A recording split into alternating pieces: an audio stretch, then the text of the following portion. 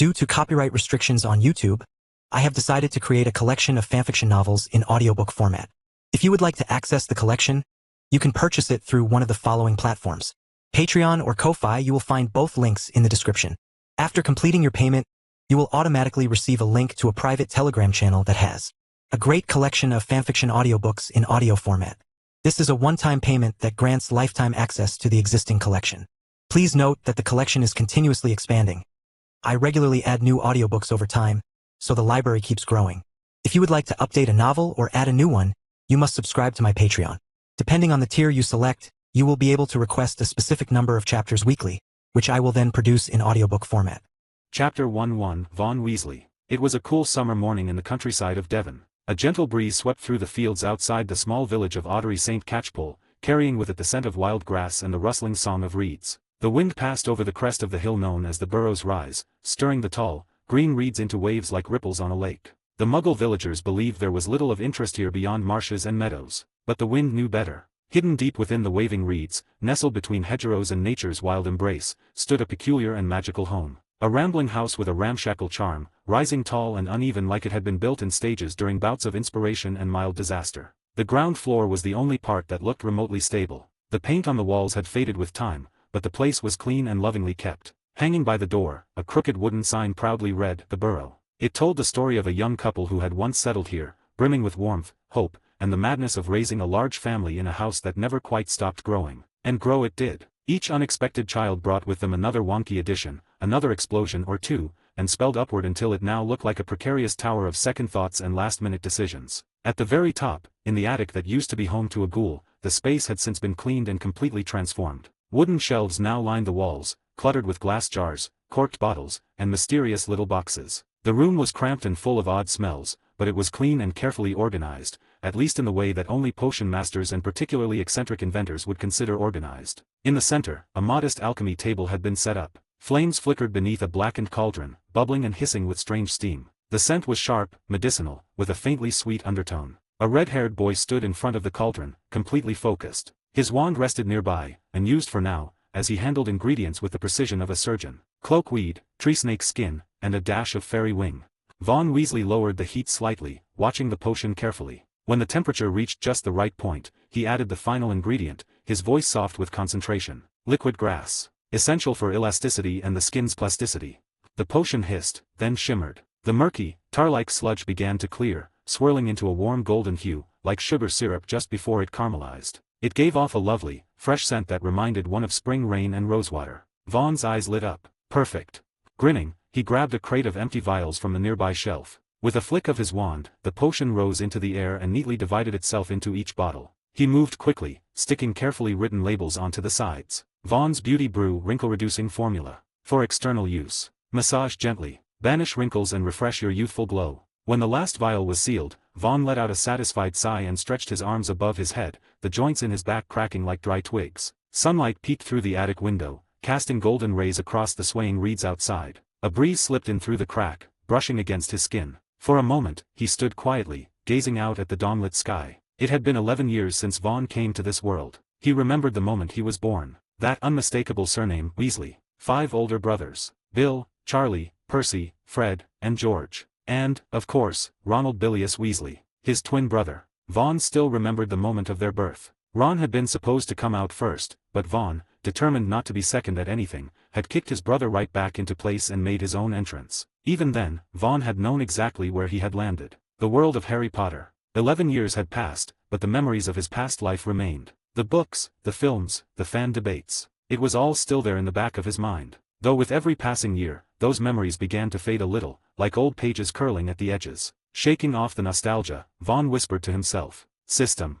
A glowing interface appeared before his eyes, invisible to anyone else. Name, Vaughn Weasley. Magic power, 370, average adult wizard, 500. Talents. Charms, 7. Dark arts, 6. Transfiguration, 7. Potions, 10. Herbology, 6. Divination, 2. Max value, 10. Known spells. Occlumency, level 5, max. Shielding curse, level 3, 2/8. Disarming charm, level 2, 2/4. Levitation charm, level 2, 0/4. Petrifying hex, level 2, 0/4. Fire curse, level 2, 1/4. Lumos, level 2, 0/2. And others. Potions mastered. Euphoria elixir, invigoration draft, blood replenishing potion, smoothing serum, hair regrowth solution, beauty potion, master level, multiple variants. Reputation points, 12. The system had activated the moment Vaughn was born. It hadn't given him quests or shops or flashy banners. Just a reputation system and a set of numbers. But that had been more than enough. Every month, based on his current standing in the magical world, he earned reputation points.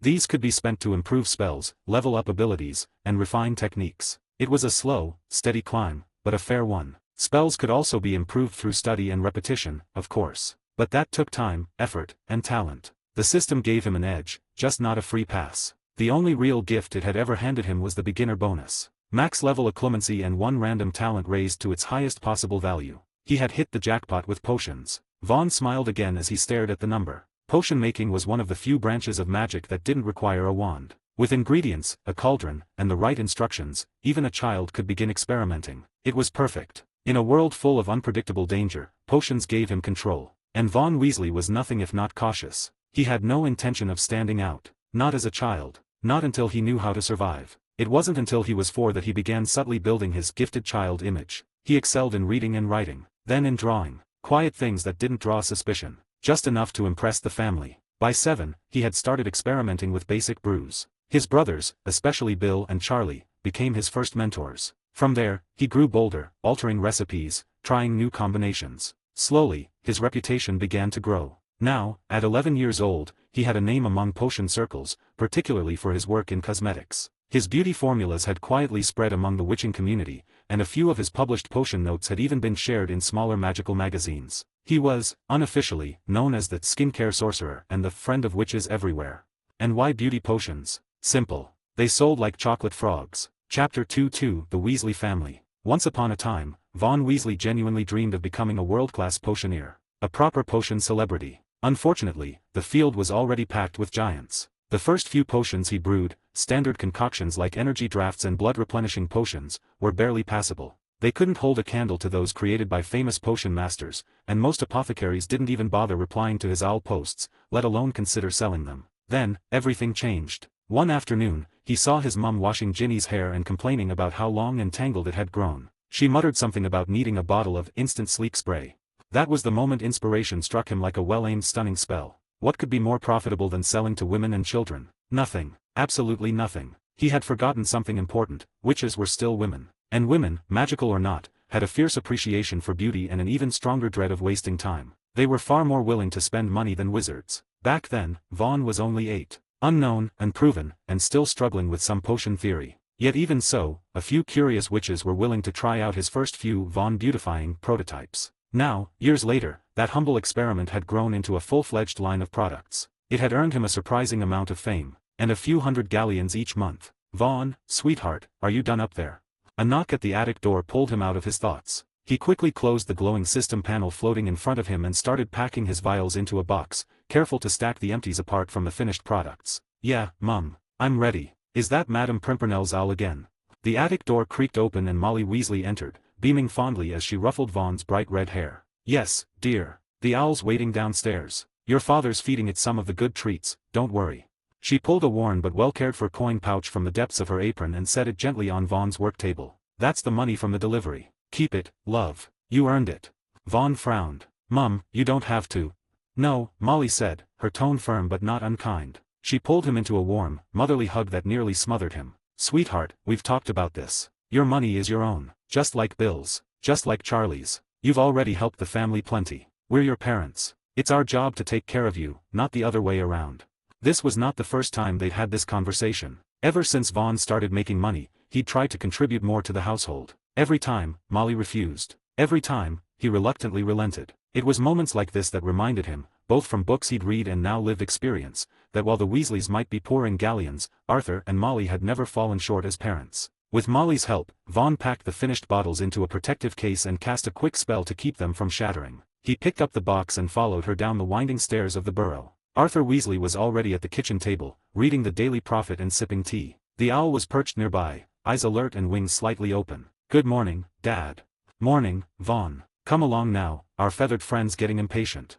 You know it's impatient, yet you still didn't go help him tidy up, Molly scolded, hands on her hips. Arthur Weasley, what do you even do in the mornings besides read that paper? Poor Vaughn's up all night brewing, and what do you do to help? You haven't cleaned a single cauldron this week. Arthur immediately ducked behind his newspaper like a man fleeing a hex. A new day had begun in the usual Weasley way, with Molly shouting, Arthur dodging, and an owl flapping madly as it struggled to carry a heavy package into the sky. Vaughn slipped off toward the bathroom with his usual blank expression. As he passed the enchanted full-length mirror in the hallway, the glass trembled slightly. Don't even start, Vaughn muttered, drawing his old wand and aiming it at the frame. The mirror froze. Vaughn walked away. A moment later, it gave a soft, defeated click. By the time he returned, the house was waking up. A gangly boy with a mop of red hair and a face full of freckles was heading toward the bathroom. When he saw Vaughn, he paused mid-step. Vaughn smiled. Morning, Ron. Morning, Ron muttered, puffing out his cheeks. Polite, but lacking warmth, Vaughn teased. Try again. Call me, brother, Dot. You were only born 5 minutes before me, Ron muttered under his breath, his ears turning red. Vaughn grinned even wider. He remembered that moment well. Ron was supposed to come out first, but things got tight in there, and Vaughn might have kicked him, just a little. As the twins arrived, cheerful and far too energetic, they flanked Ron like a pair of oars escorting a prisoner. Even 5 minutes makes you older, said Fred, resting his chin on Ron's shoulder. Right, George? Absolutely, Fred. Same way I'm older than you by 10 seconds. You're clearly mistaken, George. I'm the older one. No, I remember it vividly. Their voices overlapped as they fell into another round of who was born first. Their bickering made Ron dizzy. He groaned and muttered something about headaches. Thankfully, Ginny came bounding down the stairs at that moment. She ran straight into Vaughn's arms, grinning. Morning, Vaughn. Morning, Ginny, Vaughn said, kissing her on the forehead. Of all his siblings, Vaughn was closest to Ginny. By the time she was born, he had already fully adjusted to his new life in the magical world and accepted the Weasleys as his real family. On top of that, he and Ginny looked the most alike, practically mirror images with their vivid red hair and bright brown eyes. Arthur and Molly would often joke that they looked more like twins than Vaughn and Ron ever did. It was a noisy morning, the usual kind of chaos that clung to the burrow like the smell of treacle tart. But today, something felt different. Arthur didn't leave for the ministry right after breakfast. Percy, who usually retreated upstairs with a book as soon as his plate was empty, was now sitting near the window, peering out. Even Fred and George weren't up to their usual pranks. They stayed in their seats, winking at Vaughn and occasionally giving Ron a harmless jab, but never with the usual mischief in their eyes. Ron, who would normally storm off, chose to remain rooted in place, face tense. They were all waiting for the Hogwarts letters. When the sun finally rose high enough to peek over the hills and spill golden light into the kitchen, they heard it, the unmistakable flutter of wings.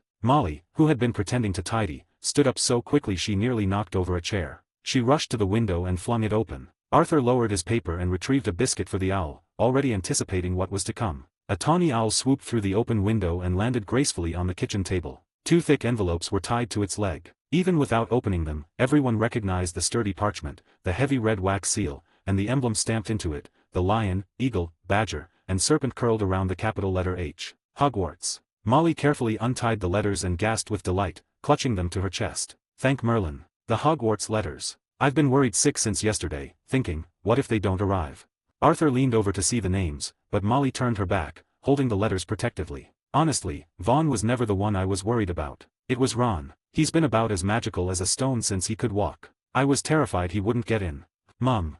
Ron's face turned a deeper shade of red than his hair. He snatched the letters from her, shoved Vaughn's into his brother's hand, and bolted upstairs with his own. Vaughn watched him go with a soft chuckle, then turned over the envelope in his hand. The Burrow, Kitchen. To Mr. Vaughn Weasley. And then, just as the parchment touched his fingers, the system panel flickered into view once more. Main quest unlocked. Main quest, enroll at Hogwarts, incomplete. Reward, 1 talent point, 50 magic points. Chapter 3-3, The Hogwarts Letter. Up on the 5th floor, after calming his tearful mother and excited siblings, Vaughn returned to his small bedroom and sat silently in front of the glowing system panel, deep in thought. This was the first time since awakening his system that a task had appeared. Interestingly, it didn't seem to care whether he succeeded or failed. There was no punishment, only a reward if he completed it. And that reward had caught his full attention. Talent points. Ever since he'd maxed out his potioneer talent from the beginner's gift pack, he'd been longing for a new way to upgrade. With just 10 points, he could already brew potions with startling ease. That taste of magical mastery had left him hungry for more.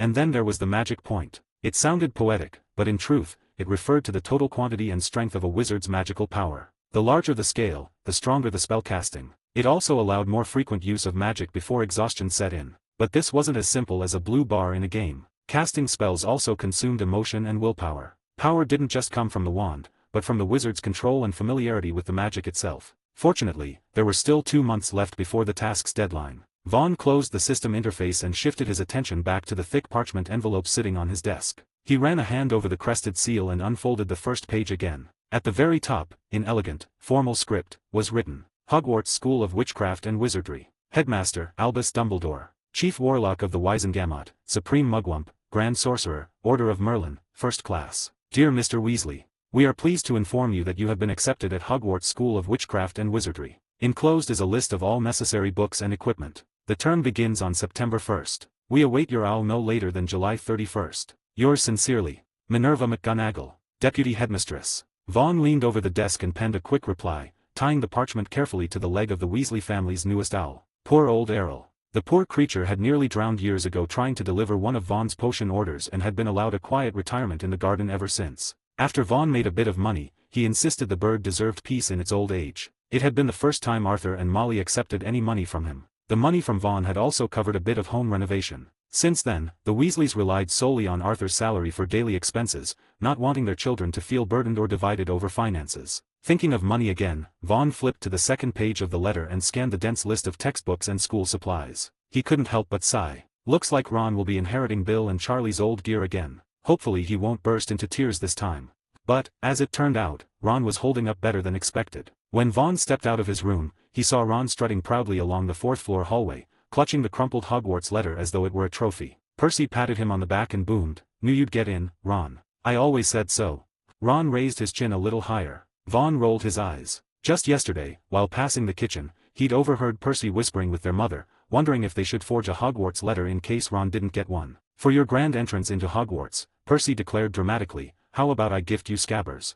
Ron blinked, stunned. Before he could protest, Percy shoved the old rat into Ron's arms and marched off with an air of noble sacrifice. As Vaughn leaned against the railing, watching the scene unfold, he heard the telltale sounds of 2 sets of tiptoeing footsteps behind him. No surprise there. Only Fred and George could sneak through a house they knew better than their own Freckles. They came to a halt beside him, leaned over the banister, and joined the show. "I'll bet Percy's been dying to ditch Scabbers," Fred said, eyes gleaming. "No doubt about it, Fred. That rat's ancient and hideous. Might keel over any day now. Poor Ron probably thinks it's a heartfelt gift. Tragic. Why are we even related to someone so gullible? Beats me. Maybe he traded all his brain cells to make us smarter." The twins giggled uncontrollably, teasing back and forth while Ron fumed below. Clutching Scabbers like a lifeline, he looked moments away from hurling the rat, but in the end, he stormed back to his room with an indignant huff. Vaughn was still smirking when the twins turned to him with sugar-sweet smiles. "All right, what do you two want?" Fred and George exchanged a sheepish glance. "You tell him, George." "No, you. You're older." "Oh, now I'm the older one, am I?" After a brief round of banter, they realized Vaughn wasn't buying any of it. Grinning sheepishly, they moved to his sides like bodyguards, one kneading his shoulders, the other massaging his arms. "Dearest Vaughn," Fred began sweetly, "you're heading to Diagon Alley soon, right?" "Mum said you'd be buying your own stuff," George added quickly. "We always knew you had some money. But we didn't know you had that much money. So we were wondering if, maybe, just maybe, you'd invest a teeny bit more into our materials. Just a tiny sum. Our revolutionary joke shop venture is on the cusp of greatness."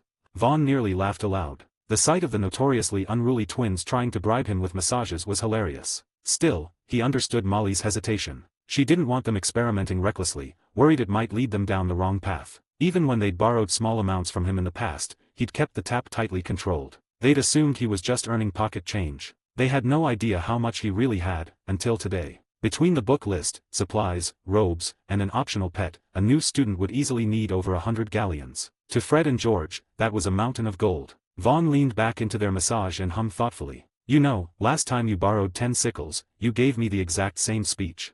"That was different," George insisted. "Our first joke prototype is almost ready, isn't it, Fred?" "Absolutely, George." Amused, Vaughn tapped his chin. I think Mum mentioned something about cleaning the garden tomorrow." Before he could finish, the twins jumped in eagerly. "Cleaning the garden? How could we let you do that?"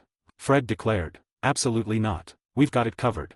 George added. "I was going to make Ron do it, actually. This is our show of sincerity." "Agreed." With the two of them grinning at him from either side, Vaughn finally waved them off. All right, I'll see how you do tomorrow." As they cheered and dashed downstairs, Vaughn shook his head fondly. Then he turned and walked to Ron's bedroom, raising a fist to knock. The door flew open. Still sulking, Ron stood there with puffed cheeks, looking both angry and scared. What do you want? Ron, come with me to Diagon Alley tomorrow. Ron hesitated. He looked like he wanted to protest but couldn't quite summon the courage. Eventually, he muttered, why me? I've already got everything second-hand. Oh. Vaughn shrugged, feigning disinterest. I was thinking of giving you your Christmas gift early this year. A new wand, perhaps. But if you don't want to, I'll go. I'll go. I need to buy more rat food for Scabbers anyway. Vaughn's eyes flicked past Ron's shoulder into the messy room. On the desk, the rat in question was happily gnawing on a biscuit. He grinned. Speaking of Scabbers, I've been meaning to ask Percy if I could borrow him. He's old and ugly, but perfect for potion testing. What do you think, Ron? Want to donate him to magic? Inside the room, Scabbers froze mid-bite. Ron's eyes went wide. His lips trembled, but no words came out. Just a minute ago, he would have exploded at such a request. He might have even mustered the courage to throw Vaughn out of the room. But now, a new wand, that was hard to ignore. Fortunately, Vaughn didn't let the poor boy stew for too long. Seeing Scabbers starting to inch away nervously, Vaughn patted Ron's shoulder with a smirk. Kidding. 1 drop of potion would kill a rat that size in seconds. Scabbers began trembling violently. Anyway, don't sleep in tomorrow. I'm counting on you.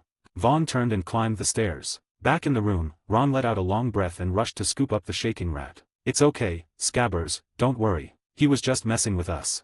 At the top of the stairs, around the corner, Vaughn watched the closed door for a moment, then chuckled coldly. Let the little rat live, for now. Chapter 44 The Party and the Diggories. A letter from Hogwarts is no small matter. For a Muggle family, it could turn their entire world upside down and bring them into the magical fold. For a wizarding household, it was the single greatest reassurance that their child wasn't a squib. So, naturally, when the letter arrived, the entire Weasley household burst into celebration. Molly Weasley prepared a glorious feast, the kind that made the kitchen counters groan under the weight of so many dishes. By midday, they had set up a tent in the garden, right by the edge of the pond, ready to enjoy the summer breeze, the glittering water, and a proper garden party. Arthur, full of enthusiasm, even suggested inviting all their neighbors, but was swiftly shut down by Molly brandishing a feather duster like a sword. She had never liked the Lovegoods' eccentric habits, and the Fawcett family barely exchanged 2 words with them. In the end, they settled for inviting only the Diggories. Amos Diggory, like Arthur, worked at the Ministry of Magic, though in the Department for the Regulation and Control of Magical Creatures. Technically, that made them colleagues. But Arthur's motivation for inviting him had nothing to do with professional courtesy. That man is unbearable. Arthur grumbled to Molly as he straightened the tablecloth. Every time I see him, it's always, Cedric this and, Cedric that, as if no other child has ever done anything remotely impressive. The man could find a way to brag while asking for sugar. So, naturally, when Amos Diggory operated into the yard with his son Cedric in tow, Arthur greeted him with a beaming grin and an arm slung proudly around Vaughn's shoulders. Amos, welcome to the burrow. This is my son, Vaughn. I'll wager you've heard of him. Amos Diggory, a red-faced man with a bristly brown mustache that looked like it could stir a cup of tea on its own, shook Arthur's hand heartily while sizing up Vaughn with sharp eyes. Yes, of course, Arthur. Your little potions prodigy. I've heard all about him. Today's the big day, isn't it? The Hogwarts letter. And what about Ron? Arthur's smile faltered for the briefest moment. Vaughn saw the flicker of panic behind his father's eyes as he gave a quick glance around the yard. Oh, Ron got his letter too, yes. Very proud moment. Amos raised an eyebrow. Really? Why didn't you bring him out? Frankly, I think it'd be a good idea to have him spend more time with Cedric. You know, our Ced's got top marks in Transfiguration. Professor McGonagall can't stop singing his praises. He's also the seeker for Hufflepuff, did I mention that? Could be a good influence on Ron. Might help him improve. In the fine art of parental boasting, Amos was clearly a master. He effortlessly avoided any area where Arthur might have an advantage and went straight for Ron's weaker spots. Vaughn, watching from the side, had to press his lips together to keep from laughing. The way these 2 grown men jousted with words, you'd think they were fighting a duel, not discussing their children. As for Cedric, he looked like he wanted to melt into the floor. Handsome and clearly well-mannered, the boy gave off a quiet humility that clashed spectacularly with his father's constant trumpet blowing. As Amos cornered Arthur near the fire pit and launched into another tale of Cedric's greatness, Cedric slipped over to Vaughn and said in a low voice, "Sorry about my dad. He really doesn't mean to come off like that. He just exaggerates everything." From across the yard, as if on cue, Amos's voice rang out, "And of course Cedric is always polite and refined. A real gentleman through and through." Cedric winced. "See what I mean?" Vaughn gave a sympathetic smile, and Cedric quickly tried to change the subject. He offered his hand with the kind of earnestness that made it impossible not to like him. "Cedric Diggory, it's an honor to meet you, Vaughn Weasley. I've read some of your essays on potion theory. The way you approach development, it's brilliant." Vaughn shook his hand and chuckled. "Thanks. Just a few tricks, really. The Potioneers Guild still accuses me of dabbling in eccentricities. The truth was, Vaughn had made a small fortune off his signature potion line, the Vaughn's Vitality products, and not everyone in the potions community was thrilled about it, especially since he'd achieved this before even setting foot in Hogwarts. At only 8 years old, he had already developed working commercial potions, something practically unheard of in wizarding history. If he hadn't been from a respectable pure-blood family, and if there was even a shred less shame in the adult world, someone would have tried to steal his work outright. Now that his articles were published and his name was established, the only attacks his rivals could manage came in the form of grumbling editorials in the Daily Prophet. And Cedric, bright, eager, and free of jealousy, was genuinely impressed. He began firing off questions one after another about potion transmutation, and Vaughn, more than happy to finally talk shop with someone who could follow him, dove right in. "I haven't attempted polyjuice potion yet," Cedric confessed. "You can't get the recipe anywhere. They say the Scarpin Revelation Charm can be used to break down a potion's composition, but that's a restricted spell." "True," Vaughn nodded. "That's why I'm looking forward to Hogwarts too. Proper access to books and professors, nothing beats that. But back to your point. Even without brewing polyjuice itself, you can study its key ingredients. I recommend experimenting with powdered bicorn horn. Safely, of course." Cedric tilted his head. "So you're saying the transformative element comes from the bicorn?" "Not exactly. The bicorn provides range and flexibility, it's what lets the potion adapt to another person's body. But the real transformation magic? That comes from fluxweed. It's a plant that changes its properties depending on the lunar cycle. That instability is what the potion uses to reshape your body. Combine the two, and you've got a brew that can change everything, including gender. Frankly, I think the full potential of that magic hasn't even been scratched."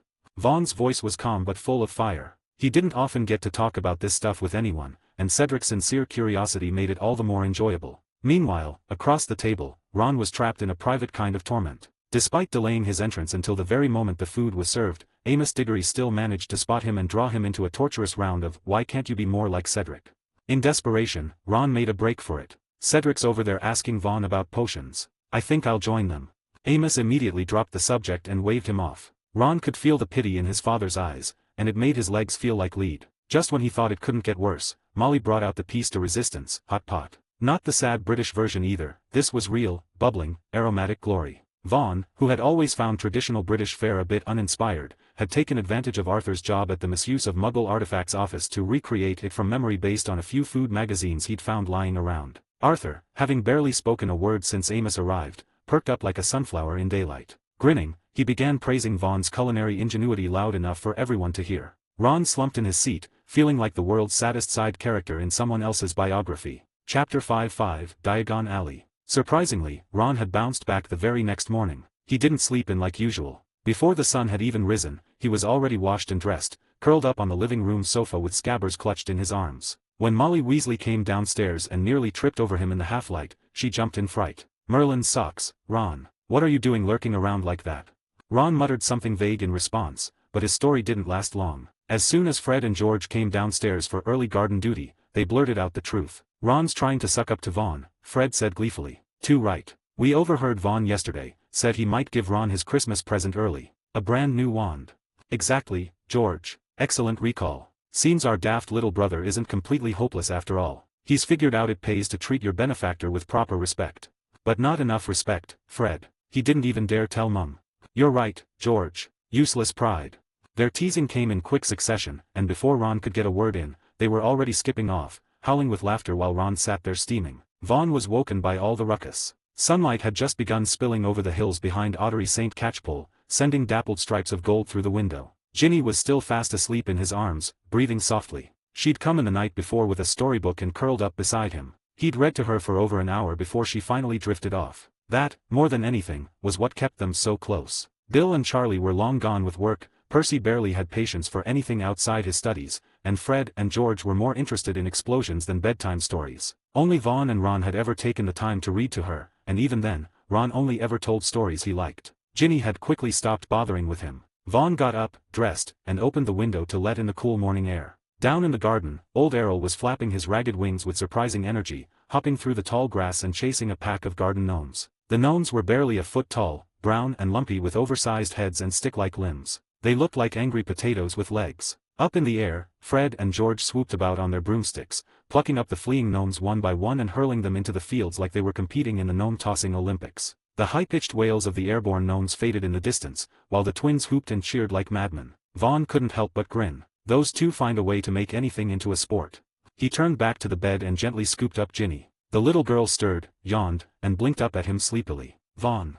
I've got to head to Diagon Alley. You should go back to your room and get some more sleep. I want chocolate frogs. I'll bring you some, he whispered with a smile. He carried her downstairs and nearly bumped into Molly, who was just about to come looking for them. Oh, my sweethearts, she gushed, wrapping her arms around both of them in one of her signature crushing hugs. My precious children. Vaughn, you're such a good brother, always looking after Ginny and even buying Ron a new wand. Honestly, I think the old one was fine. At the foot of the stairs, Ron froze. He'd just arrived and overheard everything. His fingers clenched tighter around Scabbers, nearly choking the poor rat. He was terrified Vaughn might change his mind. But Vaughn only glanced at him and shrugged. It's fine, Mum, just 7 galleons. Besides, using someone else's wand isn't ideal. It could hold back his learning.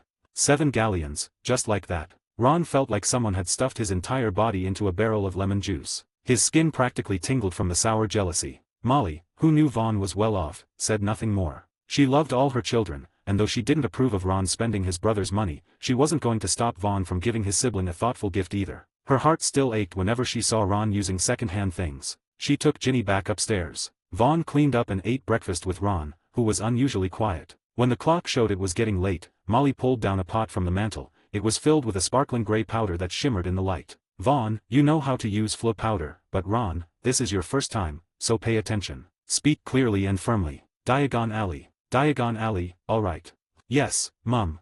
Ron was visibly excited, his ears turning pink with anticipation. Molly handed the pot to Vaughn. He wrinkled his nose. He had always disliked using flu powder. It left soot in his clothes and ash in his hair. Still, he hadn't mastered apparition yet, so he didn't have much choice. Grabbing a handful of the powder, Vaughn stepped into the fireplace and threw the powder at his feet. Diagon Alley. He shouted. With a loud whoosh, green flames shot up around him. The world spun as if he'd been launched into a giant tumble dryer. His body stretched and twisted around a central point while the fireplace scenery zipped past in a whirl of color. Moments later, he stumbled out of a fireplace in a narrow, bricked alley. He coughed, brushing soot from his clothes while blinking away the dizziness. The alley was lined with fireplaces set into the dark stone walls. Green fire flickered from several of them as witches and wizards appeared, some with children in tow. Clearly, they were here for Hogwarts supplies too. Vaughn didn't wait long. Another burst of flame erupted behind him, and Ron came tumbling out like a sack of potatoes, landing flat on his face. Bit dramatic, aren't we? Vaughn chuckled, helping him up. Ron was too dizzy to reply. Molly arrived a moment later, dusted off Ron, and led the boys through the alleyway and out into the open. And there, at last, was Diagon Alley. It stretched out before them, long and winding, paved with uneven cobblestones and bustling with life. Witches and wizards bustled past in pointed hats, and the shop windows lining both sides of the street sparkled in the morning light. The first shop they passed had just opened. A couple stepped out with their son, who was chewing something happily. Ron's eyes widened. The boy's hair changed color with every chew. He looked up at the sign above the door, Zonko's Magical Joke Shop. Fred and George never shut up about that place. They'd talked about it so often Ron felt like he'd been there 100 times, in his dreams, at least. He stood there, awestruck, until Vaughn leaned in and said, "Welcome to Diagon Alley, Ron." And just behind them, someone else echoed cheerfully, "Welcome to Diagon Alley." Chapter 6-6, The Grangers and Fruity. Vaughn turned to look behind him. A stern-looking witch was stepping through a narrow archway, leading a well-dressed couple and a young girl into Diagon Alley. That archway, he knew, led to the Leaky Cauldron. He'd been there once before, though the hunchbacked barman, Tom, had refused to serve him any butterbeer. He still wondered what it tasted like. Sweet, buttery, warm like cinnamon toast. He'd always been curious. The couple trailing behind Professor McGonagall were clearly muggles. Their clothes gave it away, a tidy business suit and a floral summer dress. Perfectly normal. Which, in a place like this, made them look almost alien. Molly Weasley noticed them immediately and lit up. "Professor McGonagall. Oh, thank Merlin, it's so good to see you." McGonagall's severe expression eased into something gentler. It wasn't surprising. With 5 of the Weasley children already at Hogwarts, and all in Gryffindor, she was well acquainted with the family. "Mrs. Weasley," she said, walking over with the Muggle family. "Out buying school supplies, I presume." "Indeed," Molly replied. Then her eyes shifted to the girl. "Oh, and is this young lady a new student?" "She is," said McGonagall. "This is Mr. and Mrs. Granger, and their daughter, Hermione Granger. She'll be starting Hogwarts this year." Hermione smiled politely, though her eyes wandered toward Vaughn and Ron with undisguised curiosity. McGonagall looked between them. "And this is Mrs. Weasley's son Vaughn, and Ron," he said, stepping half out from behind his mum. "Ron Weasley," she finished with a nod. She gave Ron a polite smile, then turned her full attention back to Vaughn. A faint trace of amusement tugged at the edge of her mouth. She leaned down and offered her hand. Mr. Weasley. A pleasure.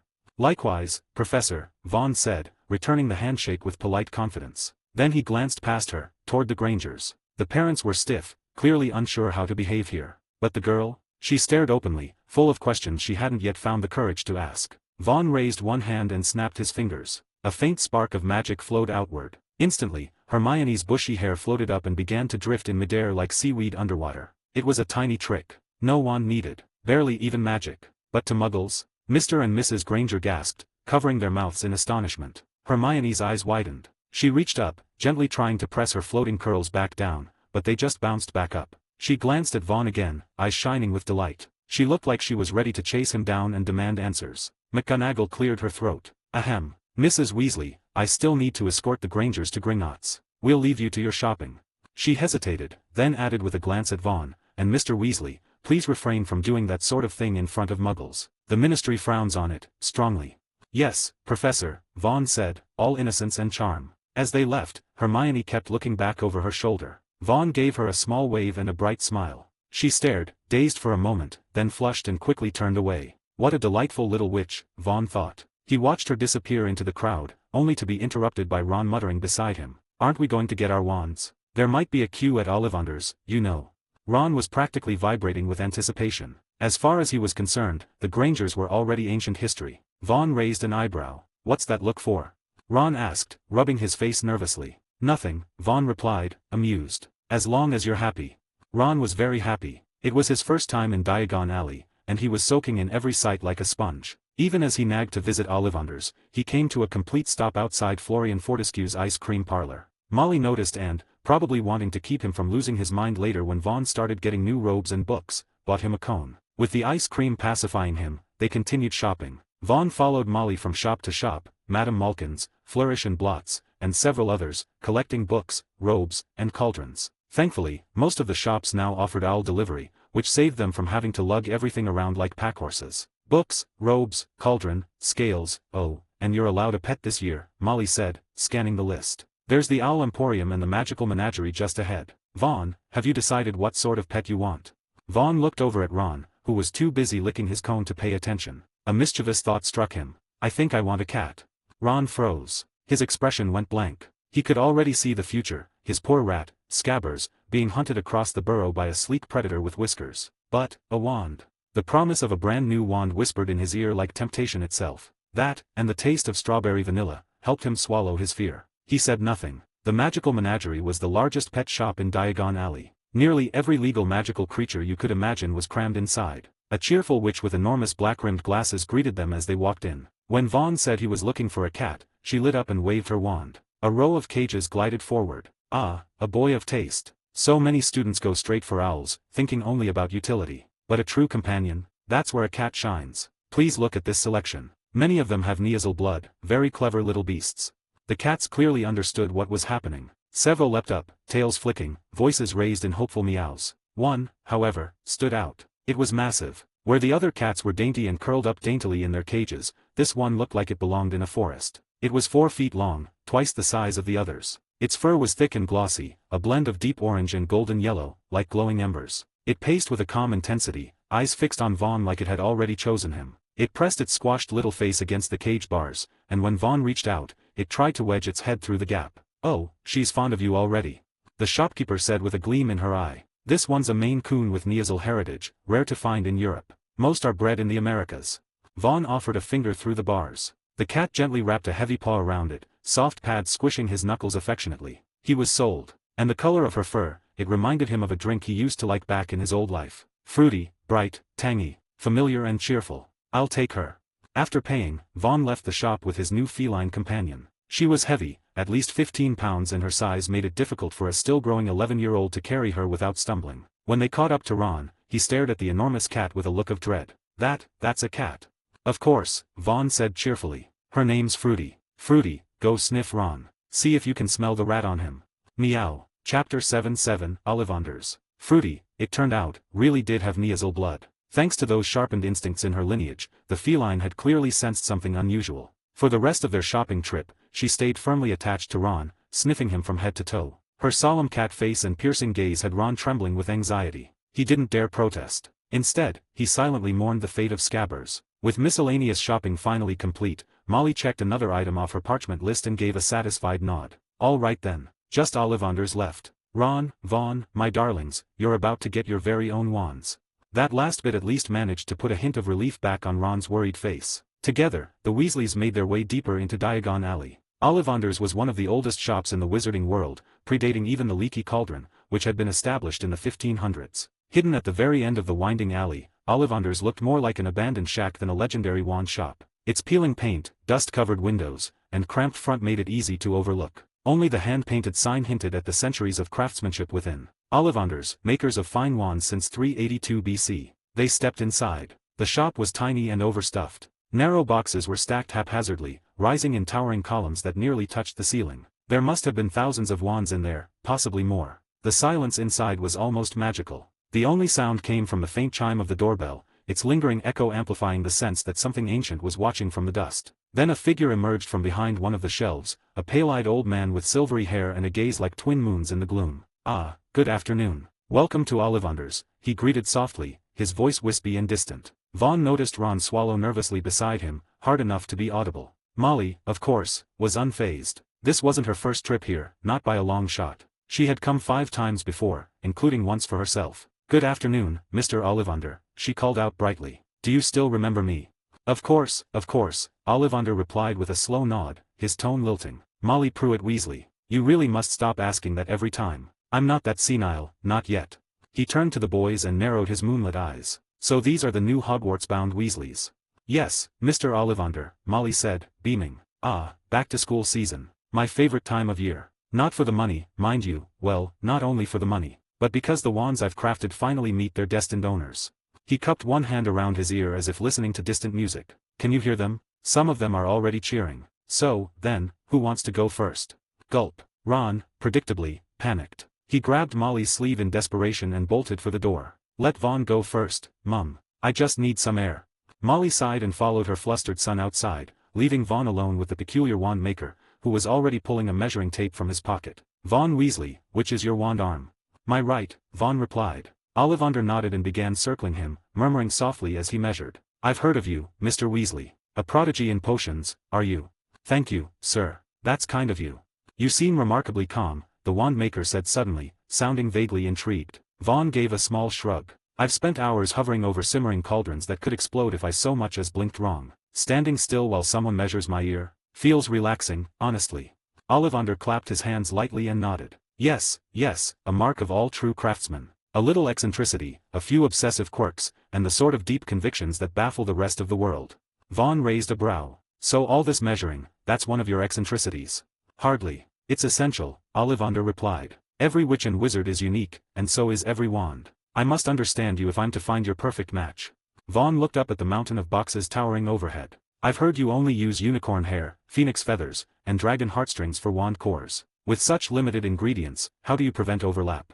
"Ah," Ollivander's face lit up. "A question worthy of a potions prodigy. You've gone straight to the heart of it. To most children, I explain simply, every unicorn, phoenix, and dragon is unique. Which is true, of course, but only half the story. The real distinction lies in the wood." By now, he had finished his measuring and withdrew a long, narrow box. "Let's try this. 12 inches, dragon heartstring core, fir wood. Suited for those with strong focus and even stronger will." Vaughn accepted the wand and gave it a cautious wave. A powerful gust of wind roared through the cramped shop. Ollivander swiftly snatched the wand back with a wink. "Oh, it liked you, very much, but you're not its match." He reached for another. 10.5 inches, also dragon heartstring, elm wood. Some say elm favors purebloods, but I believe that's a myth started by certain old families. What it does prefer is a noble soul with natural leadership. Vaughn barely flicked the wand before golden sparks burst in all directions. Ollivander took it back just as quickly. A great reaction, but again, not quite right. After 2 attempts, Vaughn began to sense something. Thanks to his sharp instinct for magical ingredients, he could feel the subtle reactions of the wands. Ollivander's earlier comment, that some wands were cheering might not have been pure showmanship after all. Both test wands had radiated something that brushed up against his senses like the whisper of an emotion. Excitement. Joy. Not from him, from them. So, as Ollivander reached for a third wand, Vaughn held up a hand. "Wait, you mentioned the wand's wood earlier. Am I right in thinking each wand has its own personality and preferences and that it's the wood that determines this?" Ollivander froze. His wide, pale eyes blinked. For a long second, he just stared. Then he slowly nodded. Remarkably perceptive, Mr. Weasley. That insight is the heart of wand lore. The core determines the wand's magical nature, but the wood chooses the wizard.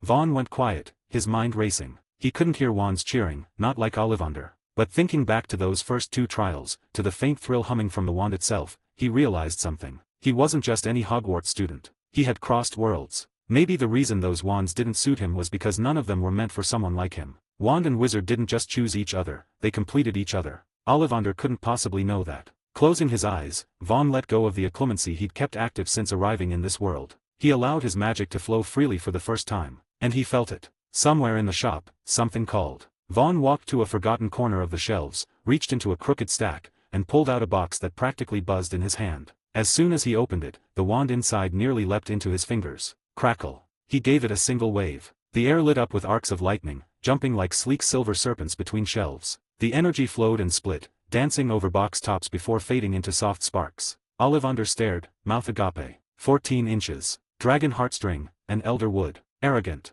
Volatile. Incredibly rare. It chooses only those with a singular destiny. Chapter 8 September 1st. Arrogant. Volatile. Incredibly rare.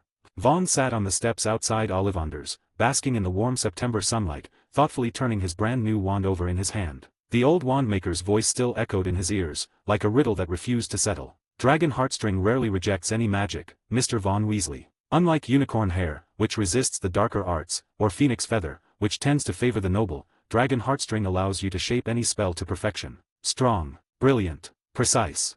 There had been a pause then, a warning wrapped in velvet. But of all wand cores, it is also the most temperamental, especially when paired with elder wood. Elder wands are peculiar. From the moment they're crafted, they crave power. Not just strength, but supremacy.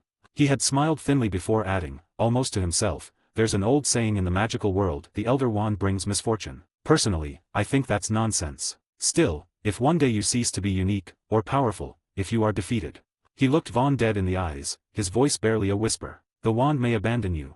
You've heard the tale of the Elder Wand, haven't you? From the tales of Beetle the Bard? Yes, it's wrapped in children's story, but the truth lies between the lines. The Elder Wand has never truly belonged to anyone, ever. Vaughn ran his fingers down the length of the wand again. The smooth, slightly bone-like texture of elder wood was strangely comfortable. He could feel it, a faint tremble, as if the wand was humming with energy, eager to bond, to channel his magic. So, he murmured, voice low, are you going to betray me one day? The wand, of course, did not respond. Meow. Fruity, the enormous fluffy cat sprawled lazily across Vaughn's lap, lifted her head at his voice, mewing gently before licking his chin, like she sensed his doubts and was doing her best to comfort him. Vaughn chuckled, scratching behind her ears as she purred contentedly. Honestly, he wasn't truly worried. Ollivander's cryptic warning was mostly for dramatic effect. Vaughn was sure of it. The whole "your destiny must remain extraordinary or the wand will forsake you" idea. That would only be a problem if there was another reincarnator wandering about. Which, frankly, was unlikely. And as for no longer being strong, he'd just grow stronger. Being defeated? Not happening. Old man Ollivander had been clever, hiding warnings inside fairy tales, but Vaughn knew better. The Elder Wand was real. It had once helped Grindelwald shake the world, then sat quietly for decades in Dumbledore's hand, never once betraying its master. Grindelwald's defeat and Dumbledore's death hadn't been because the wand turned on them. It was their choices that sealed their fates. A wand is a tool. That's all. Still, he looked down at it again and smirked. You want power? Fine. I'll use you to challenge anyone who thinks they deserve the Elder Wand more. With that, Vaughn tucked the wand into the sheath at his waist. Behind him, the shop door opened at last, and the sound of yet another wand test drifted away into the warm air. Ron came marching out, beaming from ear to ear, waving his wand triumphantly above his head like he'd just won the Triwizard Tournament. 14 inches. Willow. Unicorn hair. It's brilliant. He announced grandly. You should have seen it, Vaughn. I levitated like 1,000 boxes. The way he puffed up with pride, anyone passing by would never guess that just 15 minutes earlier he'd been sniffling and trying to hide behind his mum. Finally having something new of his own, not Bill's, not Charlie's, not Percy's, had clearly done wonders for his confidence. That was when Vaughn smiled sweetly and asked, did you buy a wand holster? Ron froze mid-strut. It's a delicate item, you know, Vaughn added casually. Needs polishing oil, too. A decent holster sets at least a few dozen sickles. Ron's proud stance wilted. His shoulders drooped. Vaughn leaned in a little. Don't people exchange gifts on Halloween? Seems like some folks might not need one. Ron's nose twitched. His eyes went shiny. He stood stiffly, trying to muster a brave reply, probably wanted to yell something clever, but Halloween gifts? Curses. he'd walked right into it. Eventually, their mother emerged from the shop, having finally exhausted her daily supply of conversation with Mr. Ollivander. With her arrival, their trip to Diagon Alley came to a close. Well, it was a successful trip for most of them. For Ron, not so much. They returned to the burrow via Flo Powder. By afternoon, their purchased items began arriving by Owl, including Fruity, who couldn't travel by fireplace. Along with his own school supplies, Vaughn had ordered a mountain of sweets for Ginny. She threw her arms around him in a delighted hug before gleefully unpacking her loot and inviting Fruity to share. From the moment she'd met Fruity, Ginny had been completely smitten. The enormous cat, after sniffing Vaughn's scent on her and rubbing up against her ankles, had been officially declared her best friend. Ginny practically sprinted around the house with the cat in tow, proudly introducing her to every corner like a royal tour of the Weasley estate. Ron, on the other hand, looked like he was about to cry again. He spent the rest of the day holed up in his room and wouldn't let Scabbers out for even a moment. It didn't help that the very next morning, Fruity caught Scabbers trying to escape. For some mysterious reason, the old rat had managed to open Ron's bedroom window. His tail was tangled with biscuit crumbs, and he looked ready to flee the house entirely. Unfortunately for him, Fruity happened to be on the upstairs windowsill. She dove with the grace of a shadow. Scabbers didn't stand a chance. He was reduced to a trembling, nearly bald pile of fur in seconds. Ron, up for a midnight trip to the bathroom, found Scabbers in pieces. He let out a scream that echoed through the house. He demanded that Fruity be exiled from the house, but Ginny, who had grown terrifyingly protective, kicked him in the shins and stormed off with Fruity in her arms. Ron hammered nails into his windows the next day and begged Mr. Weasley for a proper cage. After that, Scabbers was kept in a dark corner of Ron's room like some kind of sacred treasure. Every time Vaughn passed by the 4th floor with Fruity, he'd catch Ron peeking out from behind his door, watching them like they were about to rob Gringotts. Truthfully, he looked a bit paranoid. The only time Ron seemed remotely cheerful again was during the few days every 2 months when Vaughn locked himself away in the attic to brew potions. Fruity always went with him, and Ron, knowing the coast was clear, enjoyed some rare peace with his rodent friend. As for Vaughn, his days before school passed in steady rhythm. Every 2 weeks, he brewed potions, and in between, he practiced spells from the school books. He'd been learning since he was 8, using his brother's old books and battered wands. The results were uneven. Without a proper teacher, it was hard to make significant progress, no matter how hard he worked. Arthur and Molly were busy. Between their jobs and running the household, they barely had a moment to spare. Percy, far too absorbed in his own studies to bother with a younger brother. Fred and George, well, let's just say they had a creative relationship with spell accuracy. Vaughn clearly remembered reading in his past life how those two, despite being 2 years older than Harry Potter, still needed him to teach them how to cast Expelliarmus. Honestly, it was laughable. And then, before he knew it, the day arrived. September the 1st. Chapter 9-9, Platform 9 3/4. The burrow rang with chaos from the moment the sun rose. Percy, Percy, where are your robes and your cauldron? And what in Merlin's name are all these letters stuffed into your bag? Clean them out immediately. Fred, George, how many times do I have to say it? No joke sweets at school. Take them all out, now. Ron, still in bed at this hour? Get up and check your trunk again. If you're not downstairs in 5 minutes, I'll toss you in the pond and lock the cellar. And don't think you're going to Hogwarts like that. Oh, for the love of Merlin's beard, one of these days you lot will be the end of me. You should all take a leaf out of Vaughn's book, she added, wiping at her eyes and calming just a little. He packed 2 days ago. Not just his school things, either, he's even bringing extra potion ingredients and supplies. So dedicated. Her eyes suddenly narrowed. Scabbers, come here. She shouted, wand raised. A chubby, shrieking rat zoomed through the air and landed with a squirm in her firm grasp. The poor thing froze, its limbs sticking out stiff as sticks. Ronald Weasley.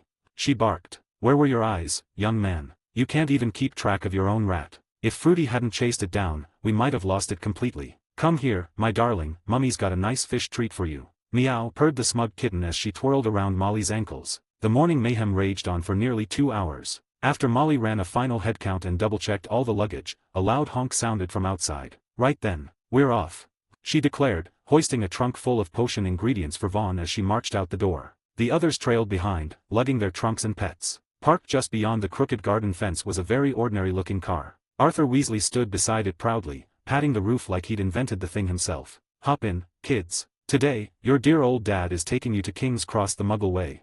Now, of course, an ordinary car couldn't possibly fit this many Weasleys and all their luggage. But Arthur Weasley didn't work in the misuse of Muggle artifacts office for nothing, and he certainly didn't play by the rules. The rickety old shed beside the house had been transformed into his workshop over the summer. The car had spent most of the holiday inside, being magically altered, charmed, and improved with the occasional help of Vaughn, Fred, and George. The passenger cabin and boot had been hit with an undetectable extension charm, expanding the interior massively. Arthur had even tried to make it fly, though that part wasn't quite finished yet. They shoved in the luggage and piled into the car, with Molly barking orders every few seconds. Fred and George were wrestling in the back, Percy was sulking because she'd thrown out some of his letters, and Ron was clinging desperately to Scabbers, kicking and yelling at Fruity to stay away from his rat. More than once, someone yelped in pain as Molly grabbed them by the ear for misbehaving. Arthur, naturally, was unfazed. With the glee of a child, he twisted the ignition key and consulted both a Muggle instruction manual and a map spread out across the steering wheel. Vaughn sat in the front seat, looking increasingly skeptical.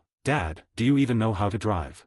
"Of course. I've practiced for 3 whole days. Well, mostly steering." "Say, Vaughn, can you read what this says? Clutch. Do I let go of it? What's this gear business? Honestly, Muggles are fascinating."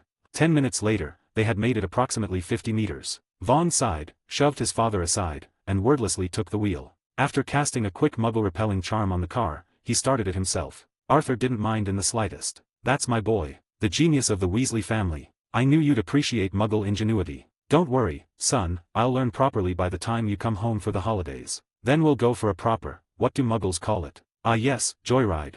Vaughn rolled his eyes but drove steadily. Thanks to the charm, they weren't stopped by any Muggle authorities. But they still arrived at King's Cross well after 10:30. The moment they parked, the family exploded from the car and hurried through the station, weaving between thick crowds of commuters in search of the elusive platform 9 3/4. "Too many Muggles," Percy muttered bitterly, still sulking. "Well, this is a Muggle station," Molly snapped, hustling them along. "What did you expect? There, the third pillar." Ginny called from her perch on Arthur's shoulders, pointing eagerly. They rushed forward. "Percy, you first, go on." "Good. Now Fred dash." "I'm George, Mum," he said with a grin. "Oh sorry, dear."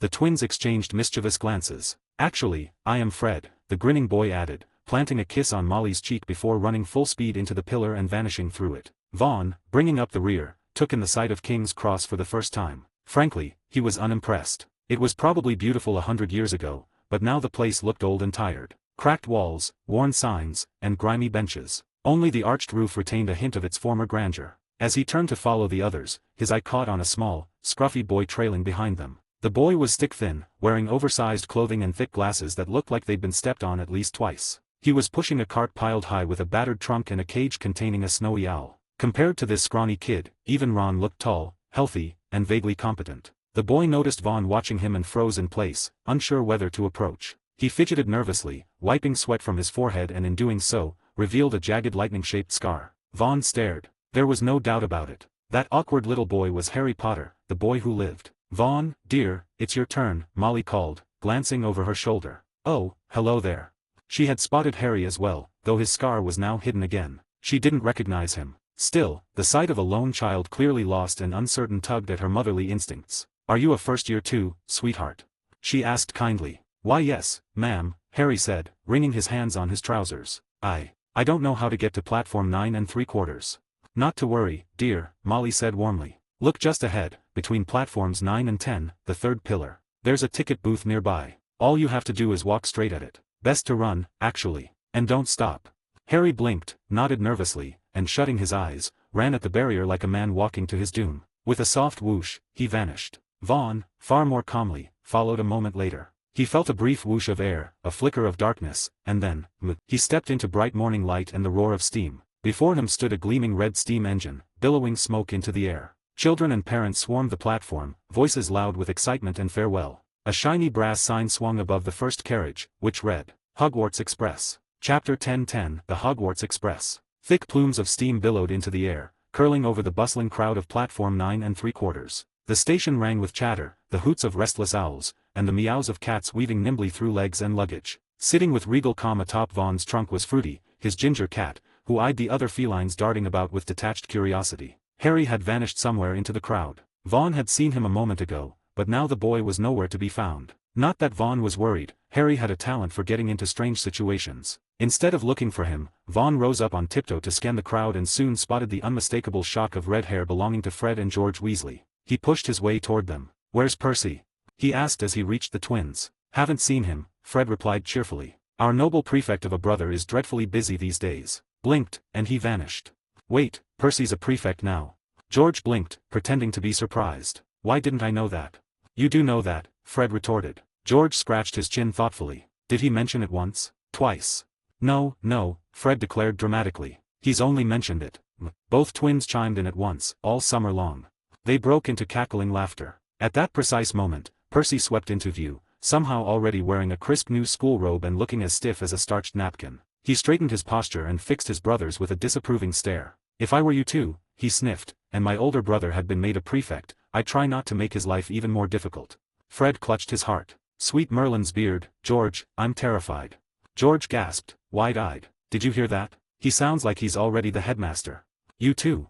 Percy started, then sighed heavily and turned his back on them. Instead, he strode over to Vaughn, giving an exaggerated flourish of his robes to ensure the gleaming silver badge on his chest caught the light. "Vaughn, dear brother," he said pompously, "if you need anything at Hogwarts, just find me."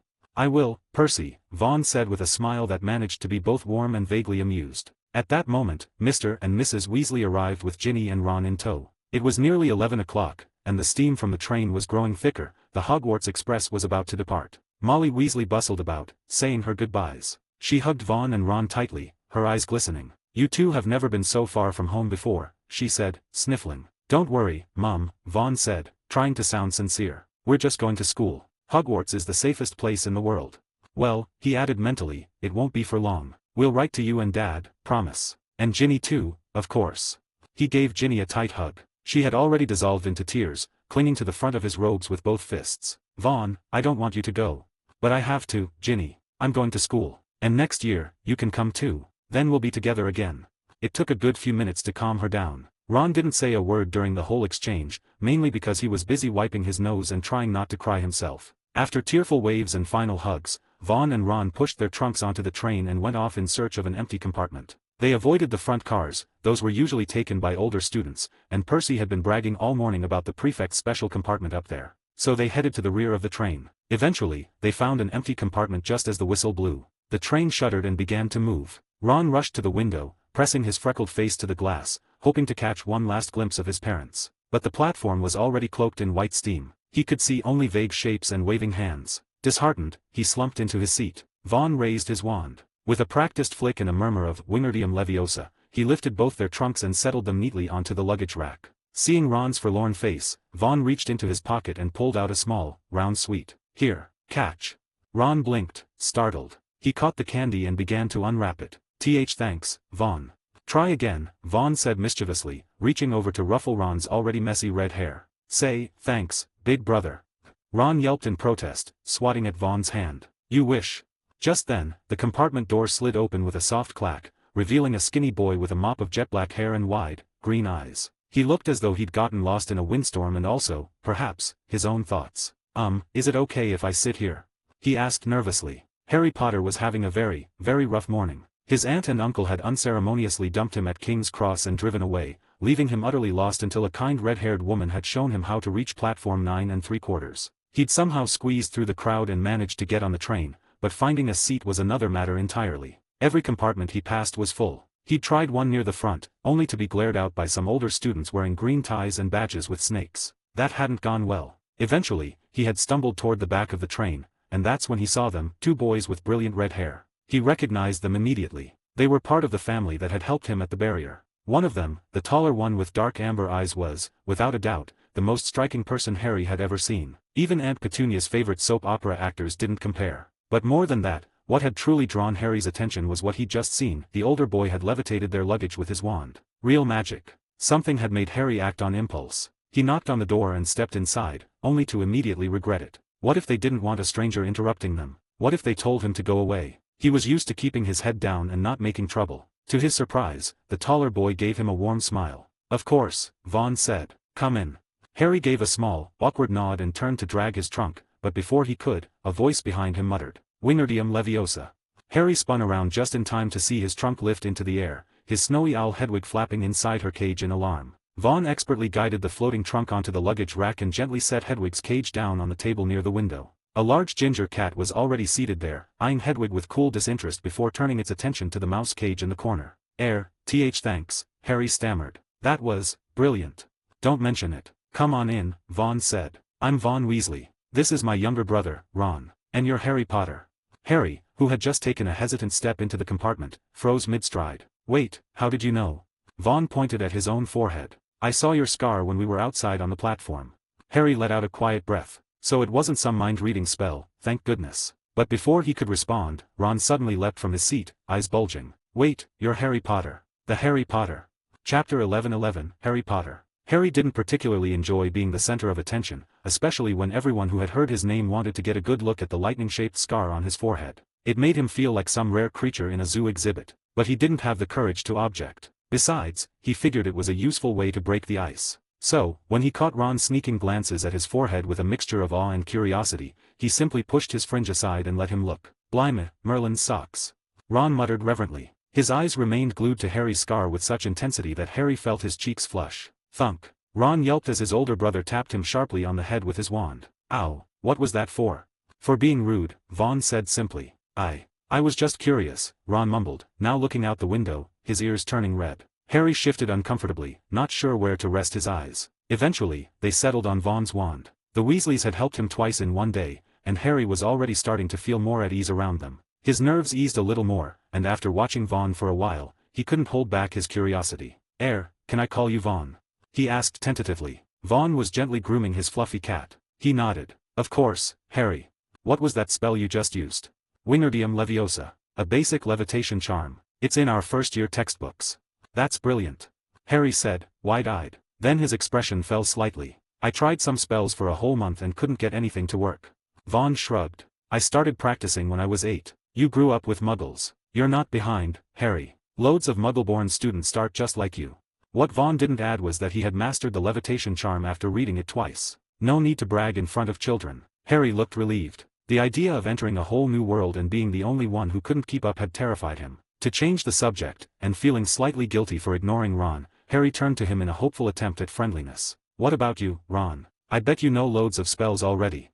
Ron's ears turned redder than ever. He opened his mouth, then shut it again. His face flushed, and he looked utterly mortified. Vaughn snorted with laughter, and Harry realized he might have said something stupid. Too awkward. Fortunately, at that moment, the compartment door slid open. Anything off the trolley, dears? Came a cheerful voice. A kindly witch stood at the door, dimples showing as she smiled. Her trolley was stacked with all sorts of wizarding sweets. Harry jumped to his feet. He'd never had friends before, so he wasn't quite sure how one was supposed to behave. But he figured offering snacks couldn't hurt. Besides, for once in his life, he had money. When Harry returned, his arms were piled high with cauldron cakes, pumpkin pasties, and an impressive collection of sweets. He emptied the whole lot onto the seat. Come on, have some. I bought loads. Can't eat all this by myself. Ron hesitated. Mum packed sandwiches. But Vaughn had already grabbed a pumpkin pasty and was unwrapping it cheerfully. He wasn't the type to stand on ceremony, he'd return the favor next time. Seeing his older brother dig in without shame, Ron gave in. He reached for a meat pie, then another, and soon he was eating like someone who hadn't seen food in days. Harry grinned. In 11 years, he'd never shared anything with anyone, mostly because he'd had nothing to share. And no one to share with. This was amazing. As they ate, the three of them chatted. Harry and Ron were soon deep in a discussion about chocolate frog cards and Bertie Bott's every flavor beans. Vaughn chimed in now and then but mostly sat back, smiling as he listened, his mind quietly working behind the scenes. He'd once had a theory, back in his previous life. Considering the way Harry had grown up alone, unloved, what would have happened if he hadn't met Ron and Hermione on this train. He could imagine the outcomes. Either Harry, worshipped for his fame, would grow arrogant and entitled, eventually fading into mediocrity. Or he would spiral down the same dark path as Voldemort. But that was only speculation. The truth was, here and now, Harry did meet his friends on this train. This very moment was the turning point of his life, a friendship that would stay with him forever and fill that parched, withered soul with something it had never known before. Love. Dumbledore always said love was the greatest magic. But Vaughn, he had a different opinion. To him, destiny was the most terrifying force in the world. And he wanted it, wanted to hold it in his hands. His fingers drifted across his wand as he turned to gaze out the window. The train had left the neatly lined farmland behind. Rolling hills gave way to forests and shadowy mountains, the landscape unfurling like a painting of the unknown. Time passed. The compartment door slid open for the third time. This time, a round-faced boy stood there, looking on the verge of tears. Have any of you seen a toad? He asked, sniffling. His name's Trevor. I lost him. Harry and Ron shook their heads. I'll help you look, Vaughn said, rising to his feet. Come on, Fruity. See if you can pick up his scent. The ginger cat hopped down from the seat and padded after him. Thank you. The boy said, eyes watering with relief. I'm Neville. Neville Longbottom. No problem. Just call me Vaughn. Of course, Vaughn wasn't actually that eager to find a toad. He just wanted a good excuse to roam around the train and stretch his legs. And maybe give his little brother and Harry a bit of time to bond. As Vaughn walked off with Neville, Harry sighed dreamily. Your brother's really nice, Ron. Ron pulled a face like he just swallowed a lemon. He is not. You've no idea how many times he scared the life out of me. Him, Fred, and George, they're all the same. Harry shrugged. Your brothers. It's normal to tease each other. But the way he talked to me and helped that boy, I used to think all older brothers were like Dudley. They'd talked about Dudley earlier. Harry had made him sound like a particularly nasty troll with a personal vendetta. Compared to that, Ron realized, maybe Vaughn did seem a bit angelic. Well, he's not that bad, Ron admitted reluctantly. Actually, apart from scaring me half to death, Vaughn's brilliant. He could brew potions by the time he was 8, and everyone's heard of him. He's kind of famous. He's the one who earns the most money in our family too. Look. Ron held up his wand proudly. He bought this for me. Brand new. Harry stared at the wand like it was made of solid gold. No one had ever bought him a gift before, not one that meant anything. Meanwhile, Vaughn, blissfully unaware that his younger brother was now singing his praises, was crouching in another compartment, gently coaxing a fat, squirming toad into his hands. Neville sniffled, thanked him profusely, and shuffled off, clutching the toad. Vaughn stood up, brushing his robes, about to head back, when a voice called out behind him. Vaughn Weasley.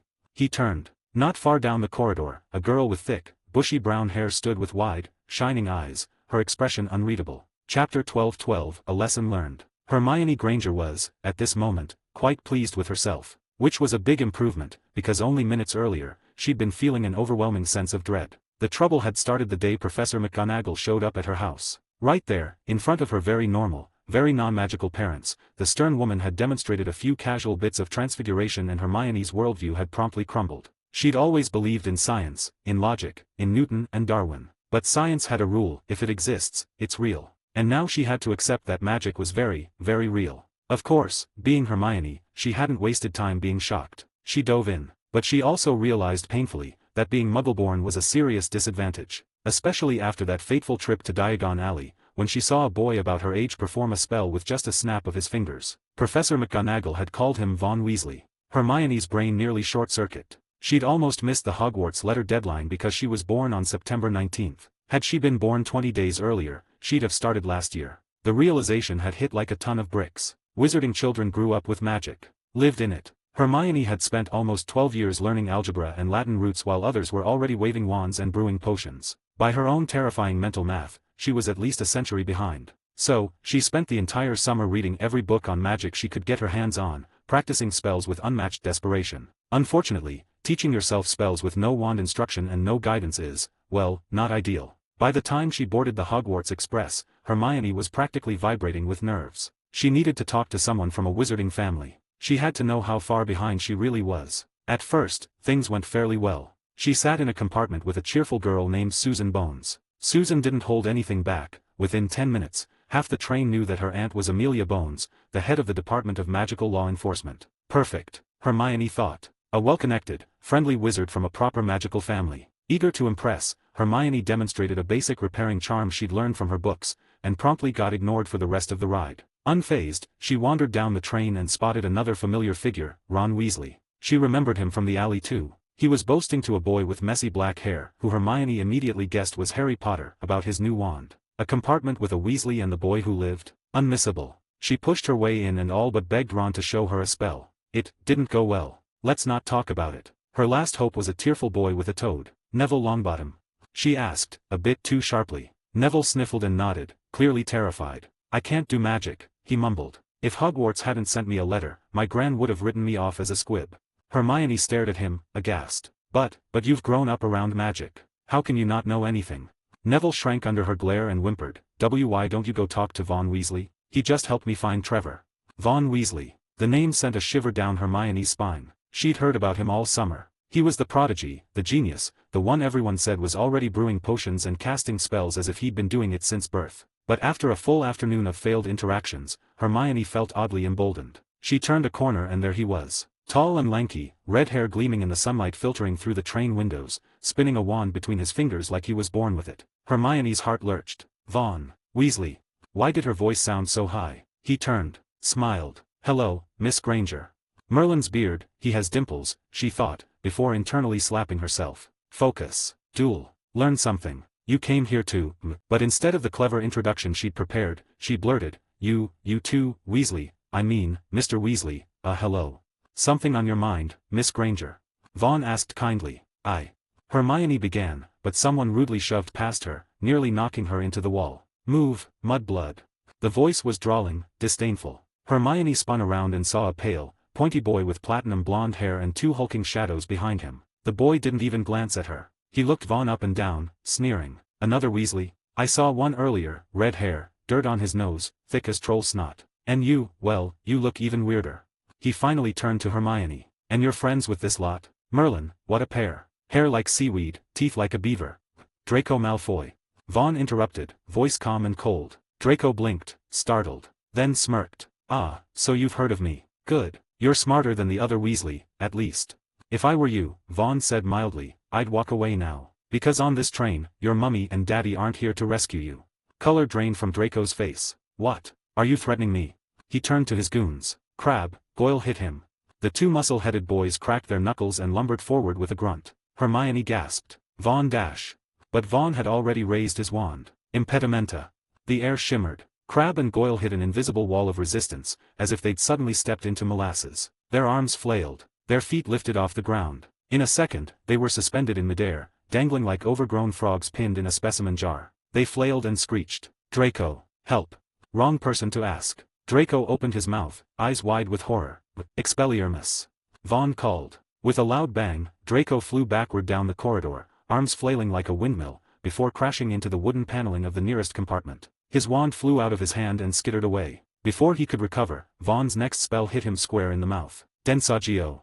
Draco yelped as his front teeth began growing, longer, until they jutted out beyond his lips and curled slightly at the ends like rabbit ears. The corridor echoed with his wail of pure embarrassment. Tears sprang to his eyes. He turned and fled, tripping over his own feet as he stumbled away. Crabbe and Goyle followed, still sticky with magical residue, clutching at each other like toddlers after a bad dream. Every compartment door along the corridor had opened now. Students poked their heads out, whispering excitedly. Vaughn casually lowered his wand and dispelled the jinx on the two goons. He watched them hobble off without a word. Hermione stood frozen, speechless. Vaughn glanced at her and shrugged. That was educational, don't you think?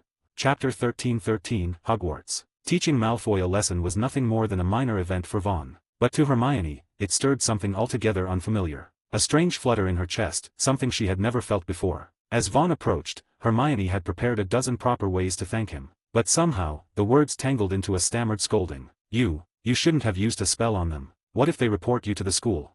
The moment it left her lips, she regretted it. But Vaughn didn't seem to mind at all. He just smiled casually and replied, at least they won't dare bother us for the next few hours. I'm heading back to the compartment for a rest. See you later, Miss Granger.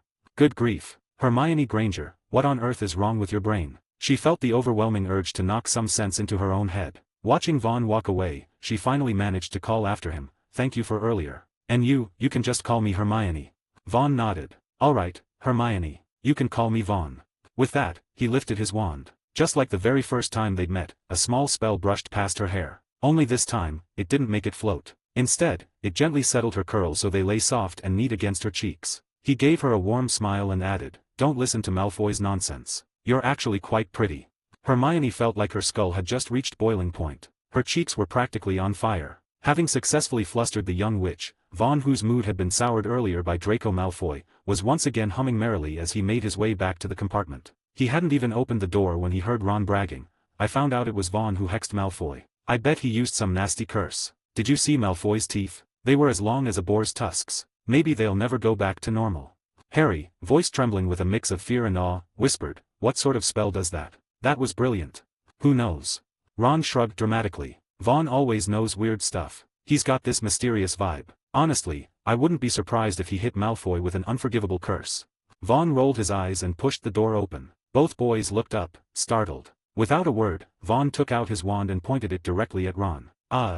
Ron screamed loud enough to rattle the windows, flinging himself behind Harry, who yelped in surprise. The speed at which Ron transformed him in a human shield was impressive and a little heartbreaking. Unfortunately, he'd chosen poor Harry as his barricade. Satisfied with the scare, Vaughn ignored the pair and settled into his seat, pulling out a potions book and diving into it with visible delight. Harry tried to stifle a laugh behind his hand as he glanced at Ron, who now looked just as pale as Malfoy. Ron scowled and glared at him, clearly embarrassed but far too intimidated to say anything back. Thankfully, the tension didn't last. Soon, the two boys were huddled together again, whispering excitedly about magic, classes, and curses. Time passed uneventfully after that, with only a brief visit from the twins, Fred and George, who peeked in to check on Harry. Ever the entrepreneurs, they cheerfully announced they'd borrowed a camera from a 7th-year student and were planning to take pictures of Draco Malfoy's unfortunate new look. "These'll be free copies, of course," Fred said, grinning. "A tribute to our darling brother's brilliant first-day achievement."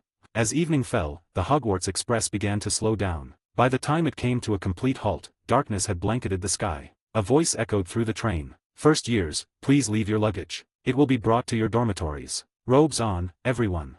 Vaughn had already made Ron and Harry change into their uniforms well before the announcement. Now, both boys stood nervously behind him, Harry rubbing his knees anxiously, and Ron so pale his freckles looked like snowflakes. Every terrifying tale they'd heard about the sorting ceremony played in their heads like a haunted picture book. When the train finally stopped, the two followed Vaughn as if they were on autopilot, brains switched off entirely. The platform was small and dark. Cold air bit at their skin, jolting them back to awareness. Hagrid, Hogwarts' massive keeper of keys and grounds, stood waiting with a lantern, waving it above the crowd of new students. First years this way." Hagrid loomed into view, holding up a lantern that bobbed over the heads of the children. "Come on now, don't be shy. Harry, you all right, there?" Hagrid's wide smile offered no comfort. Ron had latched onto Vaughn's robes like a drowning man to a lifeboat. Harry quickly grabbed on too. Vaughn glanced down and hissed, "You two are pulling my robes off. Ease up." They both shook their heads furiously. Once the older students had all gone ahead, Hagrid led the first years forward. The path was steep, narrow, and completely unlit except for his lantern. No one dared say a word. Only the faint bobbing of light in the distance showed them the way. Suddenly, Vaughn lifted his wand. Lumos. A gentle glow blossomed at the tip of his wand, pushing back the darkness. Like chicks spotting their mother hen, the other first years shuffled closer to Vaughn, clinging to the safety of the light. The group marched in silence for a while longer. Then, as they turned a bend, the path opened up and a collective gasp echoed through the crowd. Before them stretched a vast, black lake that shimmered like obsidian in the night. On the distant hillside, towering high above them, stood a magnificent castle. Sprawling stone walls and clusters of turrets loomed against the sky. Dozens of warm, golden windows twinkled like stars. Vaughn found himself genuinely awestruck. Even he had to admit, it was breathtaking. Hagrid led them to the lake's edge, where a row of small boats bobbed gently in the water. "4 boat. No pushin', no more than 4. Vaughn hopped into one and pulled Ron and Harry in behind him. A few other students began to approach, but Vaughn turned and called out, "Hermione, come sit with us."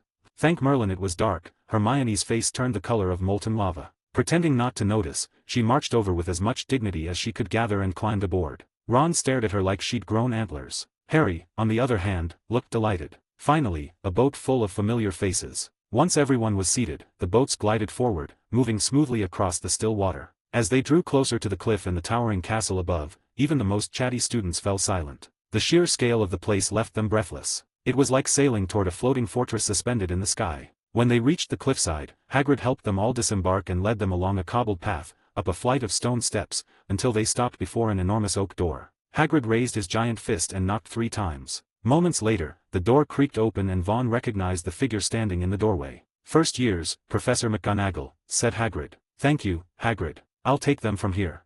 Professor McGonagall was as stern as ever, her gaze sharp enough to slice parchment. The moment her eyes scanned the crowd, every student straightened up and stopped fidgeting. Except Vaughn, who continued to look around with interest. They walked through a stone archway into a hall lined with torches and filled with tall stone sculptures carved into the walls, stretching toward a distant ceiling that vanished into shadow. The space felt ancient and solemn, as though centuries of magic lingered in the air. But as they passed through another doorway, they stepped into a grand entrance hall bright, open, and dazzling. A sweeping marble staircase curled upward into the upper levels of the castle, where secrets and stories awaited. Chapter 14:14 The Sorting Ceremony. From behind a door on the right side of the entrance hall, a steady murmur of voices could be heard. But Professor McGonagall didn't lead them in. Instead, she stopped, turned on her heel, and swept the group of nervous first-years with a sharp, no-nonsense look. "Welcome to Hogwarts," she said crisply. "In a moment, you will enter the Great Hall and go through the sorting ceremony. It will decide which house you will be joining. This is very important. During your 7 years here, your house in Hogwarts will be your home. You will attend classes together, live together, and eat together. I expect you to treat your housemates like family. There are 4 houses, Gryffindor, Hufflepuff, Ravenclaw, and Slytherin. Each has a long and noble history and has produced outstanding witches and wizards." Her gaze landed briefly on Draco Malfoy. Though the spell had long worn off, Malfoy still looked like he'd been dragged backwards through a Quidditch pitch. His eyes were puffy, his hair disheveled, and his robes creased like they'd been chewed by a troll. Professor McGonagall paused, her stern eyes shifting to Vaughn with a very pointed glare. "I am aware that certain incidents occurred on the train today. Very unpleasant ones. Let me make this absolutely clear, I expect this to be the last time. Once you've been sorted, your behavior will reflect on your house. Good conduct earns points. Misbehavior loses them. At the end of the school year, the house with the most points will win the house cup, a great honor. I suggest you follow the rules and make your house proud. Vaughn blinked innocently at her, his expression the very picture of misunderstood virtue. Professor McGonagall's eye twitched, but she turned back to the group. Her voice was calm, though her patience was clearly strained. The sorting ceremony will begin shortly. I suggest you tidy yourselves up. The entire school will be watching. And with that, she turned and swept into the Great Hall. The tension broke like a popped balloon. Everyone exhaled at once. Draco Malfoy began frantically smoothing down his robes and patting at his hair. Harry and Ron took turns awkwardly flattening each other's cowlicks, and Hermione pressed her lips together, fussing over her now tidy curls. Around them, the other first-years were fixing collars, wiping noses, and nervously straightening sleeves. Then someone gasped. Vaughn looked up and saw nearly 24 ghosts drift through the wall. They floated gracefully over the crowd, whispering and murmuring among themselves. Some were friendly-looking, others carried expressions like thunderclouds, and one or two even tried to strike up conversation with the stunned first-years. No one dared respond. Except Vaughn, who was mildly intrigued. He'd always been curious about how ghosts worked. Back when he was a reader of magical theory books, he'd often wondered about the formation of spiritual echoes in magical environments. Now that he was face-to-face with the real thing, he was fascinated. But now really wasn't the time for ghost chats. The ghosts began to drift away just as Professor McGonagall returned. She surveyed the group with another sharp look and said, "Everything is ready. Line up in a single file. Follow me." The students fell into line and followed her through the tall double doors of the Great Hall. On either side of the long hall were 4 tables, packed with older students watching the newcomers with a mix of curiosity and scrutiny. Vaughn spotted Percy, Fred, and George waving at him and Ron. He returned the wave with a small smile. Ron, however, was too nervous to notice anything beyond his own feet. Above them, the enchanted ceiling shimmered with stars, casting a serene, starlit glow over the room. It looked exactly as the books had described. At the front of the hall, a ragged old hat sat on a stool. And then, to Vaughn's internal sigh, it began to sing. He promptly cast a silencing charm over his ears. There were few things more painful than listening to a hat try to rhyme. Only when the hat stopped twitching and Professor McGonagall stepped forward with her parchment did Vaughn lift the charm. Abbott, Hannah. The sorting had begun. One by one, students walked up to the stool, placed the sorting hat on their heads, and waited as it made its decision. Among those Vaughn recognized, Hermione was the first to go. She nearly sprinted to the front, sat down, and barely had the hat on her head before it called out, "Gryffindor." Harry followed soon after, and he too was placed in Gryffindor. The house table erupted into cheers, hands thundering on the wood. Vaughn glanced toward the staff table. Snape looked like someone had just force-fed him a lemon. Dumbledore, behind his half-moon spectacles, was beaming with delight. His deeply lined face radiated satisfaction, as if everything was going exactly to plan. Vaughn couldn't help but smile. The story of the boy who lived was finally underway. From this point on, the strongest powers in the magical world would begin to maneuver around him. Vaughn felt lucky to be here, watching it all unfold up close. At last, they reached the W.S. Ron, courtesy of his first name, was called up before Vaughn. He stumbled toward the hat, arms swinging like a broken puppet, and plopped down on the stool. The moment the hat touched his head, it bellowed, "Gryffindor." The table roared. Percy jumped to his feet, shouting, "That's my brother." Fred and George hooped and whistled like lunatics. Then came Vaughn Weasley. Fred and George pounded the table with enough force to shake the plates. Vaughn, Vaughn. Gryffindor, Gryffindor. The rest of the house, infected by the twins' enthusiasm, joined in with cheers and laughter. Vaughn walked toward the stool, all while keeping a clemency firmly in place. Deep down, he sighed. Sorry, Fred, George. He knew himself too well by now. His thirst for knowledge, his ambition, his hunger for power, none of those pointed toward Gryffindor. The hat barely touched his head before a whispering voice filled his ears. My, such excellent clemency. You can't hide from me, you know. I contain the minds of all 4 founders. And anyone who uses a clemency this well usually has something to hide, secrets, perhaps. A clever one. I see 2 houses that are clearly out of the question. No, for you, there's really only one choice. Slytherin. The word rang out like a thunderclap. All at once, the Gryffindor table went silent. Percy, halfway into a cheer, froze with his mouth open. Fred and George tumbled backward off the bench in disbelief. Hermione clapped a hand over her mouth. Harry and Ron stared, eyes wide. Even Professor McGonagall turned to glance at Dumbledore. The greatest wizard of the age was watching Vaughn's retreating back with narrowed eyes and a deep, unreadable expression. For a moment, the entire hall seemed to hold its breath. Then Dumbledore cleared his throat, breaking the silence. He gave a slight nod. Professor McGonagall hurried over and lifted the sorting hat from Vaughn's head. Slowly, the hall returned to motion. But the murmurs began, hushed voices, flickering glances, whispers rushing like wine through the rows. All of it aimed at one boy with unmistakable red Weasley hair and a green-trimmed robe. Vaughn ignored them. His eyes flicked toward the glowing blue panel hovering in front of him. Main quest, enroll at Hogwarts, completed. Reward, 1 talent point, 50 mana units. Claim reward, Chapter 1515, The Welcome Feast. There were far too many people here. Even ignoring the rest of the Hogwarts staff, the heads of houses and Dumbledore himself were all exceptionally powerful witches and wizards. And of course, there was the matter of a certain noseless dark wizard who, at this very moment, was likely hiding behind someone's head, clinging to life. Vaughn cast a quick glance at the staff table and, without difficulty, spotted the one with the purple turban wrapped around his head. Now wasn't the right time to claim any rewards. That could wait until he found a more private opportunity. With that thought, he closed the system panel in his mind and ignored the hushed whispers and curious stares that filled the great hall. Calmly and without haste, he made his way to the Slytherin table. Thud. The sharp sound drew an abrupt hush over the hall. Draco Malfoy had just fallen flat on his back. His already pale face had turned a sickly shade of green as he scrambled to his feet. Avoiding Vaughn's gaze entirely, Draco's robes fluttered as he tried to flee to the far end of the table. "Hi there, Draco." Vaughn greeted cheerily. Draco froze mid-step and turned around stiffly, looking as though he'd swallowed something sour. "W. Weasley. Mr." he stammered. "You can call me Vaughn," said Vaughn with a pleasant smile. "We're in the same house now, after all. Let's try to get along." Vaughn gave him a friendly pat on the shoulder. Draco flinched so hard he almost jumped. He tried to return the smile, but his facial muscles betrayed him. His expression was more twisted than if he'd been hexed. Vaughn turned to look at Crabbe and Goyle, who were trembling like wet dogs, heads buried against the table. Their teeth clattered with fright. At that moment, a tall, burly prefect with a shiny P badge on his chest stepped forward, his voice low and stern. "Oi, Weasley brat," he said gruffly. "Sit down and quit causing a scene." Vaughn looked him over, massive frame, unfortunate face, and replied with a grin, "Of course, prefect." The prefect gave a satisfied nod. To encourage good behavior, he took the lead in clapping for Vaughn. Other Slytherins glanced at each other in confusion, but out of respect or fear, for the prefect, they joined in with scattered, half-hearted applause. "Welcome, the red-haired disgrace of a pure-blood family." Vaughn didn't mind one bit. He smiled and sat himself right next to Malfoy. The applause at least helped to dispel the awkward tension hanging over the table. Professor McGonagall cleared her throat. "Ahem. Quiet, please. Let the sorting continue."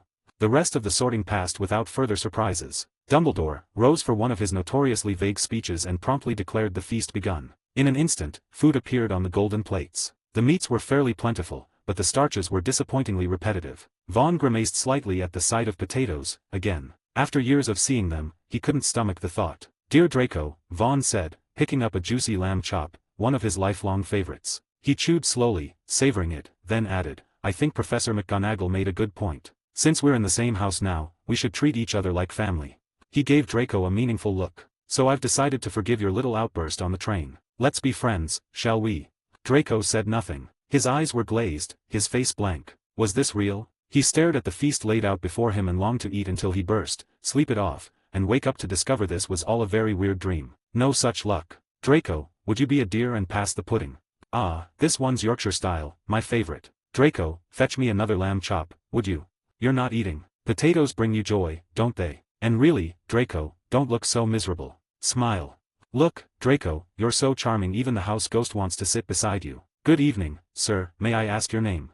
The ghost hovering behind Draco was blood-stained and blank-eyed, exuding a cold, oppressive air. His voice was low and gory, like a knife through meat. "Baron," he said simply. Even the punctuation in his tone seemed to drip with blood. Draco, already stuffed with potatoes bolted upright, clapped a hand to his mouth, and fled the hall, heading straight for the side door that led to the toilets. By the time the feast ended, he returned looking utterly hollowed out, his complexion nearly as pale as the ghost's. Slytherin's new first-years were led to their dormitories by the house prefects. The male prefect, unsurprisingly, was the same burly one who'd barked at Vaughn earlier. He'd introduced himself, but Vaughn hadn't bothered to remember the name. Frankly, aside from Draco and next year's Astoria Greengrass, Vaughn didn't find any Slytherins in recent years worth noting. Most of them were either dim-wit, completely brainwashed by their families, or had faces only a troll could love. In his previous life reading wizarding novels, he'd always thought Slytherin was a magnet for oddballs and creeps. The burly prefect led them down into the dungeons. Slytherin's common room lay beneath the lake, with windows looking into the eerie depths of the Black Lake.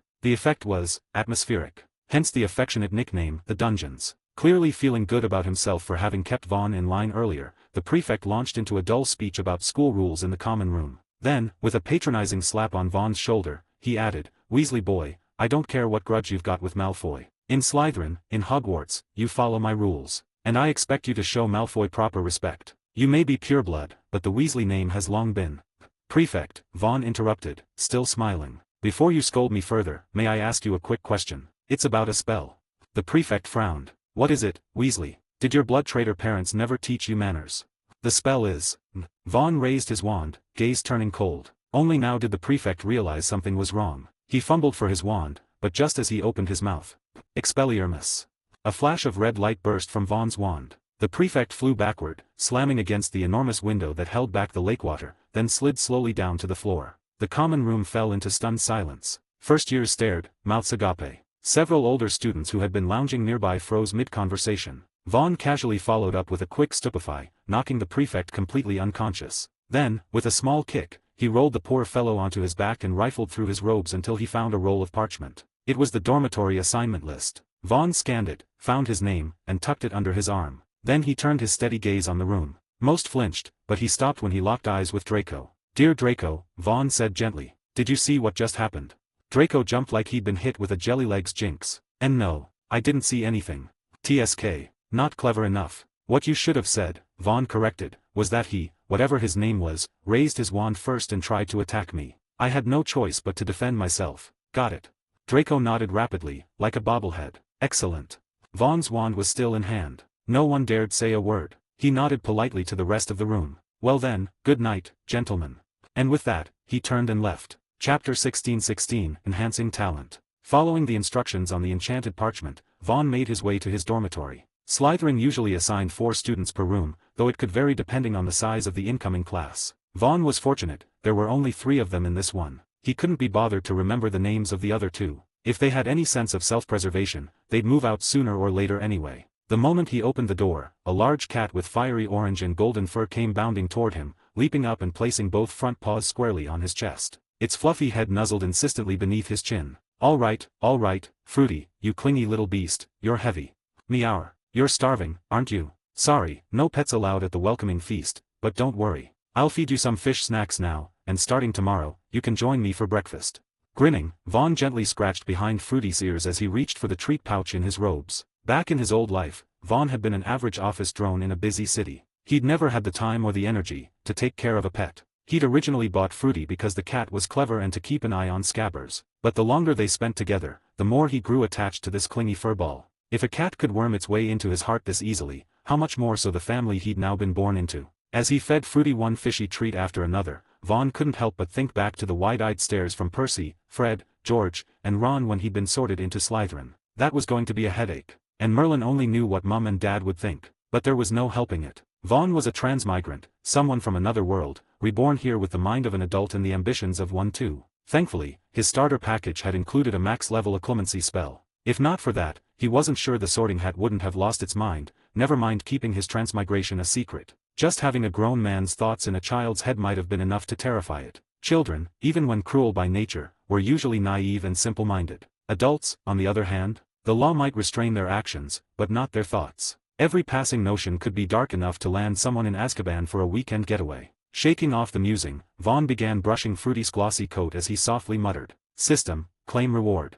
A few lines of text flickered to life in the air before him. Reward claimed. Talent point +1. Magic capacity +50. The air shivered slightly, pulsing with magical energy. Fruity paused mid-chew, looking up curiously. Seeing that Vaughn wasn't alarmed, she gave a satisfied flick of her tail and resumed devouring her snack. Vaughn opened his system interface. Name, Vaughn Weasley. Magic capacity, 432, average adult wizard, 500. Talents. Charms, 7. Dark arts, 6. Transfiguration, 7. Potions, 10. Herbology, 6. Divination, 2, 10 is maximum. Spells. Occlumency, level 5, max. Protego, level 3, 3/8. Expelliarmus, level 2, 2/4. Wingardium Leviosa, level 2, 1/4. Petrificus Totalis, level 2, 1/4. Incendio, level 2, 2/4. Lumos, level 3, 0/4. And more. Potions known. Elation Draft. Invigoration Tonic. Blood Replenishing Potion. Sleekiazi's Hair Potion.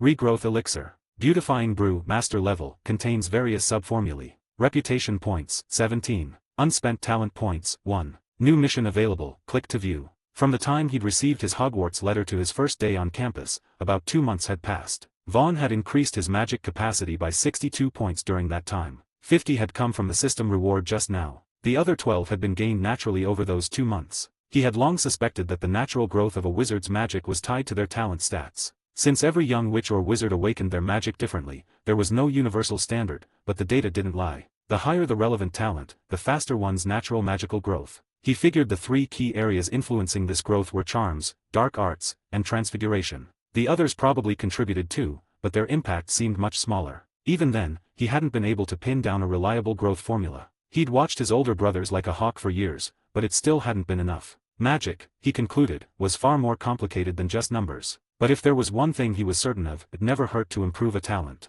Talent didn't just affect raw magic growth. It impacted learning speed, spell mastery, and even magical creativity. After focusing for a few minutes and making sure the increase in his magical power wasn't causing any instability, Vaughn turned his attention to the most important choice. Where should he spend that one precious talent point? Based on comparing myself to Percy, Fred, and George over the years, he mused aloud, a score of 7 is already considered very impressive.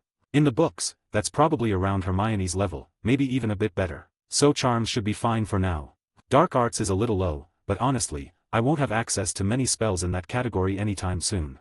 His expression darkened slightly. Dark arts weren't just difficult to find. Using them required emotions. To cast Avada Kedavra, you needed raw, focused hatred. To use Cruciatus, you needed enough cruelty to truly enjoy someone else's pain. People like Death Eaters weren't born mad, they slowly twisted themselves through repeated exposure to such magic. Before I even think about learning dark magic, Vaughn muttered, rubbing his chin thoughtfully, I need to figure out how to insulate myself from that effect. Dumbledore probably has a method. He used to be quite the dark arts prodigy before his whole power of love phase. But, let's be honest, he'd never agree to teach a student dark arts research. There's only one logical choice left. Snape. The Slytherin head of house wasn't just a potions master, he was a genius in the dark arts. He'd invented Sectum Sempra while still in school. If Vaughn could get on his good side, it'd be 2 birds with 1 stone. Brilliant. So, dark arts, pass. Herbology, not urgent. Divination. He sighed. I'm hopeless there. Might as well be blindfolded in a foggy room. Pass. That leaves transfiguration. Transfiguration was the most complex and expansive magical discipline. It wasn't just a collection of spells, it was a framework that intersected with charms, potions, and even certain dark arts. From changing non-living objects, to transforming animals and even humans, transfiguration was deep and vast. And every point of improvement made a noticeable difference. It was also the only subject that didn't require incantations from the very beginning. No more dithering. Vaughn allocated the free point to transfiguration. The upgrade happened in perfect silence, no dramatic effects like the magic boost. But the moment Vaughn drew his wand and tapped the fish snack on the floor, something immediately felt different. Magic flowed like a gentle stream from his wand tip into the treat, mapping every internal detail with stunning clarity, sending back tactile impressions to his mind. The process that used to be so murky and frustrating was now smooth, precise, even elegant. Vaughn's thoughts nudged the structure, twisting it, reshaping it, and the spell obeyed like a perfectly oiled machine. Concepts that had once seemed elusive now clicked into place. Poof! The fish treat turned into a lively, twitching mouse. Fruity's pupils went wide with excitement. She pounced immediately. According to the principles of Gamp's law, transfiguration couldn't change the true nature of an object. Which meant Fruity had just eaten a mouse that tasted like fish. Meow. Double the happiness. Chapter 1717, Dumbledore. It was deep into the night at Hogwarts. The castle lay shrouded in silence, and even the faintest sound echoed down its vast, empty corridors. Professor Severus Snape's robes billowed behind him as he strode purposefully through the darkened halls, the sharp clack of his boots against the stone floor sounding almost accusatory. With his sallow face, hooked nose, and perpetual scowl, he looked every bit the nightmare figure for any student foolish enough to wander about after curfew. But tonight, he wasn't patrolling. Snape climbed a winding staircase, passed through a corridor adorned with ancient portraits and suits of armor, and finally reached the 8th-floor tower. There, a particularly grotesque stone gargoyle blocked his path. Behind it lay the moving spiral staircase that led to the headmaster's office. Snape glared at the creature as though it had just insulted his ancestry. Password, cockroach cluster.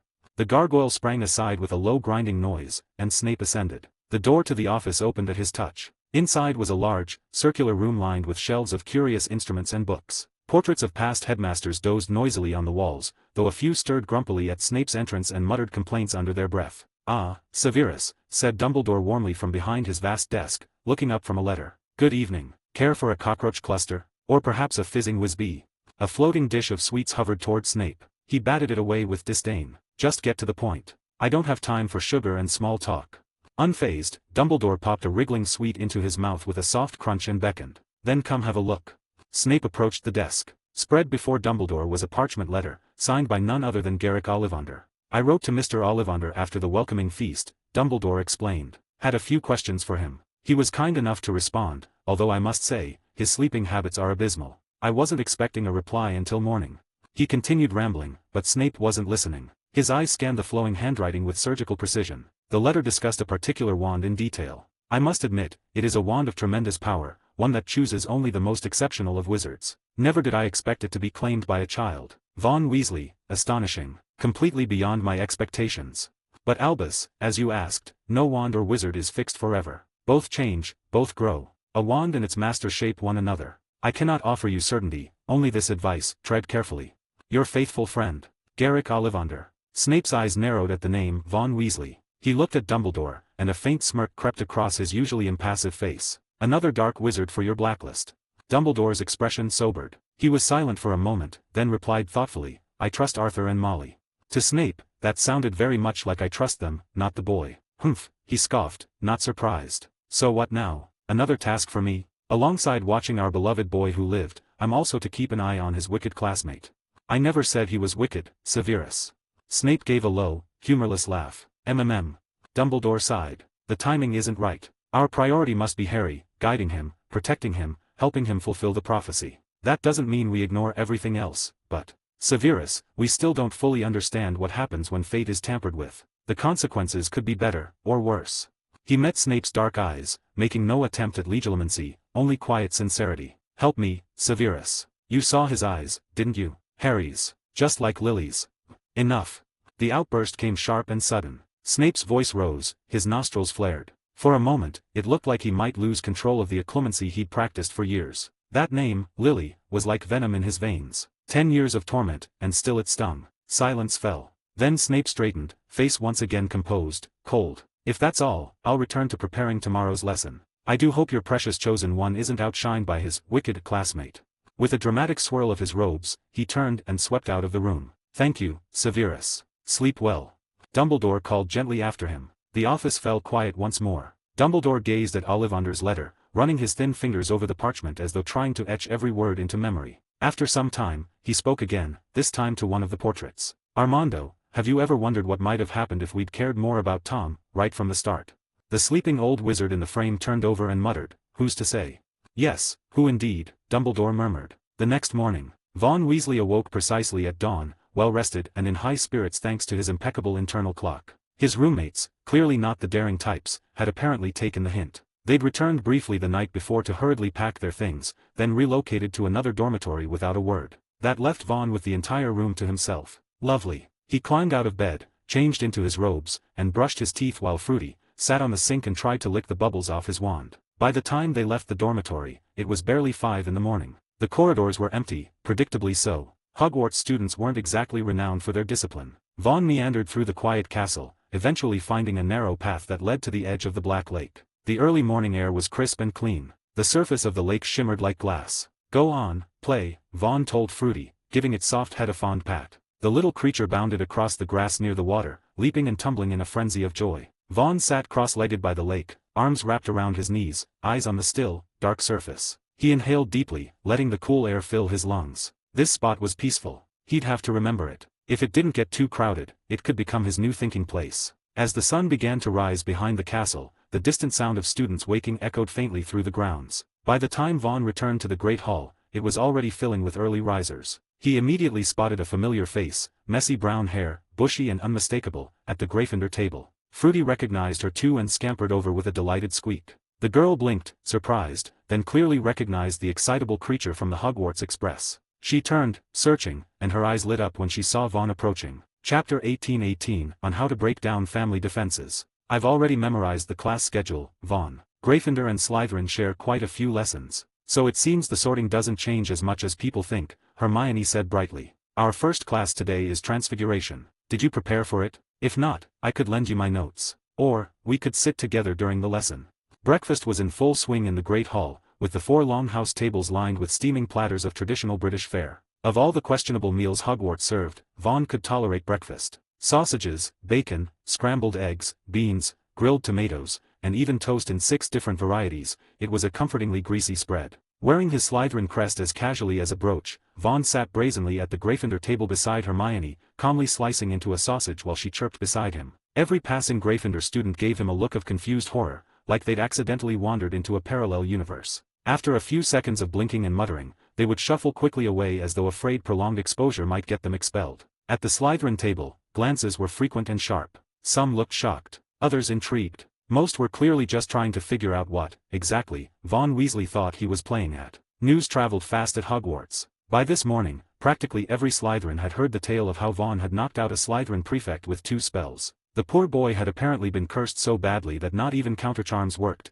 and he had to be carted off to Madame Pomfrey in the middle of the night. For most of Slytherin, this sparked a sudden re-evaluation of the red-haired Weasley they'd barely noticed during the sorting. Slytherins, after all, respected strength. Power meant respect. Power was respect. It didn't matter if you were a pureblood or a half-blood or a Weasley, as long as you were powerful and not an idiot. But still, what was he doing at the Gryffindor table? Did treachery run in the Weasley bloodline? Across the hall, the tension was palpable. Slytherins, unsure of whether to approach, settled instead for glaring daggers at the Gryffindors. The Gryffindors, bemused by Vaughn's presence but unwilling to start something in front of Hermione or more importantly, because of the reputation of Percy, Fred, and George, simply glared back. By the time Fred and George Weasley came storming into the hall, the air around Vaughn's breakfast had taken on a faintly explosive quality. "Look, George. It's the venomous traitor of the Weasley family, seated at the enemy's table," Fred declared dramatically, pointing as though Vaughn were some sort of museum exhibit. "You're right, Fred. It's horrifying. He dares return after betraying us all and worse, he's eating our toast." The twins marched up to him, arms crossed, eyes wide, doing their best to radiate the stern disappointment of Victorian fathers. Vaughn, unmoved, calmly dipped a torn piece of bread into his mushroom soup and took a thoughtful bite before replying, "Are you sure you want to pick a fight with me this early in the morning?" He set the spoon down with exaggerated politeness. "I seem to recall 2 brothers who spent the entire summer buttering me up with jokes, snacks, and sneak peeks of their newest joke shop ideas. I was actually planning on putting 10 galleons into your Halloween parcel, just to help fund your next big experiment." He turned to look at them, all innocence and sincerity. "But now it sounds like you don't want that anymore." The twins froze. Arms slowly uncrossed. Eyes met. Fred whispered, "What do we do, George?" George whispered back, maybe we forgive him." Fred looked appalled. "Won't that make us look like complete sellouts?" George hesitated. 10 galleons though." Fred grumbled. "Percy said no Weasleys ever ended up in Slytherin. That someone had to be taught a lesson." George glanced at Vaughn again, then leaned over and muttered, "Since when do we listen to Percy?" The twins broke into wide grins at the exact same moment. "Percy talks nonsense," Fred announced. "Complete nonsense." George agreed. "We're not forgiving you for the money, Vaughn. That would be crass." "Very crass," Fred confirmed. "We're forgiving you because no matter which house you're in, you're our brother." "Exactly. Besides," George added with a wink, "not every Slytherin's a total git." "Most are," Fred said helpfully. "But not you." Vaughn smiled slightly. 10 galleons enough." The twins saluted. "Plenty. Crucial. Vital." They scooped up a few pieces of toast each, muttering excitedly about fizzing tea bags and portable swamp kits, and sauntered off with the swagger of men who had survived negotiations with a Slytherin. Only when they were halfway down the hall did George murmur, "Percy was right though. No Weasley's ever been in Slytherin." Fred shrugged. "What are we gonna do? He's our little brother." "Yeah. Well, that settles the twins."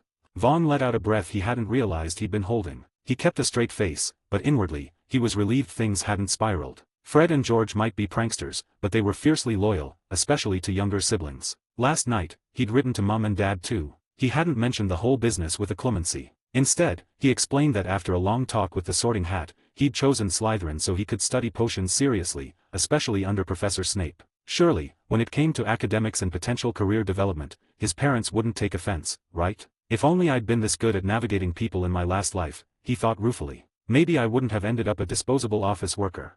He sighed dramatically. Hermione, who had been quietly watching, hesitated before speaking up. "Actually, I don't think being sorted into Slytherin means anything bad." He looked at her in mild surprise. Her cheeks flushed pink, but she forged ahead bravely. "I've read Hogwarts, a history, a modern magical history, and the rise and fall of dark arts, and not a single historian ever said Slytherin only produced dark wizards. I mean, sure, the house has a reputation, but I don't think the sorting defines who a person is. In fact," she added quickly, "one of the most notorious Death Eaters in modern magical history was actually from Gryffindor." She gave him a look that was half defiant, half nervous. Was she trying to comfort him? Vaughn's smile returned. He reached out and gently ruffled her curls. Thanks, Hermione.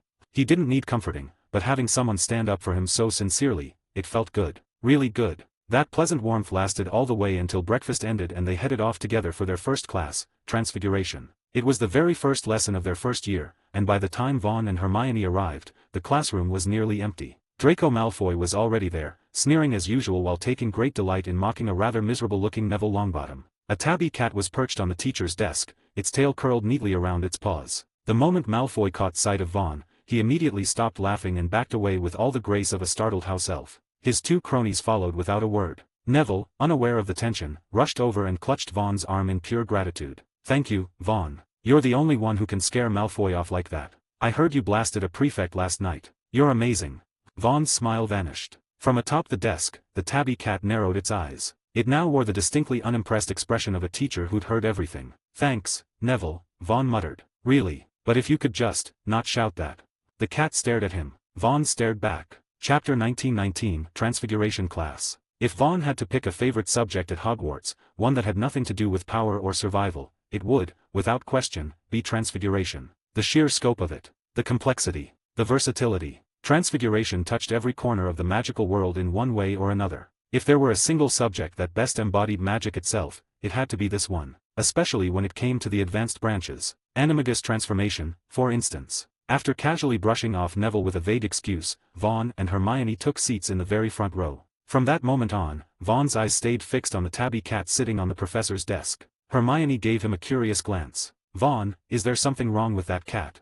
Not really, Vaughn said calmly, though he certainly wasn't going to ruin Professor McGonagall's surprise. Honestly, if he hadn't read the original books and known what was coming, he probably wouldn't have figured it out. His current level of magical skill wasn't nearly sharp enough to spot an animagus transformation at a glance. The disguise was flawless. From the natural fur pattern to the precise number of whiskers and the way the fur lay on its body, it looked and moved like an actual cat. Only if one studied it deliberately could they tell it lacked true animal instincts. But even that, Vaughn knew, was Professor McGonagall's doing. She had perfect control over every detail. She wasn't spying on the class, just making an entrance. Hermione shrugged and lost interest, but the cat on the desk, McGonagall in feline form, had noticed Vaughn, and that startled her. Over decades of teaching, she'd seen plenty of students stare at her cat form. Some were simply cat lovers. But when she locked eyes with Vaughn Weasley, she immediately understood. This boy wasn't just admiring her. His gaze held both admiration and analysis. He knew. A transfiguration talent in the making, even if he was a Slytherin.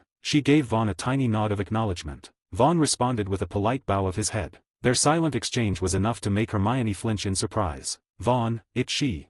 Hermione whispered in a rush. Sure, it's supposed to be a surprise, Vaughn murmured back. Hermione clamped a hand over her mouth, her eyes now flicking between the cat and the front of the room, buzzing with curiosity. Students began to file in as class time approached. A few noticed the tabby on the desk, but no one gave it a second glance. Then came the last pair to enter, the famous Harry Potter and his dorm mate, Ron Weasley. As they slipped inside, the cat leapt off the desk and transformed midair into Professor McGonagall. The class erupted in gasps and astonished murmurs. It was a spectacular entrance. Judging by the awestruck expressions around the room, it had definitely made the intended impression. But McGonagall's expression soured quickly. 2 students had dared to be late to her first class. Mr. Potter. Mr. Ron Weasley, she said, eyeing them both sternly. Perhaps I should transfigure you into pocket watches to help you remember class schedules. We got lost, Professor, Harry said sheepishly. Then would you prefer to be turned into a map? She replied, voice growing sharper. And why are you still standing there? Do you need directions to your seat as well? 5 points from Gryffindor for being late. Let's hope that helps your memory. The 2 boys, clearly deflated, scurried to the only open seats left, right beside Vaughn and Hermione. As always, no one wanted to sit too close to the teacher. Transfiguration, Professor McGonagall began, flicking her wand with crisp precision, is among the most complex and dangerous forms of magic you will learn at Hogwarts. With another flick, the desk before her transformed into a squealing pig. Students gasped in unison. And anyone foolish enough to try mischief in my classroom will be punished accordingly. You've been warned. Harry and Ron both turned visibly pale. She's just trying to scare you, Hermione whispered. The school outlawed transfiguration as a form of punishment years ago. I read it in Hogwarts, a history. But before the boys could sigh in relief, Vaughn added smoothly, of course, that assumes someone's actually watching. If she turned you into pigs behind closed doors, well, no one would ever know. Ron shot him a dark look. He clearly had something to say but kept it to himself, sulking instead. Harry, though, didn't seem to take offense. Despite all the warnings he'd heard about Slytherins, Vaughn didn't seem bad to him, just clever. Before we begin today's lesson, McGonagall continued, I must commend one student. Vaughn Weasley was the only one in the class to recognize my animagus form. For that, 5 points to Slytherin. Harry and Hermione both clapped enthusiastically. Ron muttered under his breath, traitor. Nobody paid him any attention. McGonagall launched into the day's material. Vaughn flipped open his textbook, A Beginner's Guide to Transfiguration. Hermione glanced over and was startled by what she saw. His book was covered in notes, every margin, every empty space packed with meticulous handwriting. You've already started practicing? She asked, wide-eyed. Vaughn gave a modest nod. Only basic object transformations. I still have a lot of questions. He noticed her starry-eyed expression and added gently, I wouldn't recommend trying it on your own, Hermione. If you're curious, ask me or the professor. Really?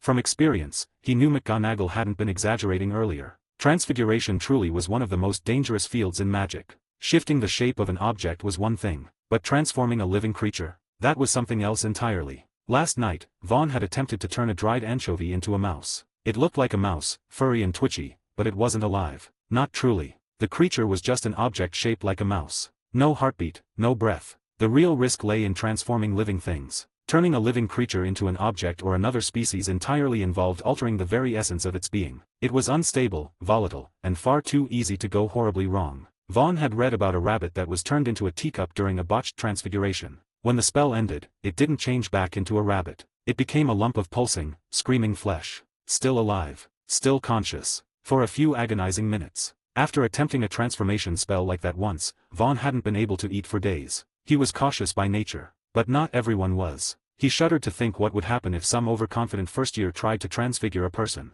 McGonagall's lecture continued, densely packed with theory and terminology. Most students scribbled down notes in a blur, barely keeping up. But for Vaughn, it was a chance to verify what he already knew. He cross-checked her points against his own notes, underlining key similarities and marking contradictions. At the end of the lesson, McGonagall handed each student a matchstick. Their first practical task, turn the matchstick into a needle. She taught them the incantation, Feraverto, but warned them that the spell alone wouldn't be enough. Transfiguration relied more on will and mental clarity than on words. By the time class ended, only Vaughn had completed the transformation. Hermione's match had begun to shift, one end had already become metallic and pointed, but it was still incomplete. Excellent work, Mr. Weasley. Miss Granger, very well done too, said McGonagall, holding their results high for the class to see. Observe, Vaughn's transfiguration is flawless. Miss Granger's is just shy of completion. I'm confident she would succeed with another 10 minutes.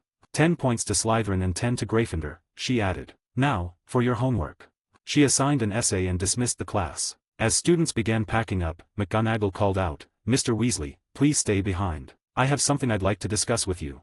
Chapter 2020 The Professor's Invitation. Professor McGonagall led Vaughn to her office. It was situated on the second floor, with a window that overlooked the Quidditch pitch, a small privilege of her position as deputy headmistress, and one that happened to satisfy her quiet fondness for the sport. Back in her office, she seemed noticeably less stern. In fact, she even offered Vaughn a biscuit before speaking. Mr. Weasley, she began, it wasn't the right time to ask during class, but I suspect you've been practicing transfiguration at home, haven't you? Yes, Professor. I've been using one of my brother's old textbooks. I believe I've made it quite clear to your brothers just how dangerous that can be, McGonagall said, lips pursed tightly. Vaughn nodded. That's why I only practiced object transfigurations, starting with very small items, just like Percy wrote in his notes. Begin with simple changes, build up to complex ones. I kept my own notes, too. He reached into his bag and handed over his well-worn copy of A Beginner's Guide to Transfiguration, its margins crammed with scribbles. McGonagall flipped through the pages. A new copy? You reviewed the entire book before coming to Hogwarts. Yes, Professor. She didn't say anything for a long moment, her eyes scanning the pages with increasing interest. When she finally closed the book, there was a faint smile tugging at her lips. I can see that you've prepared thoroughly, Mr. Weasley. Your notes are, surprisingly meticulous. What she didn't say aloud was how thoroughly shocked she was. At first, McGonagall had assumed Vaughn was just dabbling, perhaps coached a little by his brothers, with some rudimentary understanding at best. But now, having read his work, she realized he'd already achieved an advanced grasp of transfiguration. The evidence was there, right on the last page of his book. Today, I successfully transfigured a piece of dried fish into a mouse. For a second, I truly believed I'd created life. But it clearly wasn't alive, it behaved exactly as I'd preset. It was more like a puppet shaped like a mouse. It lacked the unpredictability of true life. This raises a question beyond my current knowledge. How do advanced transfigurations bridge that gap? Spells draw on emotion. Could transfiguration also require emotional resonance? Changing inanimate to animate, or transforming one life form into another, does that depend on replicating thought, feeling, or even memory? That passage had genuinely shaken her, not because of the boy's skill, but because of his insight. Such thoughtful speculation, and from a first year? She found herself wondering, not for the first time, why did he end up in Slytherin? McGonagall hesitated. As deputy headmistress, she had always prided herself on fairness and impartiality. But right now, she felt like a thief sneaking into someone else's territory. Mr. Weasley, she said eventually, her voice a little stiff, as you know, students progress at different paces. Some are more gifted than others. She didn't enjoy categorizing children by talent, but facts were facts. She continued, for students who advance more quickly, Headmaster Dumbledore encourages us to form clubs for additional instruction, to help them grow beyond what the standard curriculum can offer. She cleared her throat, then added, Mr. Weasley, would you consider joining my Transfiguration Club? Her cheeks flushed slightly. It did feel like she was poaching talent. But still, she looked at him hopefully. After all, an invitation from a professor was only that, an invitation. The choice, always, lay with the student. Vaughn met her gaze and smiled. I'd be honored, Professor McGonagall. So, you joined the Transfiguration Club. At the Gryffindor table in the Great Hall, Hermione nearly choked on her toast. Of course, Vaughn replied matter-of-factly. Professor McGonagall said the regular classes aren't enough for me anymore. The club's members are mostly fourth years and above. That's the level I need to keep progressing. No point wasting time repeating stuff I already know. He spoke between bites as he filled out a crisp parchment form, the club application. Hermione leaned over to look at it, her eyes sparkling with curiosity. Then, almost shyly, she asked, if I, hypothetically, were to perfectly transfigure a matchstick into a needle, like you did today, do you think I'd have a chance to? Maybe, Vaughn said thoughtfully. You'd have to ask Professor McGonagall. Before the words were fully out of his mouth, Hermione had grabbed 2 slices of bread and dashed out of the hall like a woman possessed, probably heading to the library. Clearly, she'd just found a very powerful new motivation. Beside them, Harry and Ron exchanged looks. These two were beginning to show signs of, let's say, selective academic enthusiasm. Everything at Hogwarts was exciting and strange and wonderful, but classes? Studying? Why do that when you could explore hidden staircases or duel with ghosts? Neither of them truly understood Hermione's competitive zeal, and they definitely didn't see Vaughn's extra lessons as something worth celebrating. At least, Ron didn't. What he was focused on was the shiny green and silver Slytherin crest pinned on Vaughn's chest. After watching him polish off a roast potato and nick a sausage from Harry's plate, Ron finally snapped. Why don't you sit at the Slytherin table, huh? Come to steal our food too. You think Harry won't fight back, is that it? Harry blinked. Wait, what? What's with the Weasleys today? Vaughn didn't answer. He just calmly finished his meal, then rummaged through his bag and pulled out a small velvet pouch. He opened it with a practiced flick. Inside was a brand new, full wand maintenance kit, polish, buffer cloths, resin, the works. Ron's eyes widened. Harry could hear the sound of his friend swallowing his jealousy. The kit gleamed like a treasure chest. Ron's face turned crimson. He wanted to throw the pouch at Vaughn's smug face, but he didn't. Years of hand-me-downs and being broke had trained him well. And besides, those kits weren't cheap. He braced himself for what he was sure was coming next, Vaughn dangling the kit like bait, trying to make him beg. He made a vow. Not this time. This time, he would resist. This time, he would uphold the honor of Gryffindor. Then Vaughn patted him on the head. Take it, Ron. You've got charms this afternoon. You'll need it. Study properly. And stop goofing off, yeah. By the time Ron looked up, Vaughn was already walking away. The pouch lay open beside him, gleaming in the morning light. Ron stared after him, stunned. Slowly, as Vaughn disappeared around the corner, Ron's eyes filled with tears. He sniffled loudly, hugged the pouch to his chest like a child clinging to a bedtime bear, and asked in a trembling voice. Harry, not all Slytherins are bad, right? Harry paused. Then he finally understood. Ron wasn't angry about the food, or the crest, or even the club. He was just worried. Worried his big brother might change. And he didn't know how to say it. Harry reached over and clapped Ron on the shoulder. No, he said firmly. They're not. Meanwhile, walking toward the Slytherin common room, Vaughn hummed a little tune under his breath. Who says he only has one playstyle? Chapter 21-21, Potions Class, Part 1. Over the next few days, Vaughn's life at Hogwarts finally settled into a comfortable rhythm. He attended classes, answered the professor's questions when prompted, and often received encouraging feedback in return, further fueling his thirst for knowledge. On the very first day of Charms class, he earned high praise from Professor Flitwick for his flawless execution of the lighting charm. The tiny professor, who likely had a touch of goblin ancestry, was so impressed he even took the time to look through Vaughn's meticulous notes. But he didn't invite Vaughn to join the Charms Club. Your magical reserves are still growing, Mr. Weasley, Professor Flitwick had said in his trademark high-pitched voice. At your age, it's more important to build a solid foundation in the basics rather than diving into advanced theory. But mark my words, by your 3rd year, I'll be expecting you in my club, that is, if you aren't already swallowed up by the Transfiguration Club. To show his appreciation, Flitwick awarded Slytherin 20 house points on the spot. Vaughn was overjoyed. After all, any opportunity to earn points was worth seizing, especially because a new system quest had just activated. Main Quest 2, ensure Slytherin wins the House Cup by the end of the school year. Reward, 1 talent point, 50 magic scale units. At first glance, it didn't seem too hard, but anyone who knew the future could see the real problem. The world's most powerful white wizard had just started grooming his so-called chosen one and wasn't above handing out points like free samples. True, he only really cheated that one time, but wouldn't you know it, this was that very year. So the system had decided to make things as difficult as magically possible. Vaughn didn't have a perfect plan yet, but he wasn't one to give up easily either. He'd take it 1 point at a time. 2 days passed. He survived the soul-numbing drudgery of history of magic. Professor Bin's voice could sedate a mountain troll. Vaughn managed to stay awake for half the class before nodding off, and still somehow earned 5 house points. Though to be fair, Binns had called him Victor Weasley.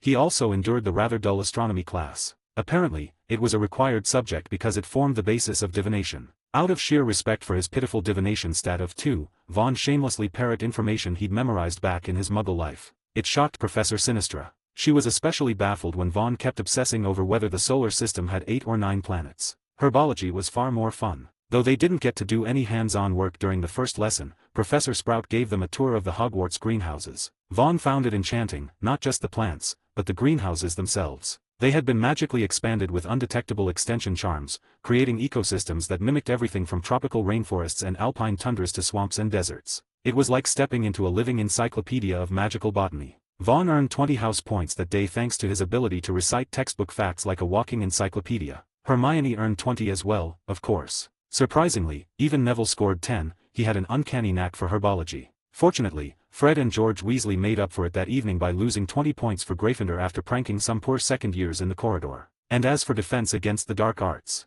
Professor Quirrell, who wore a turban so large it looked like he was smuggling cauldrons, was as effective as a damp sponge. His breath smelled like garlic gone sour, and he seemed terrified of his own shadow. He taught by reading straight from the textbook. When Seamus Finnegan asked a question about how to defeat a reanimated corpse, Quirrell stammered out such a tangled mess of nonsense that Vaughn had to jump in to help clarify. Quirrell, clearly grateful, awarded Slytherin 10 points. Then, a few minutes later, as if he'd forgotten he'd already done it, he awarded another 10. Harry and Ron weren't impressed. He's definitely been brainwashed by a vampire, Ron muttered afterward. But Vaughn knew better. That second 10 points. Almost certainly Voldemort's idea. The Dark Lord had a thing for Hogwarts and Slytherin. Once, in the prime of his power, Tom Riddle had applied to be a professor. When he was rejected, he didn't sulk, he cursed the job. If I can't have it, no one can.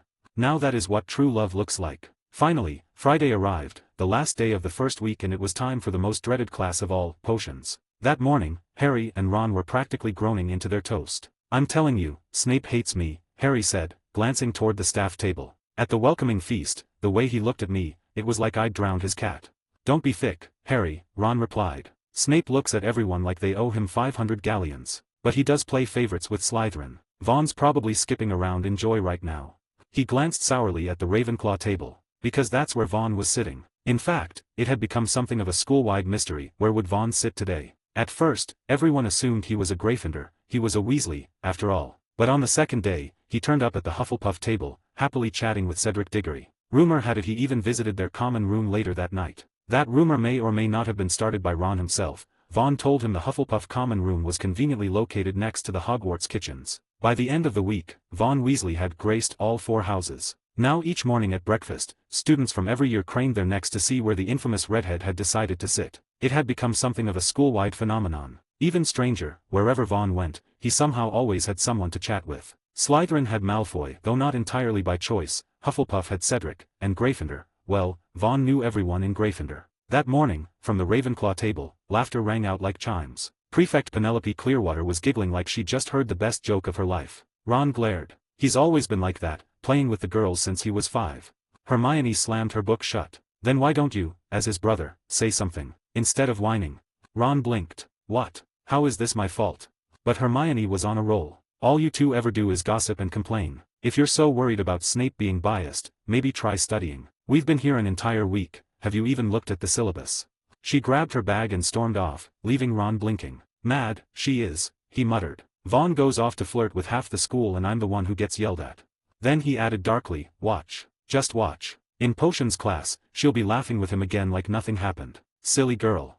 And sure enough, Ron was right. During potions, Vaughn and Hermione were seated together once more, and it only took him 2 jokes and a compliment before she was beaming at him again. But even their little reunion couldn't lighten the mood entirely, for Ron and Harry, another prediction had come true as well. Ah, Harry Potter. The dungeon classroom fell quiet. From the shadows at the front of the room, Professor Snape emerged like a phantom, his black eyes locked on Harry with a look of loathing that could curdle milk. Chapter 22 Potions Class, Part 2. Professor Snape had the same uncanny ability as Professor McGonagall, just a sweep of his eyes could render an entire classroom of young witches and wizards utterly silent. But the similarities ended there. Where McGonagall was stern yet fair, her authority stemming from a clear sense of justice and impartiality, Snape's presence was something else entirely. When he emerged from the shadows, fingers delicately pinching a roll of parchment, and expressionlessly drawled the name, Harry Potter, it sounded like the words had been dragged through clenched teeth. Like a snake spitting venom. Snape let his cold black eyes linger on Harry, absorbing every flicker of discomfort among the students as though it nourished him. Well, he sneered, the sarcasm practically dripping off each syllable. The boy who lived. The savior of the wizarding world. Our very own celebrity. No one could possibly mistake the tone for anything but contempt. Harry stiffened, feeling a strange mix of confusion and injustice, when suddenly, Vaughn Weasley, Snape continued, his voice adopting the same mocking cadence. The prodigious potioneer. Another famous figure. Vaughn stood up politely and offered a small bow. Thank you for the kind words, Professor.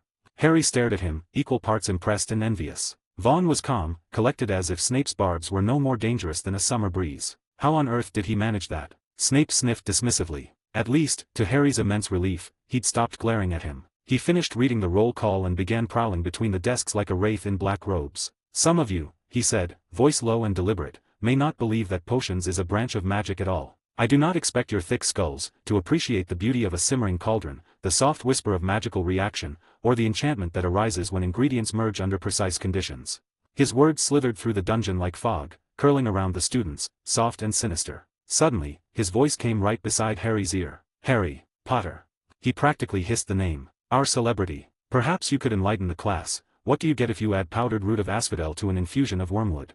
What? Harry blinked. He glanced sideways at Ron, who looked just as clueless. Of course, Harry had skimmed through magical drafts and potions, but he hadn't memorized it cover to cover. Who would? Well, Hermione. Her hand was already in the air, waving with all the enthusiasm of someone trying to flag down a dragon mid-flight. Behind them, Malfoy and his cronies were muffling their laughter. I don't know, Professor, Harry admitted, trying to sound respectful rather than panicked. Snape loomed over him, face pale and long like a wax figure come to life. He gave a soft, cruel laugh. Don't know. Well, fame clearly isn't everything, Mr. Potter. He turned, black robes sweeping dramatically. Let's try something simpler.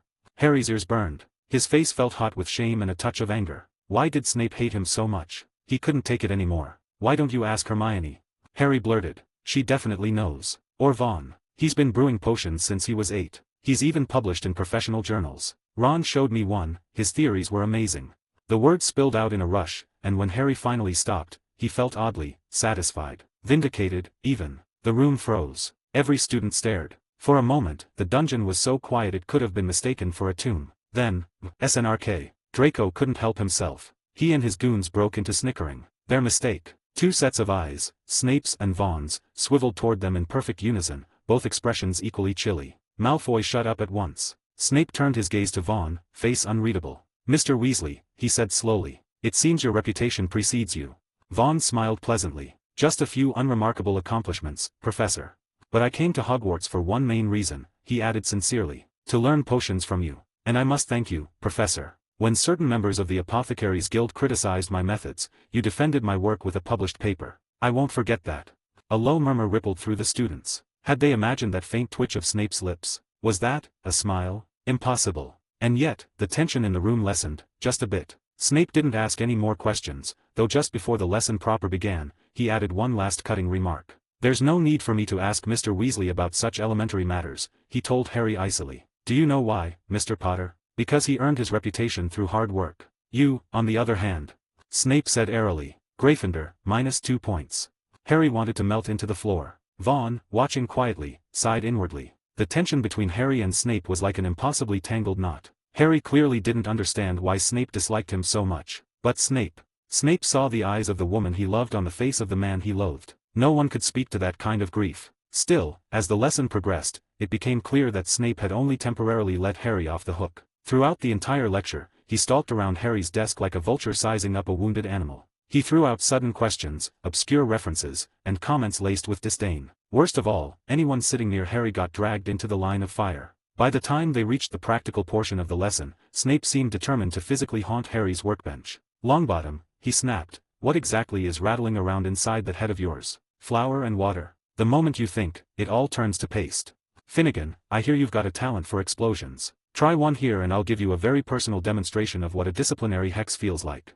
Occasionally, Snape would drift over to Vaughn and observe in silence, no criticism, no comments. And not merely because Vaughn was in Slytherin, though that certainly didn't hurt. The truth was, his work was flawless. Though Hermione, working as his partner, was confused. "You're not following the book," she whispered, glancing at how he was slicing a root. "I never do," Vaughn replied quietly, smiling. They were brewing a simple remedy for boils, a potion Vaughn had mastered long ago. But that didn't mean he was careless. In fact, as he worked, he explained everything to Hermione in a low voice. "Potions don't obey the strict rules of chemistry," he said. "They're more like magical rituals than scientific formulas. Chemistry demands precision in quantities, grams, milliliters. But potions." He gestured toward their ingredients. "Notice how the textbook uses vague terms, a few drops, a handful of leaves, one whole rat tail. But when it comes to stirring," he twirled his wand with a practiced flick, "potions demands precision. 10 clockwise turns, 2 counterclockwise, and not 11. Stir an extra time, and your cauldron might explode or turn your skin green." Hermione stared, fascinated. Vaughn continued, "The potion isn't just about ingredients, it's about intent, rhythm, and ritual. It's not just mixing, it's invoking. We're not just brewing a potion, we're casting a spell in liquid form." Hermione beamed. "That makes so much sense. It's like every potion is its own kind of magic." Vaughn winked. "Exactly. Chapter 23-23, Improved Potion." The idea that potions are essentially spells formed the core of Vaughn Weasley's magical philosophy. He'd crystallized this theory into a paper published in the Exceptional Elixir, the Journal of the Apothecaries Guild, when he was just 10. This, unsurprisingly, became a major source of controversy. Potioneering was often seen as a discipline apart. To many traditionalists, the true essence of magic's mystery and power resided solely in the fragrant steam rising from a cauldron. Pack enough vials, they argued, and you could handle almost anything without the foolish wand-waving and flashy incantations favored by others. Add to that the fact that many magical maladies and curse wounds only yielded to potions, and it was easy to see why some practitioners gazed down their noses at other magical fields. Vaughn's assertion, therefore, struck at the very heart of their beliefs. It wasn't that everyone disagreed, many simply recoiled at the idea of change. Some were hidebound relics, basking in past glories. Others were entrenched beneficiaries of the status quo, since the more obscure potioneering remained, the easier it was to monopolize its secrets. And some, frankly, were just fools. That succinct, scathing verdict had been delivered by none other than Professor Snape in a letter published by the Daily Prophet at the time. Vaughn's central argument was straightforward: integrate magic more actively into the brewing process, akin to spellcasting. Like now, as Vaughn sprinkled powdered snake fangs into his simmering cauldron, his wand flicked out, its tip touching the pewter rim. A thread of near-imperceptible magic seeped into the concoction. Beside him, Hermione Granger leaned in, eyes wide, but magic, of course, is invisible. She saw only the powder sinking into the murky liquid. "Snake fang is the primary ingredient here," Vaughn murmured, his voice low and instructive. "Its function is to adsorb toxins. Crucially, remember, the fang itself doesn't possess that power. We only require its inherent property." As he spoke, tiny points of soft, ethereal light seemed to detach themselves from the sinking powder, floating within the potion like captured fireflies. The now inert powder settled on the cauldron's bottom. With the adsorption handled, the next step is the actual cure. For something straightforward like boils, horned slugs and dried nettles suffice. Slugs promote tissue healing, nettles neutralize the adsorbed toxins. Vaughn's wand tapped the cauldron again as he added the new ingredients. More luminous currents, now tinged with a faint, rosy pink, swirled within the potion. Hermione hugged her textbook, her mouth slightly agape as she watched the interplay of light and liquid. "Those lights," she breathed. "Exactly, Hermione," Vaughn confirmed, a hint of pride in his voice. "The extracted properties. I used magic to isolate them, and made them visible for you. In the traditional boil cure potion, the final step, adding porcupine quills, serves solely to trigger this extraction. The quills themselves don't contribute to the healing. My method bypasses that step entirely, saving magic and an ingredient." He removed the cauldron from the flame and began stirring. 5 clockwise stirs, he emphasized. Not 4, not 6. This is the ritual aspect I mentioned earlier. The number holds power in this specific formulation. Watch. Hermione held her breath. The potion, previously layered and murky, swirled under Vaughn's precise stirs and a final, decisive wand gesture. As it spun, the disparate colors and textures dissolved, coalescing into a single, brilliant shade of clear, shimmering blue, flawless, textbook perfect, perhaps even better. Before Hermione could voice her astonishment, Professor Snape materialized beside their table like a particularly displeased specter. He peered into Vaughn's cauldron, his usual lifeless gaze sharpening with genuine surprise. He dipped a finger, sniffed it cautiously, then fixed Vaughn with a penetrating stare. Absent is the customary acrid tang of porcupine quill. You've altered the formula. Yes, Professor, Vaughn replied calmly. Employing that magical extraction method you postulated last year. Vaughn offered a small smile. Correct, sir. Though its application is currently limited to simpler concoctions. Higher-grade potions demand the extraction of far more numerous and complex properties. Mastering those requires significant time, study, and experimentation to discover the precise magical touchpoints. He met Snape's gaze steadily. I believe the principle holds merit, however. Traditional recipes often necessitate additional ingredients solely to facilitate the final property extraction. These extras invariably introduce their own influences, sometimes undesirable, occasionally even toxic. While side effects might be tolerated for efficacy, surely eliminating them is preferable. Snape regarded him in silence for a long moment. He turned to leave, his parting words drifting back over his shoulder, dry as parchment. 10 points to Slytherin, Vaughn Weasley, Granger, assist Longbottom and Finnegan. I suspect they may possess troll ancestry. Ronald Weasley, are you contemplating the void? Why do you not emulate your brother? Harry heard Ron mutter fiercely beside him, like hell I will. Harry didn't answer immediately. After a pause, he whispered, next potions. I think I want to partner with Vaughn. Ron whipped his head around. Traitor. Meanwhile, Vaughn and Hermione moved to obey Snape's kind suggestion. Neville Longbottom was near tears, having endured Snape's withering critiques for the entire lesson and suffering a 5-point deduction. He radiated abject misery. Sorry, Vaughn, Neville sniffled, wiping his nose. I'm useless. I just keep forgetting everything. No trouble, Neville, Vaughn said, his tone reassuring. Just stick close to the book. Slow and steady. Don't panic. Neville, who owed Vaughn a significant debt of gratitude from a past incident, trusted him implicitly, despite the Slytherin green. The round-faced, kind-hearted boy might have a memory like a leaky cauldron and a tendency to well up, but he was biddable and attentive when guided by someone he respected. Seamus Finnegan, at the neighboring station, presented a different challenge. Whether possessed of hidden talent or simply inherent chaos, even under Hermione's watchful eye, he nearly caused disaster during the final step. Without removing his cauldron from the flame, he grabbed a handful of porcupine quills, poised to dump them in. Wingardium Levioso. Vaughn's wand snapped up almost before Seamus's hand moved. The quills froze mid-air, inches from the bubbling surface. A collective gasp went up. Everyone knew what heated porcupine quills did to an unfinished boil cure potion: instant, violently corrosive sludge, usually accompanied by a nasty explosion. Snape swooped back, his expression thunderous. Finnegan. A display of staggering incompetence, even for Gryffindor. 5 points lost. Clean up that potential disaster before you maim someone.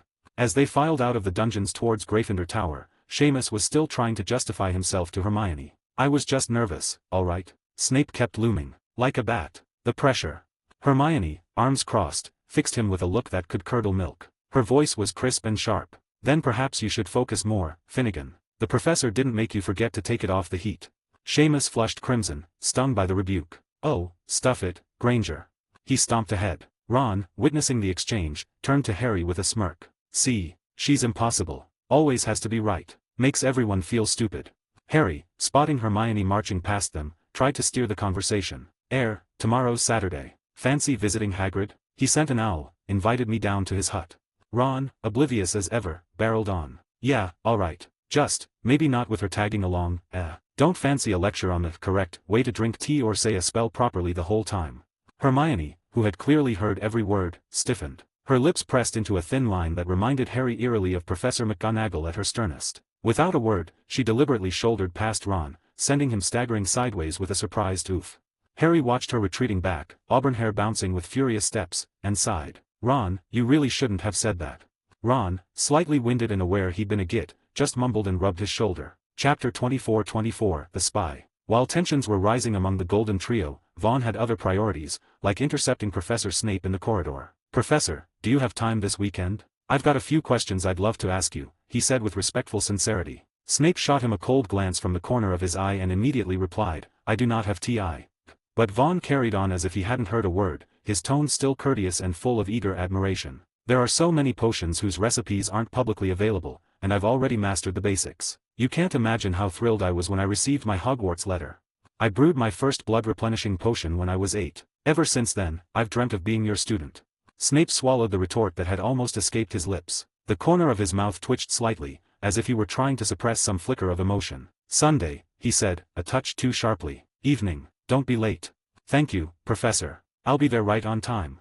Snape briskly walked off. His footsteps echoed crisply against the stone floor, sounding, oddly enough, lighter than usual. Vaughn, for his part, was just as pleased. He needed prestige to boost his influence, and right now, potions were his best bet. He'd spent years building a foundation in this field, and it was finally paying off. If he could learn advanced potions and expand his knowledge of magical ingredients, he could refine formulas, test his own theories, and maybe even develop new ones. The Vaughn's beautifying line had already run its course for fame. It was great for making money, but it wouldn't elevate his name much further. With Snape's agreement in hand, Vaughn strolled happily back to the Ravenclaw common room. The bronze door's logic riddle barely slowed him down. He and Fruity, who currently had a beef jerky strip dangling from his mouth, ended up lounging with a group of older girls and scoring a small treasure trove of snacks. Later that night, while digesting their loot, Vaughn and the puffball beast wandered out for a walk around the Black Lake. That's when he spotted Hermione sitting alone by the water. A chilly breeze swept over the lake, sending ripples glimmering across its inky surface. A massive squid drifted lazily near the surface. In the distance, a few Gryffindors seemed to be tossing it food. "I heard from Fred and George that the giant squid is actually Godric Gryffindor in disguise," Vaughn said casually. Hermione, startled out of her daze, jumped slightly. She quickly wiped her face and looked up. Vaughn was already beside her, offering a piece of chocolate. "Here. It helps. Magically proven," he added with a wink. His pockets were bulging with candy like a walking honeydew sampler. Fruity, still chewing his meat, waddled around their feet, humming with contentment. Hermione accepted the chocolate with a quiet, "Thanks." Then she glanced at the squid and couldn't help herself. Gryffindor lived over 1,000 years ago. There's no way anything he transfigured would still be alive. They're clearly making it up. As soon as the words left her mouth, she looked annoyed at herself. Why did she always have to correct people? Even now, was there something wrong with her? Vaughn noticed the flicker of self-doubt in her expression. He thought for a second, then asked gently, "Did you have a fight with Harry and Ron?" How did you know?" "You're never out here. You're either in the library or on your way to the library. Besides, you only really talk to us. If you're avoiding someone, it's probably them." Hermione blinked. She'd never quite realized it before, but Vaughn was right. She didn't really have any other friends. Besides Vaughn, there had only ever been Harry and Ron. And today, she bit her lip, her shoulders slumping. After a moment, she told him exactly what Ron had said behind her back. Then, in a much smaller voice, she asked, "Vaughn, am I really that unbearable? I'm just trying to make sure everyone follows the rules." She expected comfort. Vaughn was always warm, funny, and slightly mischievous. Surely he'd say something reassuring. But instead, he nodded. "A little, yeah." He patted her lightly on the shoulder, his gaze drifting toward the lake, voice calm. "There's a saying, far from here. Something like, honest advice often stings the most. It's not your fault, really. It's just human nature. People hate being reminded of their mistakes. When someone does it often, they push back without even realizing it." Hermione stared at him. That kind of insight so clear, so mature, should have sounded out of place coming from someone their age. But Vaughn had a strange gravity about him, as though the world moved slower when he spoke. He made it seem natural. She asked quietly, "Then why don't you ever find me annoying?" "Because I like that you're genuine." The words landed softly, and Hermione's face turned a brilliant shade of red. Vaughn smiled. "The more life knocks you around, the more you learn how rare someone like you is. Ron's still immature. He doesn't get it yet." Hermione suddenly wanted to ask how he understood it so well. What had he been through? But something in her told her she wouldn't get an answer. Some truths, people just don't say out loud. So instead, they sat in silence, watching the lake. The giant squid casually flipped a boat over. The Gryffindor students shrieked, flailing into the water, and then started laughing hysterically. Then Vaughn spoke again. "Hermione, no matter what, please forgive Ron for my sake. And, keep an eye on them, will you?" She looked over, confused. "What do you mean?" Vaughn sighed. "Harry's situation is more complicated than it seems. I think Dumbledore's testing him. And Ron, well, I don't trust him tagging along blindly. But I can't just pull them apart. That's where I need your help. If anything happens, anything strange, you have to let me know." Hermione blinked. There was a deeper layer beneath those words. She could sense it. Her voice dropped to a whisper. "Are you saying Harry might be in danger?" "Not danger. A trial," Vaughn said with a shrug. "But still, no one can control everything, not even Dumbledore." Her mind reeled. She wanted to ask what he knew, how he knew, but Vaughn had already stood up, calling Fruity to follow. He handed her a few more chocolates. "That's it. Get some rest, Hermione." Then he turned, glanced back over his shoulder, and grinned. And remember, it's a secret. My spy. Hermione flushed crimson again and completely forgot what she'd meant to ask. As Vaughn walked away, his expression cooled. He had never planned to follow the so-called chosen one. His goals at Hogwarts were clear: master potions, build a reputation, and learn powerful magic. That was more than enough. He didn't have time to play sidekick in someone else's legend. Chapter 25 Secrets and Potions. Saturday morning dawned early for Vaughn, who happened to be visiting Gryffindor Tower today. Barely had he made it out of the portrait hole when he spotted Harry and Ron slipping out of the common room, heading in the direction of the Forbidden Forest. Hermione followed behind, clutching a book to her chest. "I'm coming with you," she declared, clearly not asking for permission. Ron muttered to Harry, "She's just here to spy on us, I'm telling you. The moment we put a toe out of line, she'll be off to McGonagall with a full report." But Harry shook his head. She wouldn't risk Gryffindor losing points. Then why is she trailing us like some ghost with a grudge? I swear, every time I turn around, she's there. It's terrifying.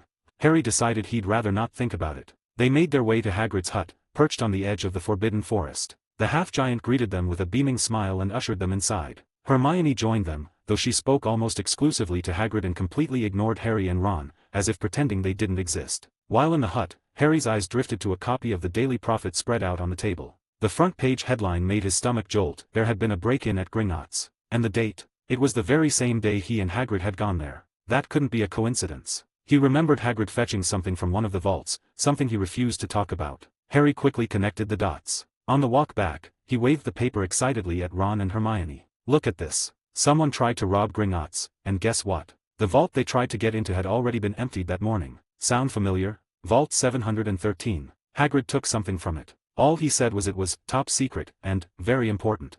"Blimey." Ron let out a low whistle. "That's nuts." Then Harry suddenly looked sheepish, lowering his voice. Hagrid told me not to tell anyone. You won't say anything, right?" "Course not." Ron thumped his chest like a knight swearing fealty, then promptly began coughing. Hermione sniffed. "I always keep secrets."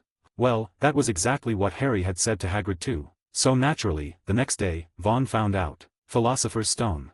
In the library, Vaughn sat cross-legged with a thick alchemical tome in front of him. The detailed illustration of the legendary Philosopher's Stone sparkled on the page. He stared at it in silence. Back in his past life, reading fanfics, he had often seen the stone dismissed as unimportant, a minor plot trinket. But the more he learned about magic here, the more he realized how utterly ludicrous that take had been. The Philosopher's Stone wasn't just alchemical fantasy. It could transmute any metal into pure gold, surpassing even the wildest feats of transfiguration by altering the very essence of a substance. And more impressively, it could produce the elixir of life, magic's one and only confirmed method of achieving true longevity. Nicholas Flamel and his wife, Perinelle, had lived for over 600 years. 6 centuries. Was there anything more mind-bending in the wizarding world? Well, maybe. There were rumors that the elixir came with side effects. Vaughn vaguely remembered Flamel making a cameo in Fantastic Beasts, hobbling around like a brittle-boned crypt keeper with a talent for dramatic entrances. "They say the Flamels are hidden away in Devon somewhere," Vaughn muttered. "I live in Devon too. If only I had a more precise address. Not that it would help. They've probably thrown every secrecy charm in existence over their house, and then some." Still, the thought of meeting a living legend was tempting. Vaughn hadn't had the chance to study alchemy formally yet. The subject was notoriously esoteric, and the books in the Hogwarts library were unhelpful. Most of them read like fever dreams or drunken ramblings about soul journeys and birthing matter from void. With a sigh, he closed the book and stood up. That was when the system panel popped into view. New quest activated. Side quest, obtain the Philosopher's Stone. Reward, alchemical talent. You've got to be kidding me. Vaughn stared at the prompt, utterly unimpressed. The system's requests were getting more and more ridiculous. The stone wasn't just a shiny prize lying around waiting to be pocketed. Both the most feared dark wizard and the headmaster of Hogwarts were currently obsessing over it. Only a madman would try to snatch it. He dismissed the panel and returned the book. Checking the time, he realized he was nearly late and hurried off to Professor Snape's office. Frankly, Vaughn thought Snape had terrible taste. His classrooms and offices were always located in the most miserable corners of the castle. The corridor leading to his office felt colder than a Dementor's kiss, and the shadows practically whispered insults as he passed. No wonder Lily picked James. No girl would go for a bloke whose decor screamed haunted crypt. But when Vaughn pushed open the office door and saw the towering shelves of rare ingredients and the sparkling potion bottles lined up with pristine care. Okay, fine. Maybe the place wasn't so bad after all. It even smelled good. Most people assumed potion ingredients were nasty, but once processed, many had oddly pleasant aromas. And the potions themselves, shimmering, jewel-toned, catching the firelight like bottled stars, were downright enchanting. Snape, as usual, stood silently in the corner, arms crossed, face carved from stone. Only when Vaughn's eyes lit up with awe did something shift. A flicker of pride crept into Snape's expression, like a ghost of a smile. Not that he'd admit it. He had spent 2 days combing through his prized collection, filling the new cabinet just enough to impress without seeming boastful, and every bottle had been selected with surgical precision. "Professor, this place is a treasure trove," Vaughn said with genuine admiration. Snape's spirits lifted. He was reminded of Friday night, when he had delivered Vaughn's improved scalp itch potion to Dumbledore. The look on the headmaster's face, pure astonishment, had been a highlight of his year. The boy who lived was one thing, but this boy was the real deal. A Slytherin with a brilliant mind and an instinct for potions. "Vaughn Weasley," Snape drawled. "You'll have plenty of time to explore my collection later. For now, I want to see this extraction method of yours. Let's find out if it's worth the praise." "Oh, so I can come back again. Every weekend, perhaps." Vaughn had a talent for picking out the important bits. Snape said nothing, but his silence said everything. He stepped aside, revealing a bubbling cauldron already simmering in the center of the room. The ingredients floating in the mixture matched the scalp itch potion Vaughn had modified earlier. Clearly, Snape intended to watch him brew it from scratch. Vaughn didn't hesitate. He pulled out his wand, rolled up his sleeves, and got to work. The dim room was soon filled with the rhythmic sounds of cutting, grinding, and stirring. A few quiet exchanges broke the silence. Unusual choice. How do you ensure magical saturation?" "Familiarity with the ingredients, Professor. Maybe some talent for transfiguration too. I can sort of see how they're structured inside. For those lacking that gift, practice. A lot of practice. Let me try it myself." "Of course, Professor." Chapter 26, The Magic Extraction Method Lesson. The rest of the day was spent in Snape's office, where Vaughn and the Dar Potions master worked together, locked in focused experimentation. They were testing Vaughn's so-called magic extraction method. Vaughn didn't hesitate to share everything he had discovered so far. This stage of development required full transparency. If he wanted insight and feedback from someone like Snape, withholding information would be idiotic. "The idea came to me when I first started studying potions," Vaughn explained, sitting across from Snape at the work table. "I was thinking about the essence of potion making. What exactly is a potion? Why do certain combinations of ingredients produce magical effects? More specifically, which parts of the ingredients are responsible for those effects?"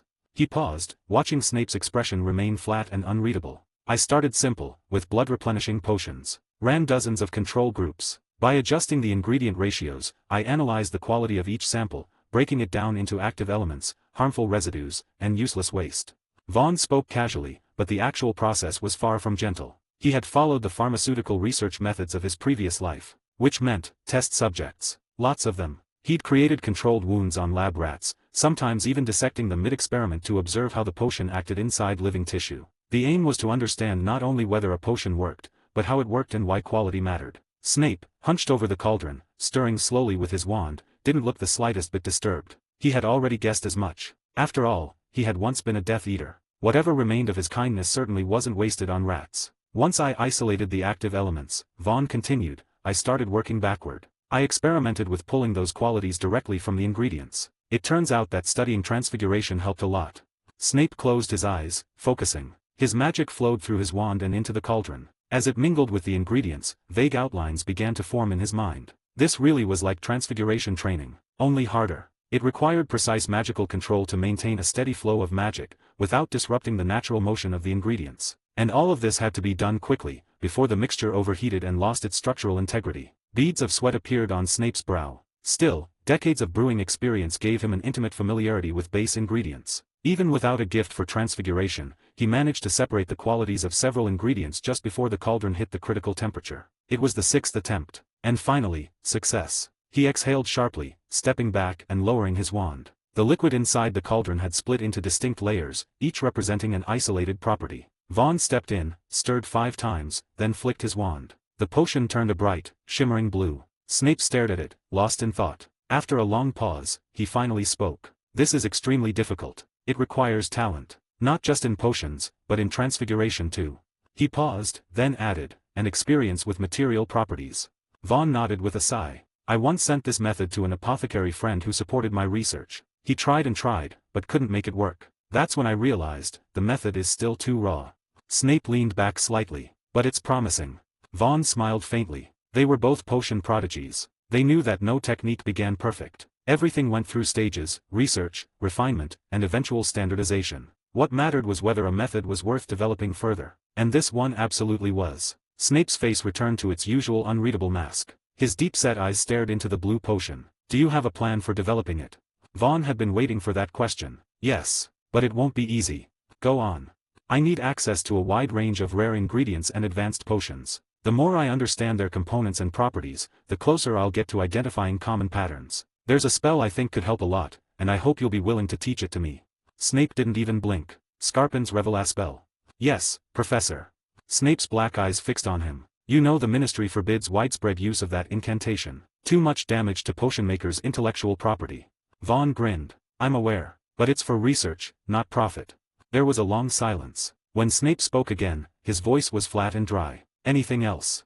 I want to study high-level spellcraft, Vaughn said seriously. You were right, the current extraction method is too hard for most to learn. My goal is to build a general framework that can be used by anyone. And that framework, I want to encode it as a spell. He had finally said it. This was the reason he had spent the last 2 years developing the method in the first place. And from the start, he had been aiming at one person, Severus Snape. Vaughn knew the man well enough to know he wouldn't refuse. Sure enough, Snape didn't react immediately. After several moments, he spoke quietly. Come to my office next Saturday. That will be all. Thank you, Professor. Vaughn bowed slightly and headed for the door. Just as he reached it, a thought stopped him. Professor, may I ask, how do you plan to convince Professor Dumbledore? I've heard he doesn't like Slytherins much. He might not approve of you teaching me advanced magic. Snape stood with his back to the fireplace, the only light source in the room. The shadows cloaked his expression, but his voice, when it came, was slow and deliberate. He'll agree, Vaughn Weasley.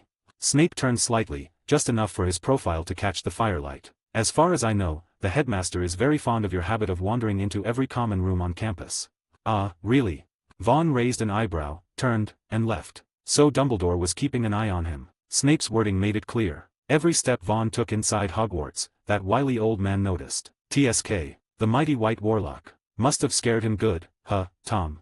Still, Vaughn wasn't too concerned. He had mentally prepared for this from the moment he decided to enter Slytherin. He wouldn't abandon his goals just to ease Dumbledore's mind. And he certainly wouldn't waste time resenting the man's caution. Though, it was surprising to hear Dumbledore appreciated his little hobby of sneaking around the other houses. Even after returning to the Slytherin common room, Vaughn was still pondering it. Did the old man think he was spreading love and unity? Please. I only visit Ravenclaw for the snacks and company. Don't slander me with this, good person nonsense.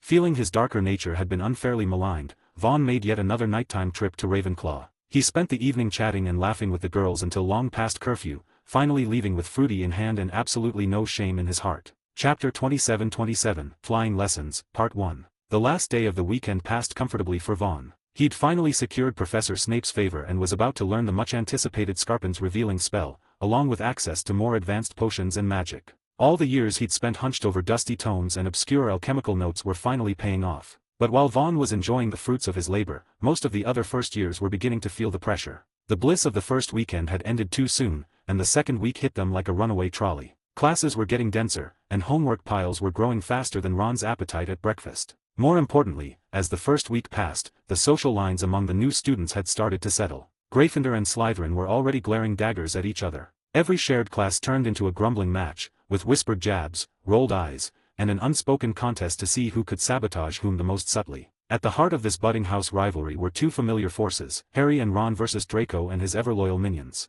Though Draco was smart enough to avoid provoking Vaughn directly, he soon figured out that as long as he didn't insult Vaughn or Hermione, Vaughn wouldn't bother with him either. And with that realization came a new pastime, making Harry and Ron's lives miserable. Every class became a minefield for the two Gryffindors. Malfoy would latch onto their tiniest mistakes, hurling snide remarks with such precision they couldn't even argue back without sounding like sore losers. I never thought it was possible, Harry muttered to Ron one day after Transfiguration, but Malfoy might actually be worse than Dudley. Ron groaned in agreement. Worse than Fred, George, and Vaughn combined, and that's saying something. Hermione, of course, bristled. They're your brothers, Ronald Weasley. She wasn't exactly fond of Draco either. The boy made a show of looking disgusted every time he saw her, as if her mere presence offended his pure-blood sensibilities. He wouldn't dare mess with her openly, not with Vaughn watching, but the sneers were still there. Thankfully, kids rarely hold grudges for long. After Ron was strongly encouraged by Harry to apologize to Hermione for a spat involving the use of the word nightmare, peace was restored. Mostly. Hermione never called him Ron again. From then on, it was always Ronald. Ron confided to Harry, I think I've got a trauma now. Every time Vaughn used my full name, it meant something horrible was about to happen. I keep thinking Hermione's plotting something. Despite Ron's paranoia, the house tensions remained mostly harmless, aside from one glaring exception, Malfoy. His attitude drove the relationship between Gryffindor and Slytherin straight into the dungeons, and possibly a few feet below that. Well, except for Vaughn. Vaughn didn't seem bound by house loyalties. He wandered between common rooms like a stray weasel, and while that would normally be a red flag, his academic brilliance and odd charm had won over most students, eventually. That is, once they accepted the fact that Vaughn was equal parts brilliant and completely unpredictable. He refused to hang out with boys unless he had to, but was always ready to chat with any pretty girl who so much as waved. One time, he returned to the Slytherin common room from a visit to Ravenclaw and declared that he hated how the word dungeons made his house sound creepy. So he enchanted the sign outside the common room to read Seaview Suites.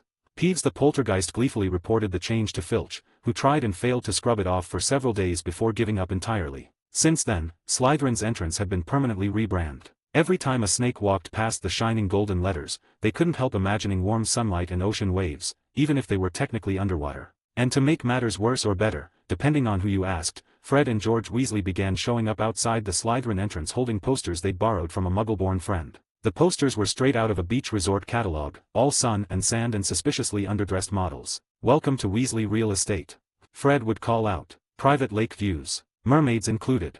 George chimed in. It always ended in chaos, shouting, and laughter. On Thursday morning, both the Gryffindor and Slytherin common rooms were filled with groaning students. Today was the day. Flying lessons. The schedule had been posted since Monday, and excitement had slowly turned to dread. At first, everyone was thrilled. Seamus Finnegan bragged loudly about his flying skills, claiming he'd basically been born on a broomstick. Ron told Harry he once snuck a ride on Charlie's broom and nearly crashed into a Muggle airplane. It was so close, he whispered dramatically, "I swear I shook hands with the Muggle pilot."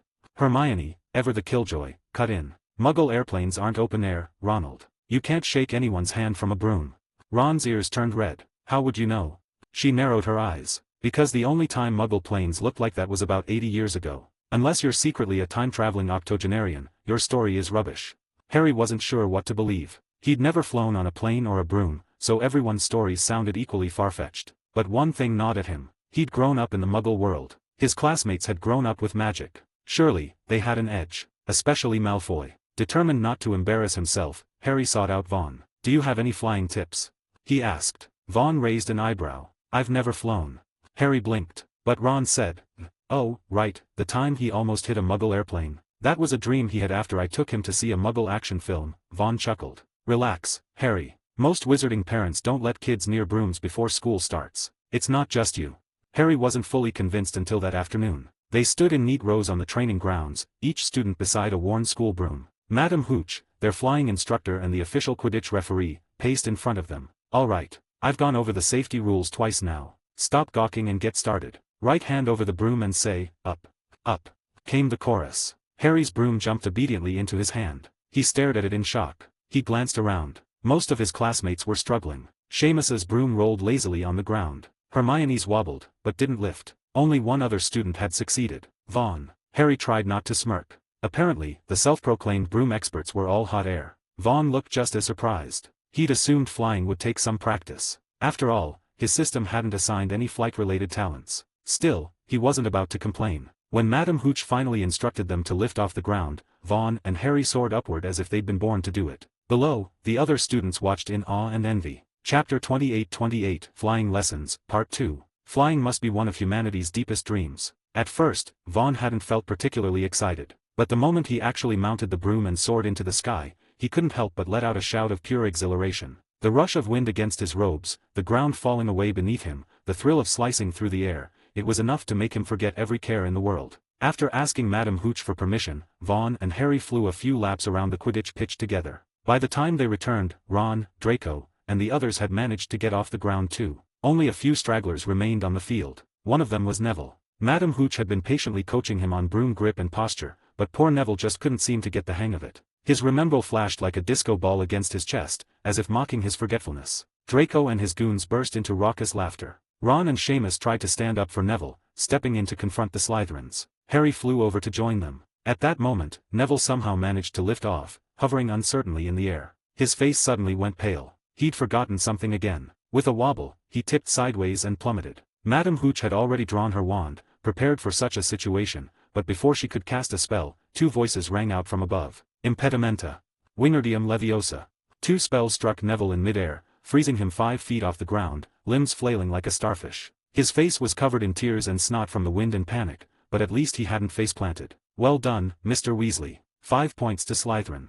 Madam Hooch exhaled with relief, quickly lowering Neville to the ground. The poor boy was trembling all over, barely aware of where he was. Worried about his mental state, Madam Hooch gave a few hurried instructions and then whisked Neville off to the hospital wing. The moment she disappeared, Draco became even more obnoxious. He circled Harry on his broom, jeering loudly. "Did you see that, Potter?" "Oh, Mummy, I'm so scared. Oops, my bad, I forgot. Longbottom doesn't have a mummy or daddy." That crossed a line. Harry's expression darkened with fury. Even Vaughn had to take a second to marvel at how Malfoy's brain worked or didn't. How did he manage to say something so vile without a single thought? Harry slammed into Malfoy mid-air. Ron whooped from below, cheering him on. They'd both been itching to clock Malfoy for weeks. Now they were in the air, no teachers in sight, and Crabbe and Goyle were clinging to their brooms like frightened chickens. The opportunity was perfect. Malfoy clearly realized he was outmatched. With a shout, he zipped away toward the castle, Harry hot on his tail. "Harry! Harry!" Hermione shouted, clearly panicked. She shot a glare at Ron and turned to Vaughn. "Please, stop them before the professors see. If they get caught, both Gryffindor and Slytherin are done for." Vaughn had been thinking about following them anyway, just to watch the drama unfold. He gave a quick nod and took off after the boys. By the time he caught up, Harry and Malfoy had already flown a full loop around the spires of Hogwarts, weaving between the towers like dragonflies. Even then, Malfoy couldn't shut his mouth. "Come on, Potter. Is that all you've got? Or did you forget to eat breakfast?" Then, with a nasty grin, he added, "You and Longbottom must be best friends. No parents, right? A perfect match." Vaughn groaned. Honestly, he was tempted to cast something nasty on Malfoy himself. That boy had a gift, a terrible one. Harry let out a furious roar and surged forward. The collision was sudden and brutal, knocking Malfoy clean off his broom. Almost instantly, Harry regretted it. He hadn't meant to kill the idiot. He spun around and dove, catching Draco just in time. But their combined weight was too much for the old-school broom. With a wheeze of smoke, the broomstick gave up entirely, and the two boys tumbled downward. Just as they were about 10 feet from the ground, screaming and clutching each other in terror, two spells shot out from opposite directions. Impedimenta. Ersto momentum. Harry and Malfoy froze in midair, still gripping each other like baby koalas. Vaughn quickly followed up with a levitation charm, floating them gently toward an open window in a nearby tower. He slowed his broom and gave a respectful nod to the person leaning out the window. "Good afternoon, Professor McGonagall." Her face was absolutely thunderous. "Good afternoon. There is nothing good about it, Mr. Weasley," she snapped. "If you hadn't arrived when you did, and if this hadn't happened just outside my office." She was visibly shaking, clenching her wand so tightly her knuckles turned white. These two imbeciles could have ended up in the hospital for a month. She took a deep breath, then glared down at Harry and Malfoy, still awkwardly entangled on the floor. "I've never seen anything so reckless in my entire teaching career. First years, brawling midair during flying lessons, completely ignoring classroom rules, nearly causing a major accident." Then she turned back to Vaughn, her voice tight. "Mr. Weasley, while you also broke the rules, your quick thinking saved lives today. 20 points to Slytherin. Now return to class and report everything to Madam Hooch." "Yes, Professor." Vaughn kicked off and flew away, still able to hear McGonagall's furious rant echoing behind him. It was the first time he'd ever seen her that angry. "Way more dramatic than the original story," Vaughn muttered. "I wonder if she'll still let Harry join the Quidditch team after this."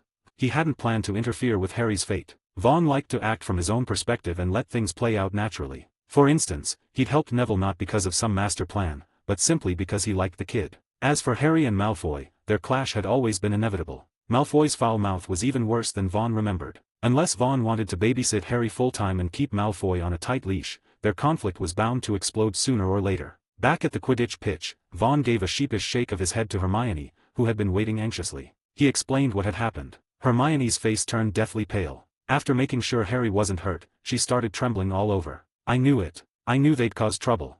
Ron, now thoroughly panicked, leaned toward Vaughn. "You don't think Harry's gonna be expelled, do you?" Hermione rounded on him furiously. "Now you're scared? You were the one egging him on. Just wait, even if he doesn't get expelled, Gryffindor's house points are doomed." Ron, uncharacteristically, didn't argue back. After class ended, they all rushed off to check the house point hourglasses. Gryffindor had lost 60 points. Slytherin had lost 40. Vaughn, however, had gained 20. It turned out that while Malfoy had provoked Harry, he hadn't attacked. It was Harry's reckless action that almost caused a disaster. The result? A 40-point gap between the houses. Hermione looked like she was on the verge of a breakdown. Later that evening, Harry finally returned, bringing news that Professor McGonagall had still recruited him for the Gryffindor Quidditch team. Not that it helped much. Hermione refused to speak to him. Harry didn't look thrilled either. Because with the good news came the bad, he and Draco were getting detention. Together. Chapter 29 Midnight Mischief, Part 1. 60 points. How many questions do I have to answer in class to earn that many back? Harry Potter. You didn't just crash into Malfoy, you crashed into the house cup. Good heavens. Whose heavens? Ron muttered beside her. Hermione shot him a fierce glare. Harry was in a terrible mood. The terrifying encounter that afternoon, followed by Professor McGonagall's hours-long scolding, had left him shaken. He didn't even try to argue back. Every passing Gryffindor student made sure to toss a teasing comment his way. Oi, Potter, we lost 60 points. What exactly did you do? Harry, I heard you knocked Malfoy flat on his face. Brilliant. But how are you planning to earn the points back? Most were just joking. No one seemed as bothered by the lost points as Hermione. After all, losing 60 was a small price if it meant putting Malfoy in his place. Harry didn't respond. He just hunched over the long table, shoveling cold meat pie into his mouth. He was starving. Ron watched enviously, then reached out to grab a piece for himself, only for Hermione to slap his hand with her wand. That's Harry's. You already ate. But he makes it look so tasty. Hermione ignored him. She kept rambling the entire time Harry ate, but once they were back in the Gryffindor common room, her tone shifted to worried concern. You're doing detention with Malfoy. Where?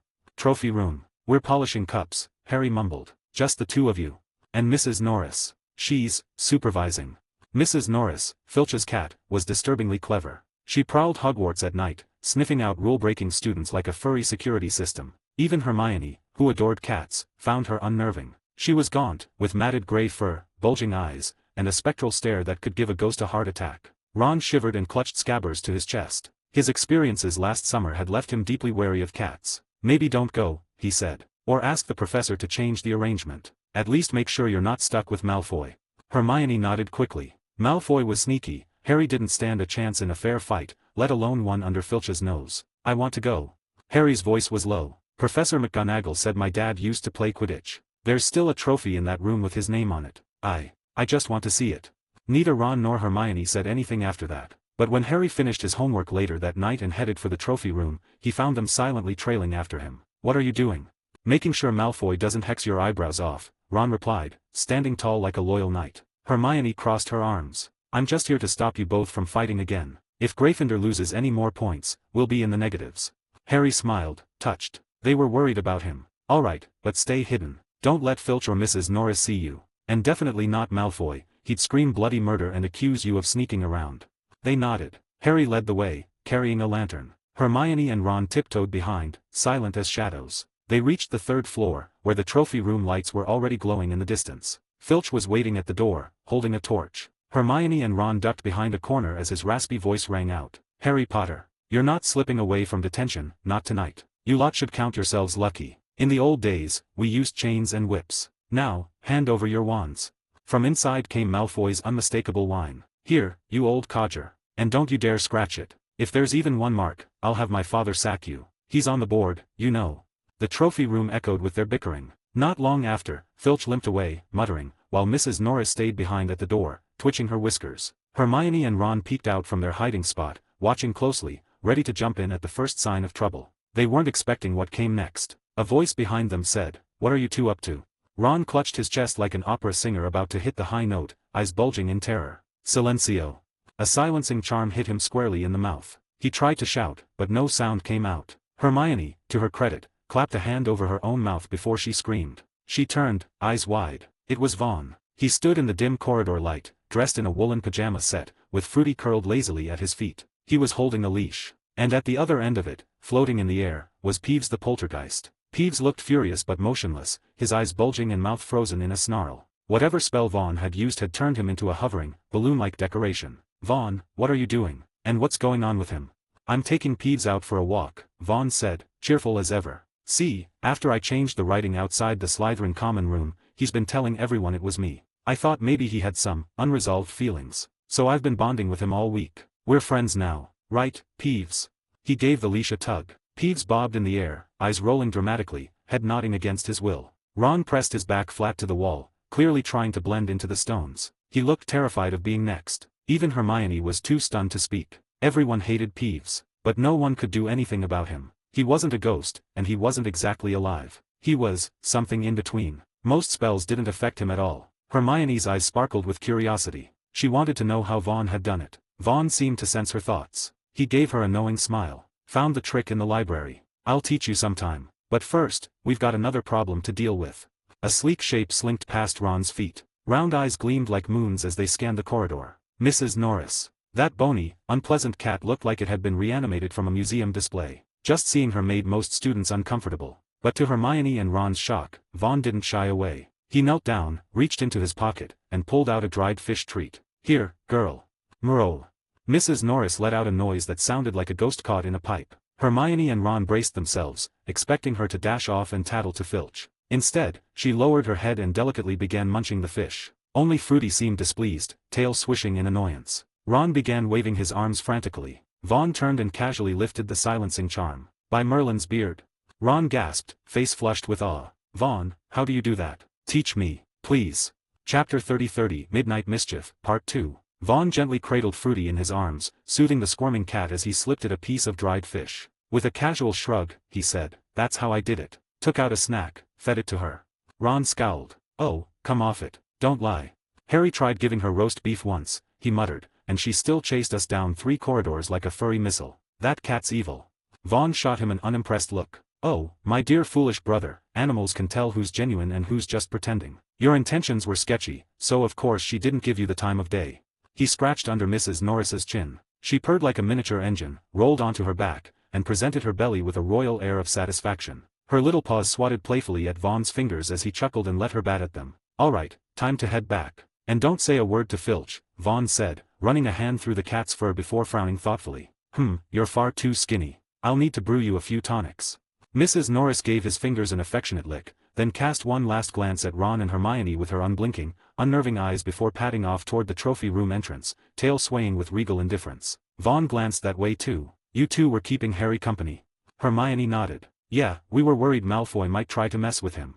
No need to worry. I had a word with Draco, Vaughn said with a wicked grin. Told him if he cost Slytherin another point, I'd turn him into a rat and hand him over to Fruity as a new chew toy. Hermione burst into laughter. That's exactly the kind of threat he needs. Ron, however, paled and clutched his pocket protectively. He wasn't entirely convinced Vaughn was joking. Well, I'm off to continue my walk with Peeves, Vaughn said, standing up and brushing off his robe. I'll leave Fruity with you. Once Harry's done polishing trophies, just follow her. She'll lead you to me. I've got something fun to show you. Found a few secrets recently. And with that, he sauntered off, whistling for Peeves, who giggled and floated after him like a misbehaving balloon. Hermione watched him go, eyes shining with admiration. Ronald, you really ought to learn a thing or two from your brother. He's smart and kind. Even Mrs. Norris likes him. Ron puffed up his cheeks and refused to answer. No way was he talking to a silly girl right now. After more than an hour, Harry finally emerged from the trophy room, looking like a ghost of himself. His eyes were glazed, and he walked like he'd just woken from a dream. When he saw Ron, he automatically raised the rag in his hand and made a swipe for Ron's face. Ron ducked, swatting his hand away. Oi, what are you doing? When they explained Vaughn had invited them on a night adventure, Harry perked up a bit, though his voice still held a weary groan. You have no idea how many trophies are in there, he complained. No magic allowed. Had to scrub them all by hand. Halfway through, I think my brain stopped functioning entirely. Hermione raised an eyebrow. Even if you were allowed to use spells, you couldn't. You barely remember the ones we've learned. Harry pretended not to hear that and changed the subject. But I did see something cool. One of the trophies had my dad's name on it, James Potter. It was a Quidditch award. Malfoy was totally jealous. Kept bragging about his fancy pureblood family, but I bet his dad never won anything. Ron winced. His dad didn't have a trophy either. Charlie had one, sure, but somehow that just didn't feel the same. Fruity led them to the second floor. The three of them were familiar with this level. It housed defense against the dark arts, transfiguration, history of magic, muggle studies, and the hospital wing. And, notably, one particular out-of-order girls' bathroom. They followed Fruity into that very bathroom, where they found Vaughn sitting comfortably, having a conversation with a ghost. Oh, Vaughn Weasley, you sweet darling. You actually care. No one ever talks to me. The others just scream, ugh, it's Moaning Myrtle again, and run away. Boo-hoo-hoo. She wailed for a moment, then suddenly screeched, slamming her fists into the air. So nobody gets to use my bathroom. I died here, and I live here. It's mine, forever.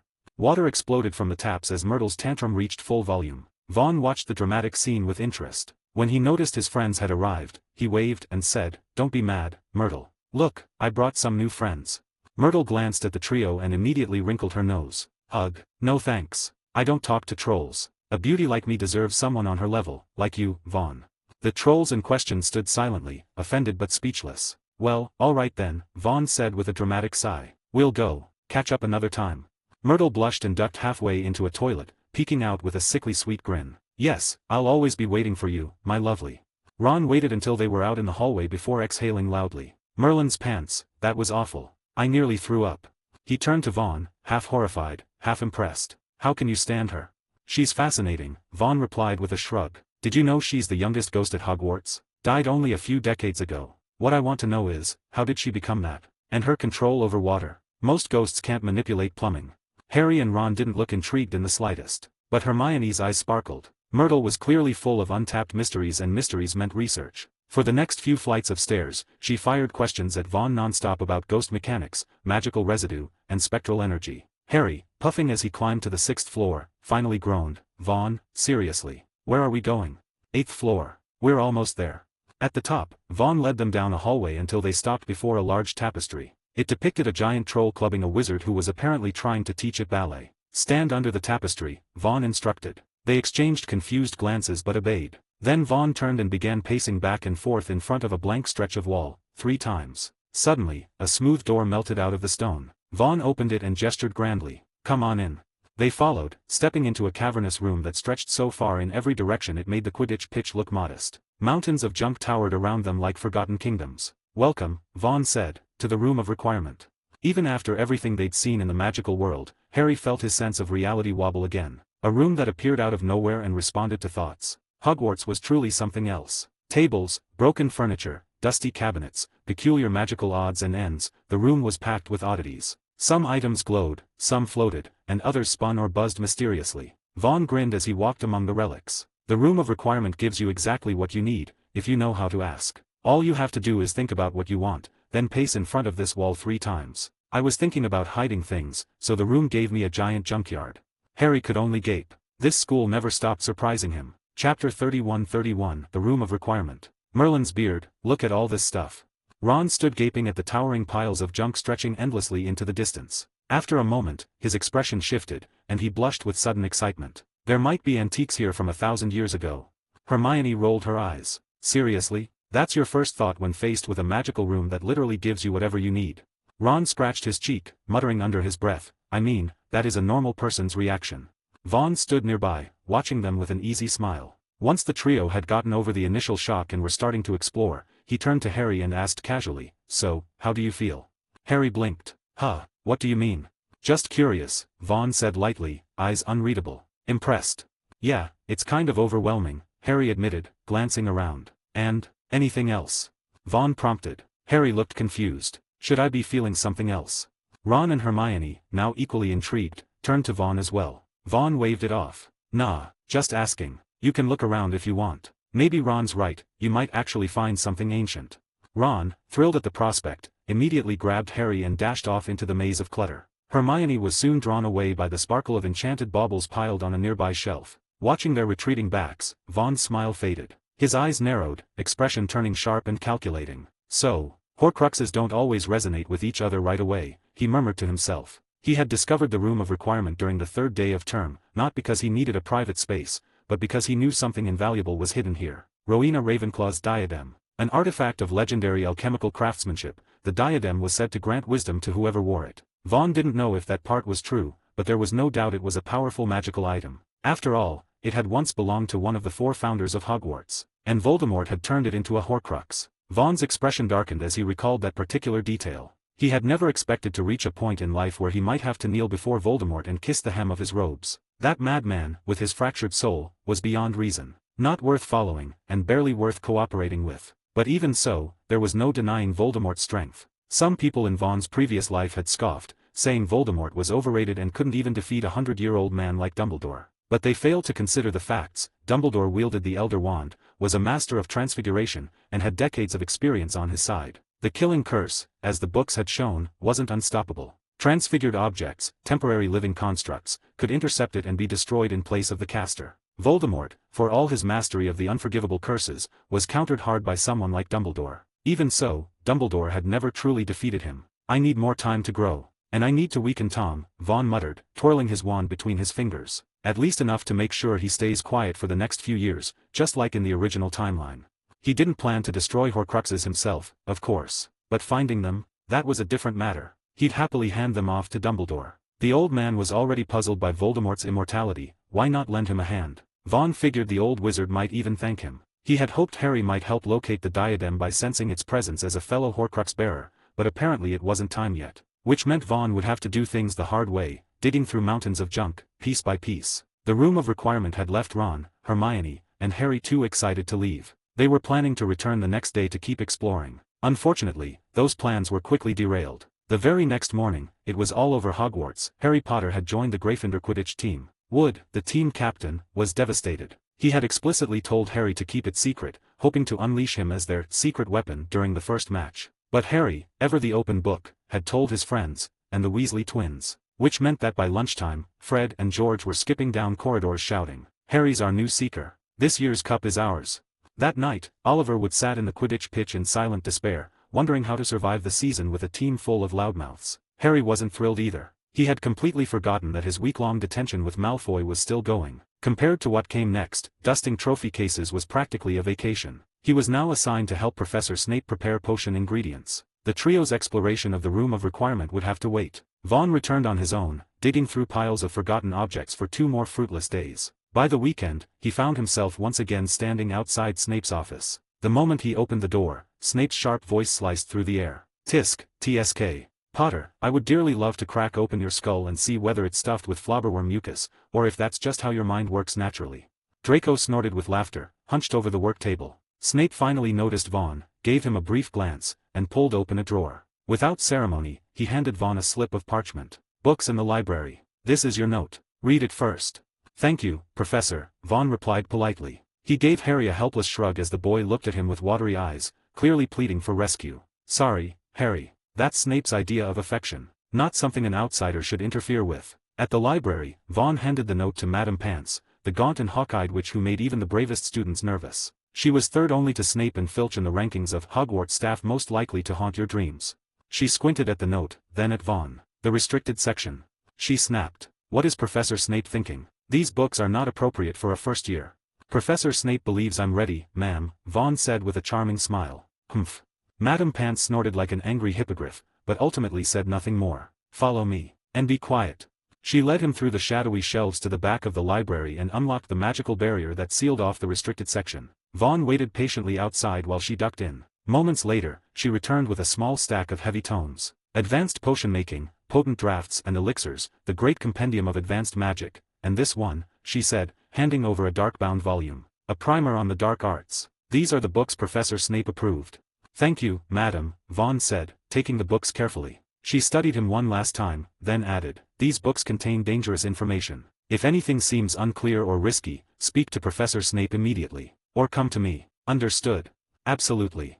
Only when he gave a firm nod did Madame Pants step aside and let him leave. Chapter 32 Magic Studies. 3 weeks later, in the room of requirement. It had reshaped itself into a cozy, book-lined study. The scent of parchment and old wood hung in the air, mingling with the faint aroma of burning logs. 2 walls were covered with shelves stuffed with tattered books and scribbled notes, most of them useless, clearly abandoned by long-gone students. Directly across from the entrance stood a tall, arched window. Outside, storm clouds churned in an artificial tempest, lightning flashing and thunder rumbling. Yet inside, with the crackling fireplace and thick woolen carpet underfoot, the atmosphere was warm and almost luxurious. On a plush sofa, Vaughn closed the book in his hands and rubbed his eyes. "System," he called softly. "Host, Vaughn Weasley. Magic capacity, 438. Average adult wizard, 500. Talents, charms, 7. Dark arts, 6. Transfiguration, 8. Potions, 10. Herbology, 6. Divination, 2 max, 10. Learned spells, Occlumency LV5 max.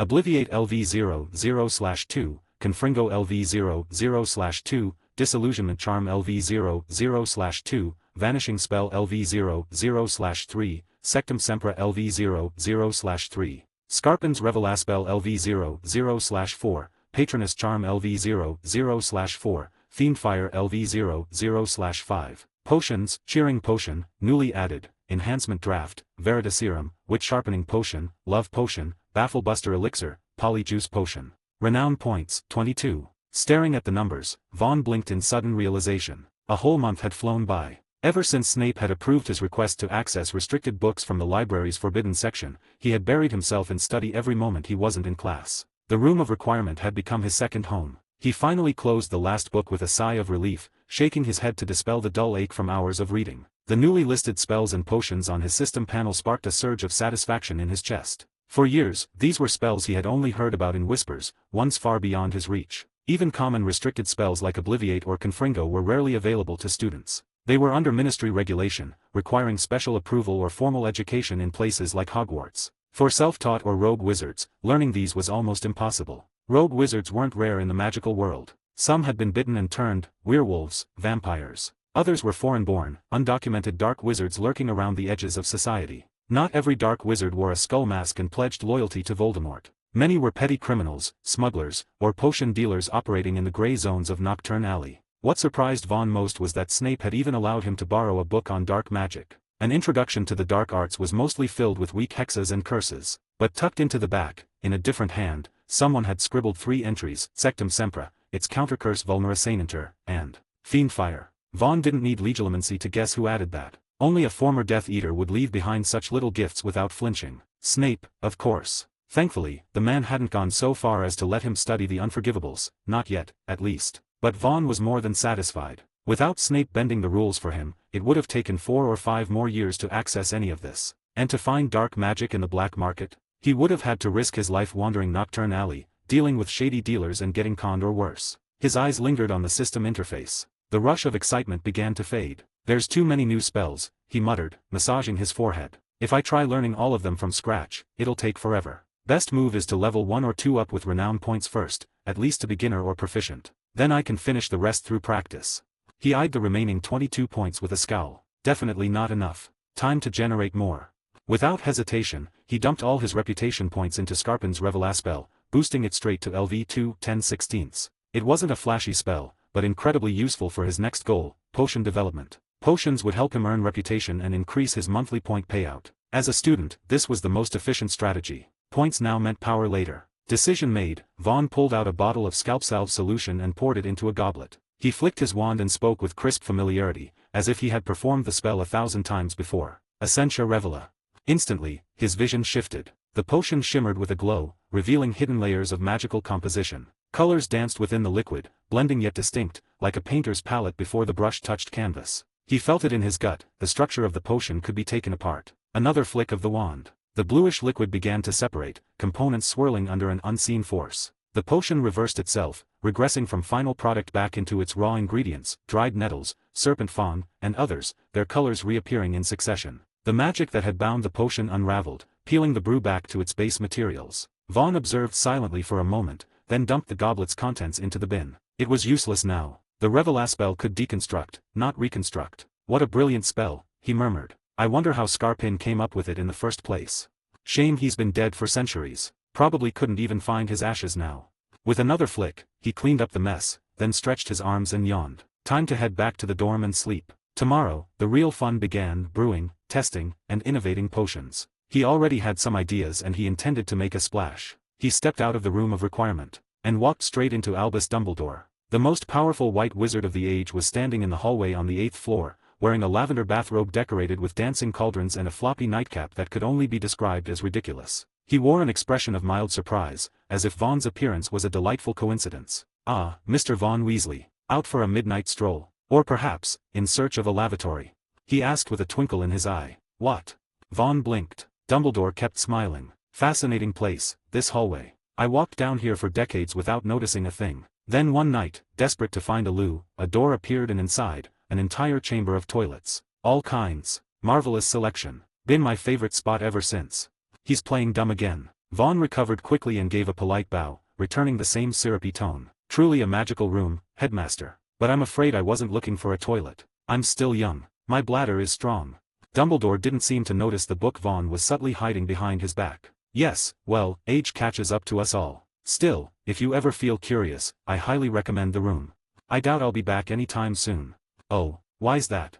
I've finished most of the reading I wanted. It's time to start brewing, building a theoretical framework. I'm afraid I've reached the boring part, sir. Dumbledore's smile deepened. Professor Snape has been quite vocal in his praise. Says you're the potions prodigy of Slytherin House. Vaughn smiled modestly. I'm just lucky to have your support. And his, of course. But it's getting late. I should head back. Good night, Headmaster. Good night, Mr. Weasley. Two foxes, one old, one young, exchanged pleasantries like two gentlemen on a stroll. Just an ordinary hallway. Just a casual chat. Chapter 33 Negotiation, Part 1. Vaughn didn't lose sleep over his recent coincidental meeting with Dumbledore. Their exchange hadn't been friendly small talk. The old man's dotty persona was an act, as usual. Between the lines, Dumbledore had made it very clear that he knew about the Room of Requirement and that he had been quietly keeping tabs on Vaughn's every move. Inviting Vaughn to try the infamous toilet room, that had been a test. A subtle way of asking, will you play by my rules? Vaughn's response had been refreshingly blunt. He refused and made his intentions clear. I just want to study potions. Leave me alone. There was a saying from his previous life, a noble man can be fooled by principle. Dumbledore wasn't exactly a noble man, but no matter how conspiracy theorists might speculate, one thing was indisputable, the man followed rules. He didn't coerce others into doing his bidding. He didn't abuse his magical might. He preferred to guide, to prod at the weak spots in human nature, always working within the boundaries of the system to accomplish his goals. That kind of philosophy didn't come naturally. It had been hammered into him by years of bitter failure. Ariana, lying lifeless in Godric's Hollow. His fallout with Grindelwald. And, of course, Tom Riddle. Maybe, on those long nights when Voldemort's shadow loomed large, Dumbledore had whispered regrets to the darkness. Maybe he'd asked himself why, on the day he met that clever, troubled orphan, he'd chosen to show his power rather than show him kindness. He'd forced a boy to submit with raw magical might. That boy had then spent his entire life chasing power and had lost himself in it. Vaughn understood Dumbledore far too well to ever fear or hate him. If this had been Voldemort, Vaughn wouldn't have waited around to chat. He would have launched a hex at the Dark Lord's face and bolted. But Dumbledore? He respected the rules. Vaughn liked people who respected rules. He didn't always follow them himself, but that was different. Flexible morality, thank you very much. The next day, Vaughn paid a visit to Professor Snape. He casually mentioned his little encounter with the headmaster and added, with an impish smile, the headmaster's a good man.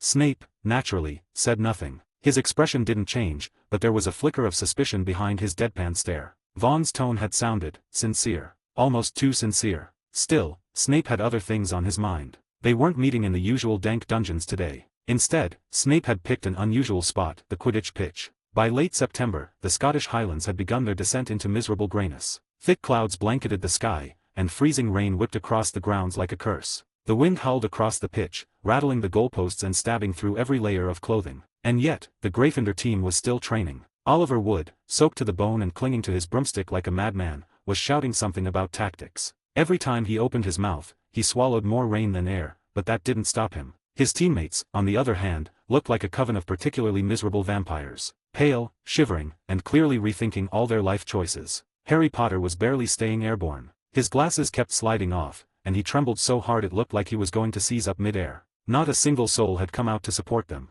No sane Gryffindor would leave the warmth of a common room fireplace for this madness. Well, almost no one. On the nearly empty stand sat Ron and Hermione, huddled beneath their raincoats and the dripping roof of the viewing platform. Meanwhile, standing tall on the sidelines under the protection of a waterproofing charm and a warming spell, Vaughn and Snape looked positively regal by comparison. Look at them. Wood bellowed. Slytherin is scared of us. They sent their head of house and top student to spy on us. Are we going to let them think we're weak? Where's your fire? Your roar? He jabbed a finger dramatically. Harry, show them your spirit. Harry responded, teeth chattering, D. Fred muttered, what exactly are they supposed to be spying on? Watching Harry slowly turn into an ice sculpture. George sighed. Woods cracked. Ever since he gave up on Harry being his secret weapon, he's been slowly transforming into a troll. Angelina Johnson, the team's chaser, clung to her broom like a drowning woman and shouted above the storm, I swear, Wood, I curse you to become a woman and suffer the worst cramps every day of your life, while standing in the pouring rain. The Gryffindor team fell silent. Snape watched the whole circus with a rare glint of sadistic amusement. Foolish team. Foolish Potter. Vaughn ignored the jab at Harry, eyes twinkling. Professor, are you secretly a Quidditch fan? Snape responded with a scowl and a flat, idiotic sport. Then why are we here? Snape's left eye twitched. He didn't answer immediately. Instead, in his slow, deliberate voice, he asked, you've finished reading the book. When will you begin refining the magic extraction method?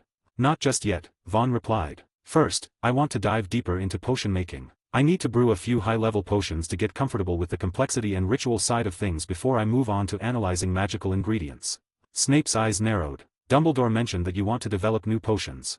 That's right. The truth is, perfecting the magic extraction method will take years. Every ingredient has a multitude of traits. Some are used in known recipes, some aren't, but that doesn't mean they're useless. To build a general use template, I have to study all of them, their effects, how they're extracted, how they react with other traits. It's a massive cataloging effort.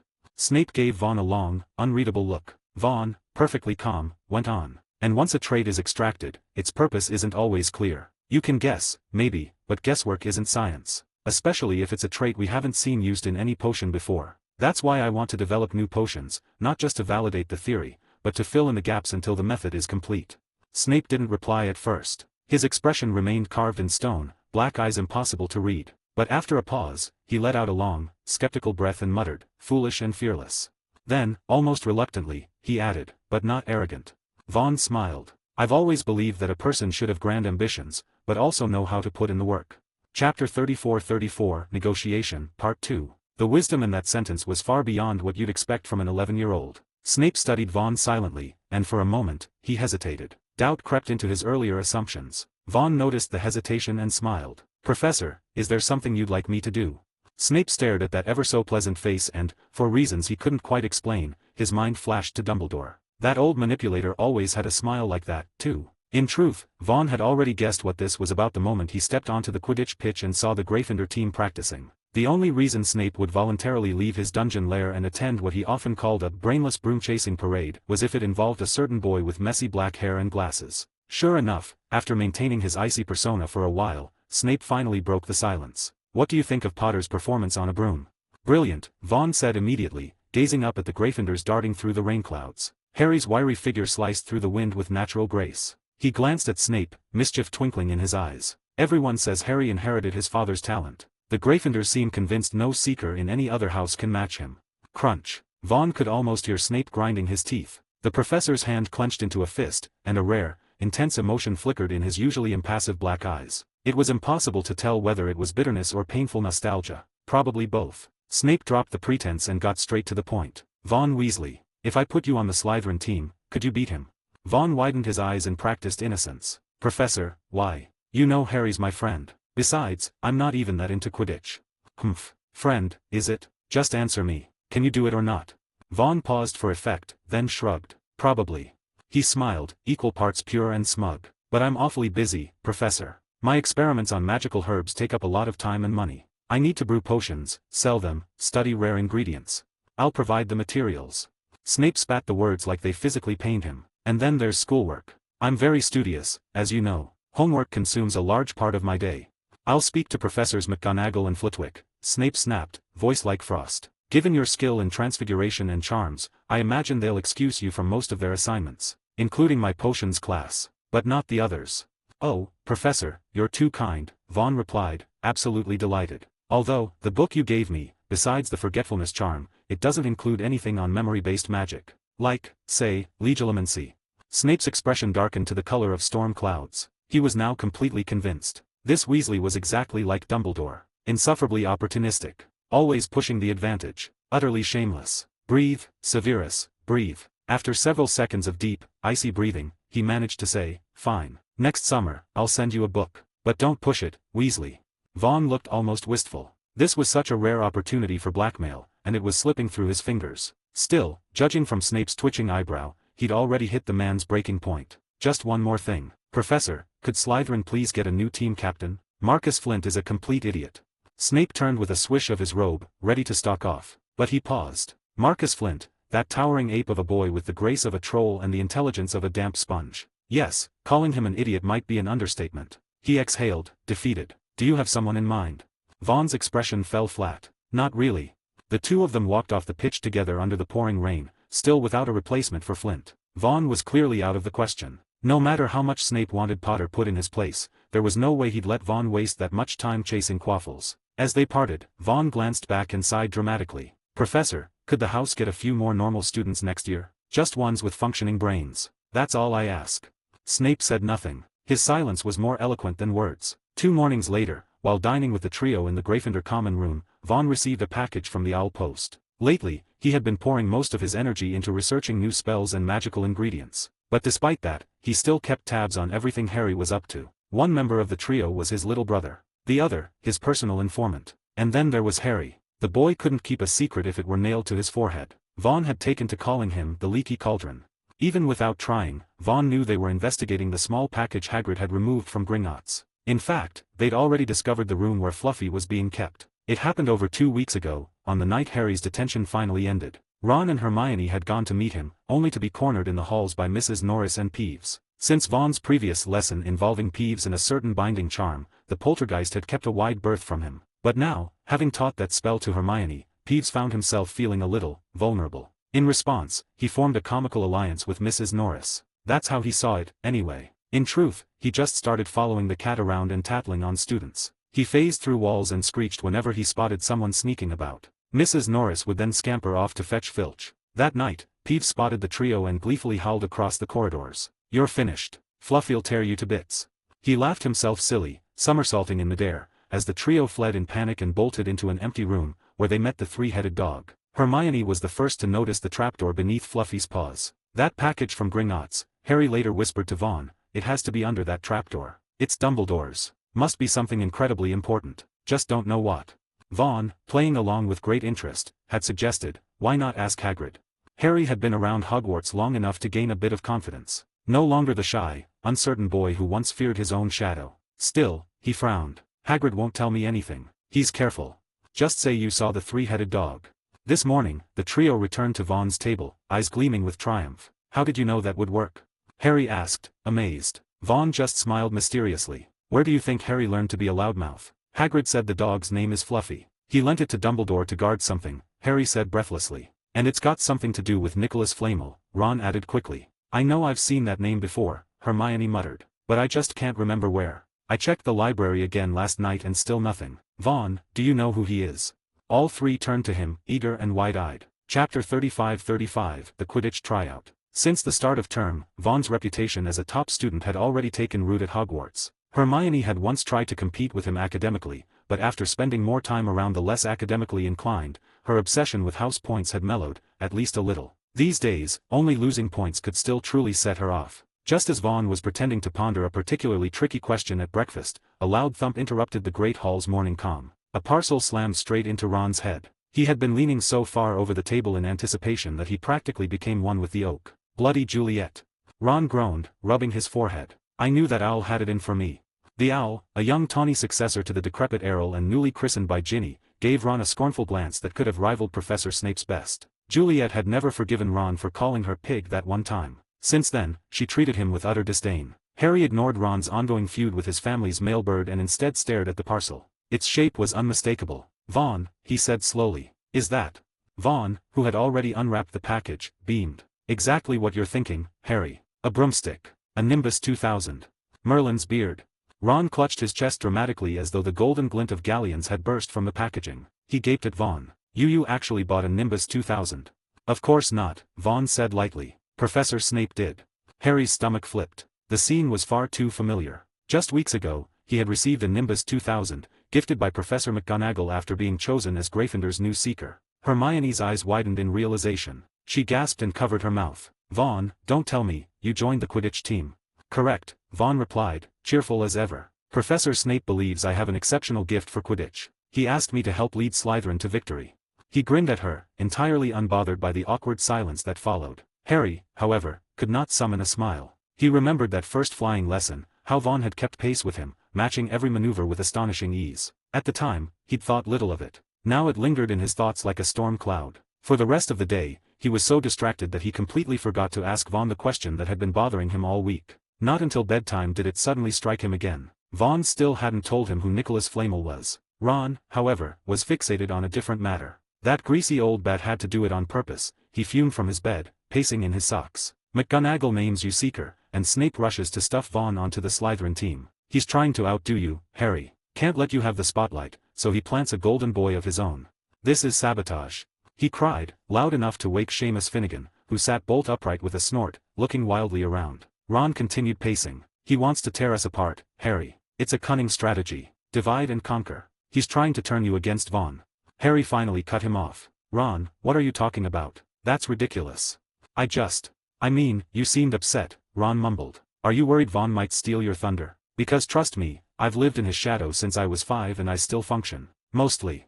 Harry blinked, caught between laughing and pitying him. I'm not jealous, he said. I'm just worried. Vaughn is really good. What if I can't keep up? Everyone's counting on me. What if I let them down? Ron scratched his face awkwardly. I guess that's fair. By Saturday, October had fully arrived. The air had turned sharp, and frost dusted the morning grass across the Hogwarts grounds. Today was Slytherin's Quidditch training day, and thanks to some unexpected excitement, it was shaping up to be a full-on spectator event. After all, Vaughn had just become the second student in recent history to be selected as Seeker during his first year. Only Harry had done the same before him. The stands were packed. Not just Slytherins, but Hufflepuffs too. Cedric Diggory had brought several of his Transfiguration study mates to watch, all of them waving a magically scrawled banner that read, "Go Vaughn." Ravenclaw's section was especially lively. The girls there had conjured sparkling fireworks and were squealing every time Vaughn soared overhead. Even Gryffindor's end of the stands had drawn a crowd. Fred and George Weasley had hung an entire bed sheet over the railing, enchanted with a moving illustration of Vaughn catching the golden snitch mid-air. Hermione stood nearby, wand in hand, charming the animation to be more lifelike. Ron was appalled. "Traitors!" he shouted up at the twins. "We're supporting family, Ronnie," Fred called back. "He is our brother," added George with a wink. Ron scowled. "They'd never do this for me. If I got on the team, they'd probably prank me with a bludger to the face." Harry wasn't listening. He had spotted Oliver Wood near the pitch and quickly made his way over. Wood didn't look worried. In fact, he clapped Harry on the shoulder and said, "Relax, mate. No one flies like you do. No first year's going to outshine that." Then the Slytherin training session began. Vaughn's trial was simple: catch the snitch while the rest of the team tried their best to get in his way, including well-placed bludgers, feints, and obstructing plays. Vaughn, now wearing sleek wind goggles and straddling a brand-new Nimbus 2000, hovered above the field, taking in the sea of spectators. "I might have underestimated how popular Quidditch really is," he muttered to himself. He knew the sport was a big deal in the magical world, but until today, he hadn't felt it. Not like this. Then a thought struck him. Popularity means recognition means fame. And fame means more reputation points, doesn't it? If playing Quidditch wins over the students and their families, it's got to count for something. Right, time to get serious.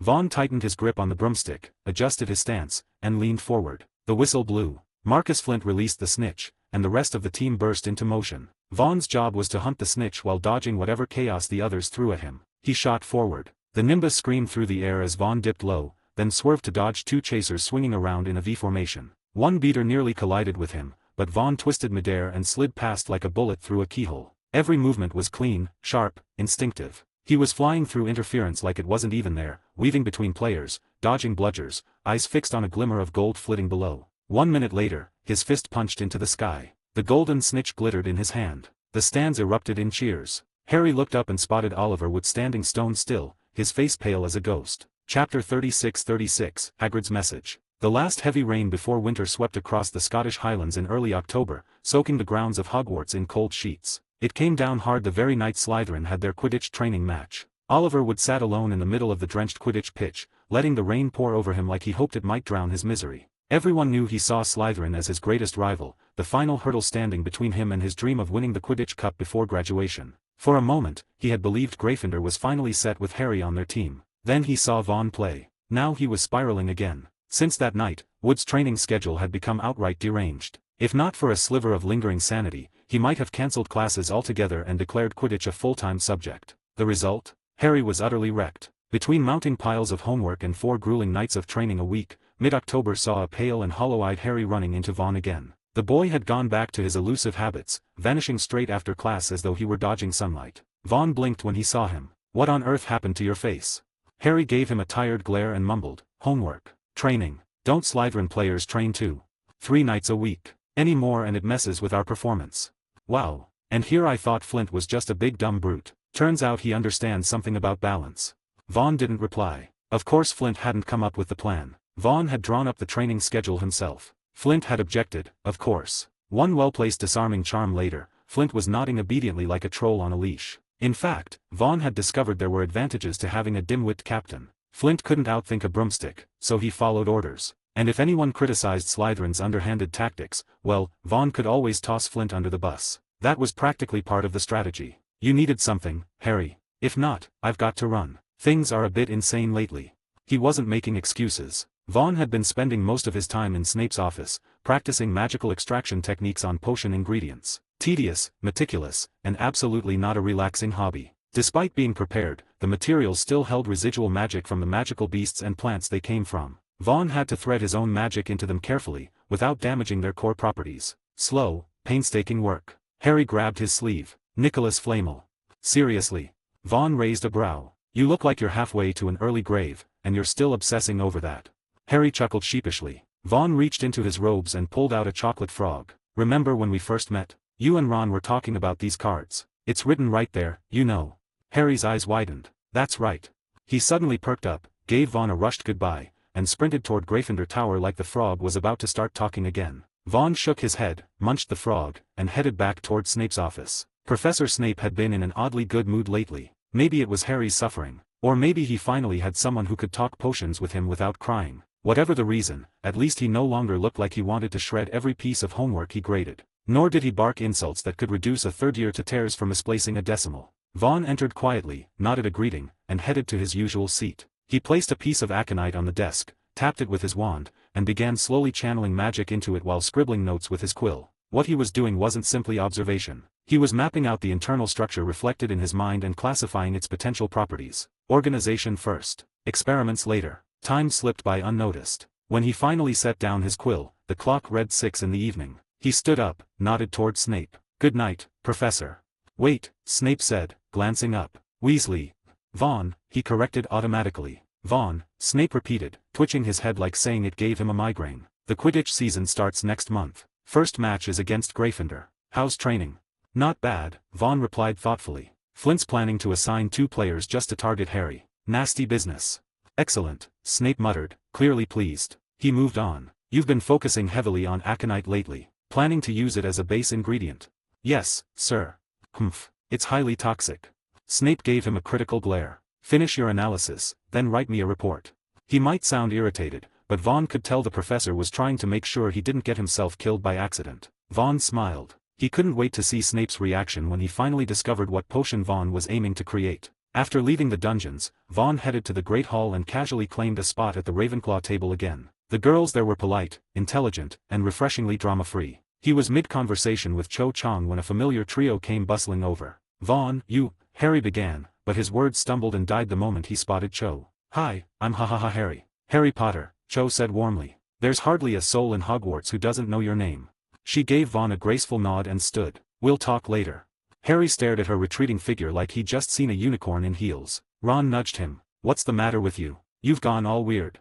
Harry blinked out of his trance and caught sight of Vaughn's knowing smirk, and Hermione's suspicious eyes. He blushed violently. In that moment, he found Ron's utter lack of self-awareness oddly comforting. He cleared his throat and pushed on. Vaughn, thanks for the tip. We figured it out. We know what Dumbledore is hiding. He leaned in close and lowered his voice. It's the Philosopher's Stone. Vaughn showed no reaction. Ron looked shocked. You're not even surprised. It's the actual Philosopher's Stone. It's in storybooks. I already guessed, Vaughn said, waving him off. You mentioned Nicholas Flamel, didn't you? The stone was his greatest achievement. That's it. It turns things into gold. Ron clearly thought that was the most important part. Vaughn gave him a long, amused look. Ronald Weasley, my dear brother. I sell potions. What's the difference between that and turning things into gold? Ron visibly deflated. All the color drained from his face. He didn't speak again. Harry quickly stepped in to save him. Anyway, Vaughn, Hagrid wants to talk to you. Hermione added, looking a little guilty. He asked who else knew about Flamel, and we had to tell him. Vaughn blinked. Sure. When do we go?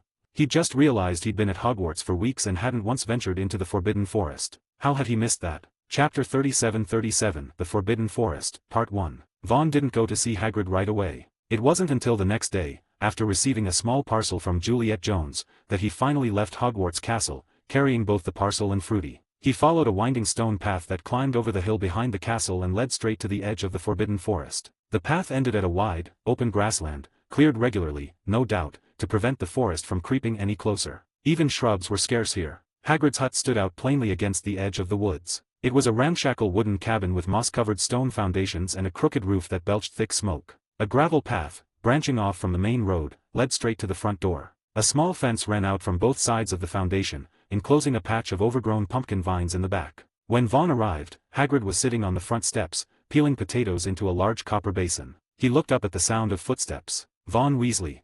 He called in that familiar booming voice. That's me. Vaughn waved back. A large dog came charging out of the hut, barking furiously. Hagrid reached out to grab its collar. "Fong, down, you daft mutt. Quiet." Vaughn approached with an easy smile, offering a polite nod to the slobbery beast, then raised the small parcel in his hand. "Hello, Hagrid. First time meeting properly, so I brought you something." Hagrid froze. His tangled beard couldn't hide the red spreading across his face. He fumbled for words and rubbed his hands nervously on his apron. "Ah, ya didn't have to do that. I just wanted to speak with ya a bit, didn't mean to make it so formal and, oh, blimey, come in, come in." The half-giant, who had once been classmates with a certain socket-loving delinquent, was far less composed than his size or age would suggest. Frankly, he reminded Vaughn more of an oversized, excitable boy than a grown man. Vaughn followed Hagrid into the hut. It was a bit of a mess, with furniture far too large for any ordinary visitor and belongings scattered across every surface. It reminded Vaughn of his bachelor flat back before he joined the ministry, chaotic, but strangely functional. The fireplace was crackling warmly, lending a cozy feel to the otherwise cluttered room. A massive table and matching chairs sat in the center, one of which currently held a mole-fur overcoat and a bright pink umbrella. Hagrid rushed to clear them off, tossing the items into a corner before waving Vaughn into a seat. He bustled to the cupboard and started preparing tea, talking the entire time. "Yeah, really didn't have to bring a gift. I wasn't expectin' visitors. What'll ya have to drink?" Vaughn raised an eyebrow. "You're already pouring the tea, Hagrid." "Oh right. Sorry, force habit. It's just, not many people bring me things when they visit. Makes me a bit jittery, you know." He handed over a steaming mug and dropped into his own oversized chair with a thud. His beetle-black eyes kept darting toward the parcel in Vaughn's lap. Vaughn smiled and opened it. Inside was a book. "Ron mentioned you really like magical creatures. I'm no expert, but I thought you might enjoy this. Picked it up from the Muggle world with a bit of help from my dad. It's a photo atlas of animals from all around the world. Some of them are probably new to you, might make for some fun reading." The gift clearly struck a soft spot. Hagrid's calloused hands turned the pages delicately. The book looked absolutely tiny in his enormous hands, which only made him treat it with even more care. After flipping through a few pictures, he gently closed it and placed it on a shelf like it was made of crystal. Whatever stern lecture Hagrid had planned was completely forgotten. "About the Philosopher's Stone," he said, scratching his beard. "I just wanted you lot to keep it quiet is all. Dumbledore trusts me, and it's best if too many folks don't go poking their noses into it." "I understand. I haven't told anyone except Harry and Ron. You can trust me, Hagrid." Hagrid visibly relaxed. Then Vaughn added casually, "Actually, I did come with one little request today." Hagrid straightened. "Anything, if it's in my power. I'd like to take a walk through the Forbidden Forest." "What?" Hagrid blinked at him. Then he shook his head so hard his beard fluffed. "Nope, absolutely not. Students aren't allowed in there. You've got good grades, yeah. Don't go turning into Fred and George. Those two are always causing trouble, drive me spare, they do." "Just hear me out," Vaughn said quickly. "I don't want to go alone. I want you to guide me, point out where magical creatures or rare plants might be found." "What for?" Hagrid asked suspiciously. "I'm working on a new potion. Might need some rare ingredients. But I can't identify half of them unless I've seen them up close. Just a survey." Hagrid hesitated. He had heard of Vaughn, of course. Harry and Ron talked about him often. Seeing his expression waver, Vaughn launched into a well-rehearsed explanation about his potion research, the theoretical significance, the rarity of ingredients, and how many nights he'd spent elbow-deep in cauldron smoke. 10 minutes later, Hagrid looked like he'd been hit by a Confunder's charm. All right, he mumbled, scratching his head. "I'll take ya, but only where it's safe, ya hear me? No going deep, no spider territory, no near the werewolf dens, and stay away from the centaurs. They're clever, sure, but not exactly friendly. Always muttering about the stars." Once he made up his mind, Hagrid didn't waste time. "Got a moment now?" he asked, reaching for his mole-fur coat and slinging a heavy crossbow over his shoulder. "We'll head in today, if you're free." "Absolutely," Vaughn said. "Fawn, come on wait, what's this?" Hagrid paused mid-call, spotting a live creature trailing after Vaughn. "That's a right pretty cat. What's her name?" "Fruity," Vaughn replied. Then called out, "Oi, stop bullying Fawn. He's hiding under the bed again." Sure enough, the cat had given Fawn another round of furious paw-thwacks. With her ears tilted arrogantly, Fruity returned to Vaughn's side like nothing had happened. Hagrid chuckled. "Doesn't surprise me. Fawn's got a heart like pudding, cowardly little thing. But he's useful. Knows the forest better than most humans." With a cat and dog in tow, they stepped into the Forbidden Forest. This ancient woodland bore little resemblance to the rest of the world. Towering trees spread their massive branches into a ceiling of leaves so dense that sunlight barely pierced through. What little light did fall was dappled and faint, casting eerie, shifting patterns over the thick carpet of fallen leaves. Wisps of mist wove through the tree trunks like silent ghosts. It was quiet, too quiet. Perhaps because it was still daytime, most creatures had yet to stir. The air itself seemed heavy, pressing against their ears. The only sound was the soft crunch of leaves beneath their boots. Vaughn silently drew his wand. Hagrid noticed and gave a reassuring grunt. "Don't worry. I've lived in this forest nearly my whole life. I won't let anything happen to you." Funny. Just an hour ago he'd been dead set against the idea. Now that they were here, he was all in. Vaughn smiled but didn't lower his wand. He knew full well this forest wasn't safe. Not this term. Not at all. Chapter 38 The Forbidden Forest, Part 2. Look over there, that's a bowtruckle. Don't underestimate these little creatures. They're shy and gentle by nature, but fiercely protective of their homes, which happen to be the trees they live in. They'll go for your eyes if they think you're a threat. See those claws? They're not just for show.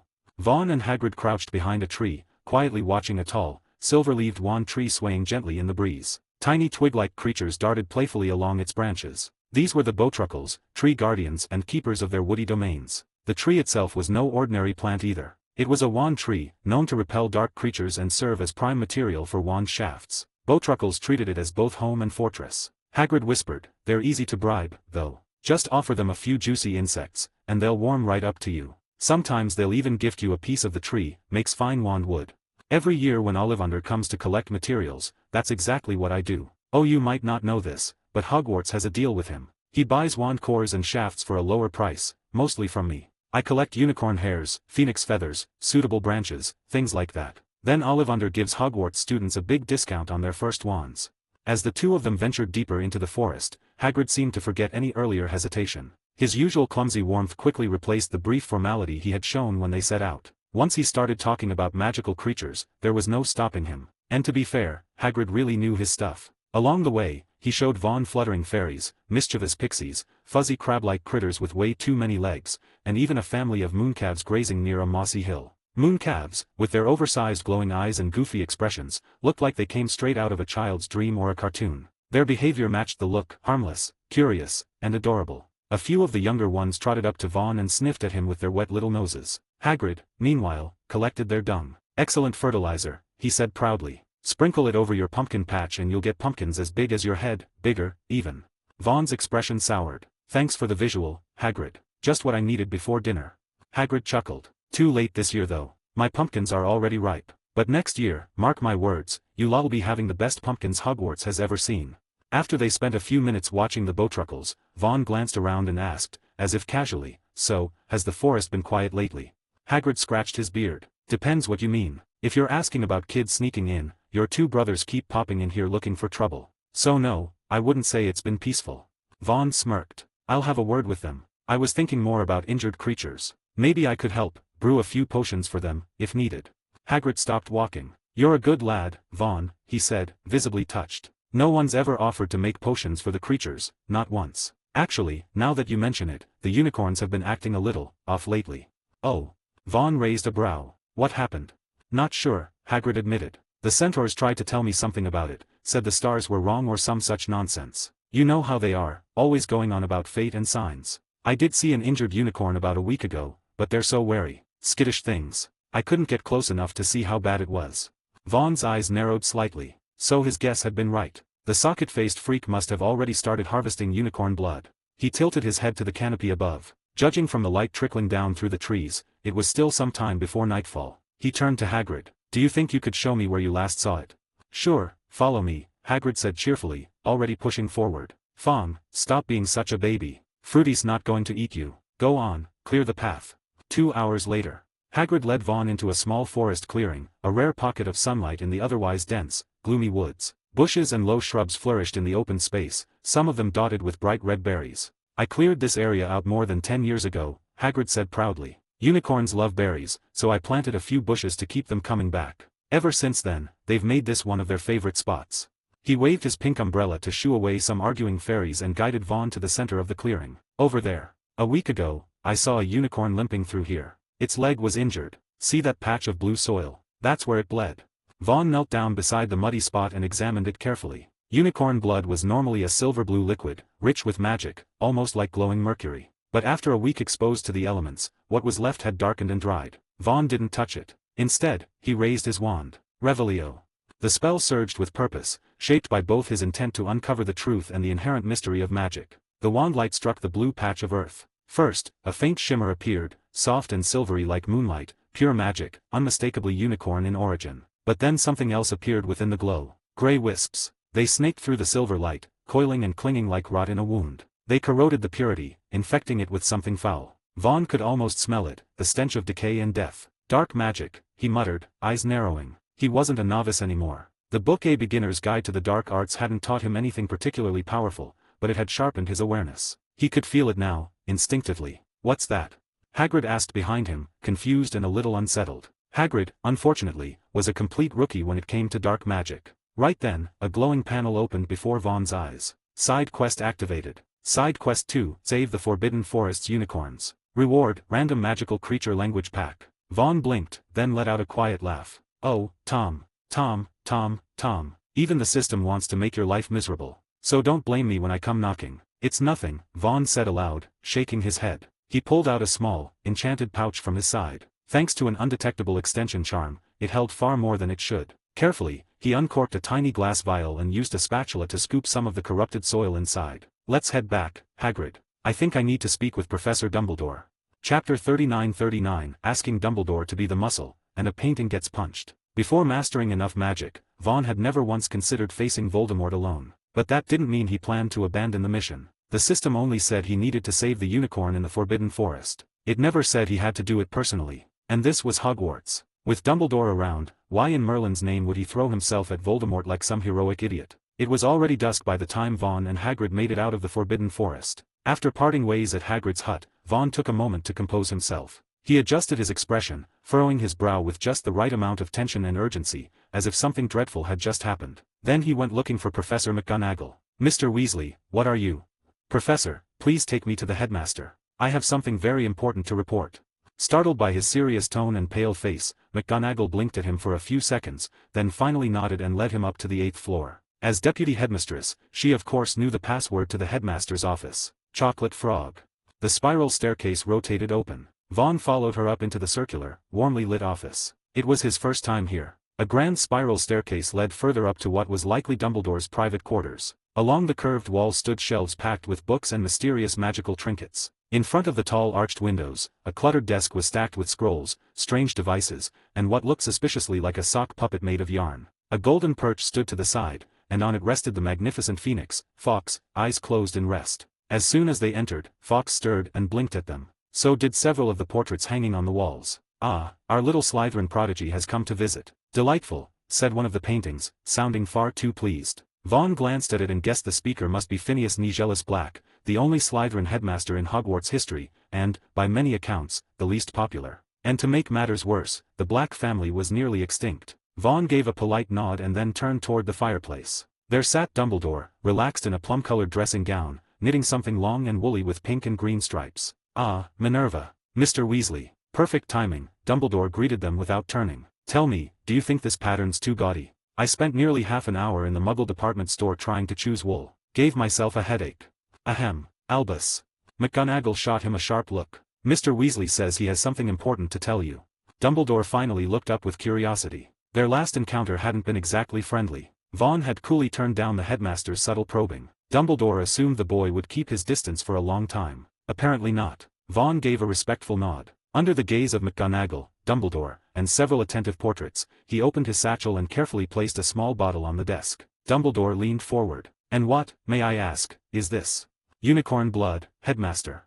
At that, Vaughn drew his wand and murmured a revealing charm. White light flared, and swirling grey mist rose from the bottle. The temperature in the room seemed to drop. Several of the portraits gasped in unison. Even Dumbledore's cheerful expression vanished. He stood, walked to the desk, and leaned in to examine the bottle more closely. Minerva, he said softly without looking at her, you may return to your duties. Mr. Weasley has indeed brought something urgent to my attention.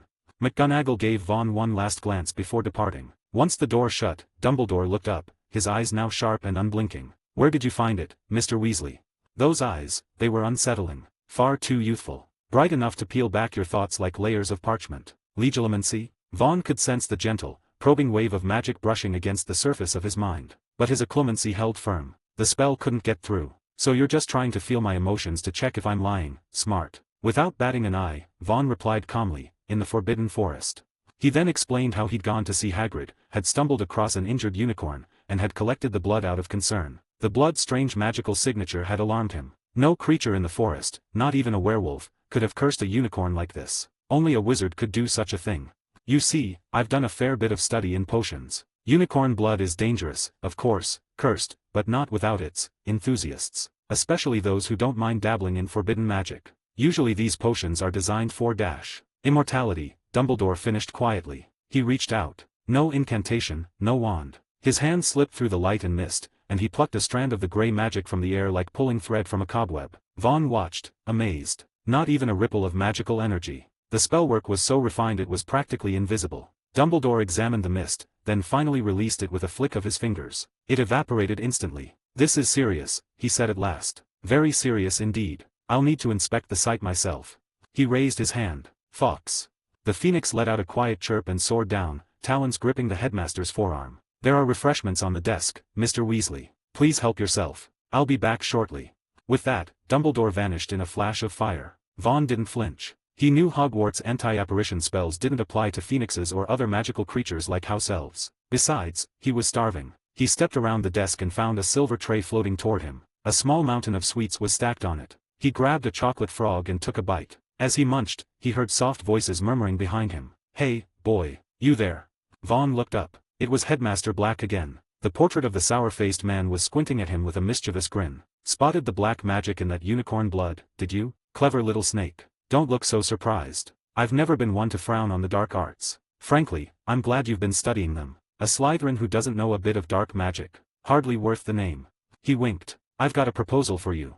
Vaughn raised an eyebrow. Black leaned forward, dropping his voice conspiratorially. "You want to learn more? Really powerful stuff? I'll tell you where the old Black family home is. Swear on Merlin's beard, the place is full of forbidden knowledge. Dangerous, terrible, wonderful knowledge. All you have to do is, you bloody menace." A blur of white beard and fury suddenly launched into Black's painting. An older, bushier wizard from another portrait tackled him with shocking force. "You were useless when you were alive, and now you want to corrupt children? I should have burned your canvas." "Professor, stop. I'm already dead, what more do you want?"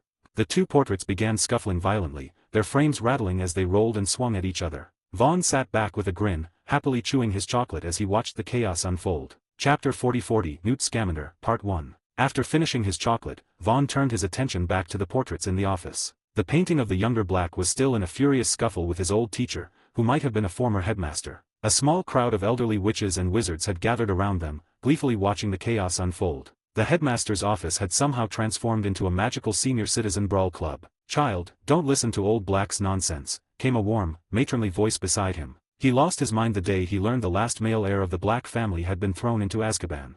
Vaughn looked toward the source. A previously empty portrait frame near the desk now held a plump, red-haired old witch. That hair color was instantly recognizable. In the wizarding world, red like that meant one thing. He bowed respectfully. "Good day, Headmistress Weasley. Forgive me, I'm not sure how to address you properly."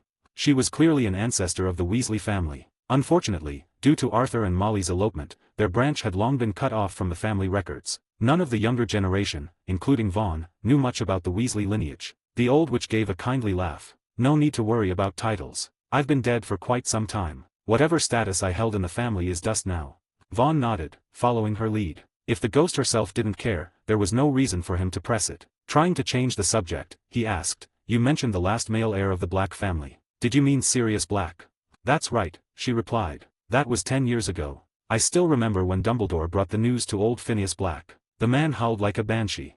Her eyes dimmed slightly as she continued, "The Black family was one of the sacred 28, a line stretching back centuries. Watching it fall into oblivion. I can understand his pain. But after that, he kept trying to lure Slytherin students into rescuing Sirius from Azkaban." She sighed deeply. It was too much. Dumbledore had no choice but to restrict him to this office. Then, with a gentle look, she turned to Vaughn and offered a bit of advice. "You're young, and I'm sure the pursuit of power must be tempting. But be cautious. Dark magic feeds on negative emotions. It doesn't just take power to wield it. It takes part of your soul. And who can say they won't lose themselves in the process?" Vaughn nodded seriously. That was exactly how he saw it too. It made him wonder how people like Dumbledore and Snape managed to navigate that treacherous path without going mad. They chatted for a while longer. Eventually, the portrait squabble lost its entertainment value. Vaughn wandered through the office, poking around to see what else might be hidden here. In a cabinet near the fireplace, he found a pensieve. He remembered from his reading that Dumbledore had preserved a number of memories related to Voldemort in his efforts to understand the mystery of the Dark Lord's survival. However, the pensieve appeared empty. Those memories were likely hidden somewhere more secure. Near the main door, behind a cluttered shelf, Vaughn stumbled across a tall object draped in black velvet. He didn't need to lift the cloth to know what it was. "That's the Mirror of Arist," came a voice, followed by a subtle shift in the air. Fawkes had returned, bringing Dumbledore back with him. The old man looked unusually cheerful, as if his outing had gone quite well. "Legend says it shows a person's deepest desire," Dumbledore said with a twinkle in his eye. "Care to take a look, Mr. Weasley?" Vaughn shook his head with a small smile. "I read about it in an alchemy book. It only reflects desire. It can't grant it. No matter how fascinating, it's still just an illusion." "Perhaps," Dumbledore said thoughtfully, "but it can help you understand your own heart." "I already know what I want, Headmaster. Self-awareness should come from within, not from a mirror." The reply was pointed. Vaughn's patience had run thin. He couldn't resist a jab. "So, what do you see when you look into it?"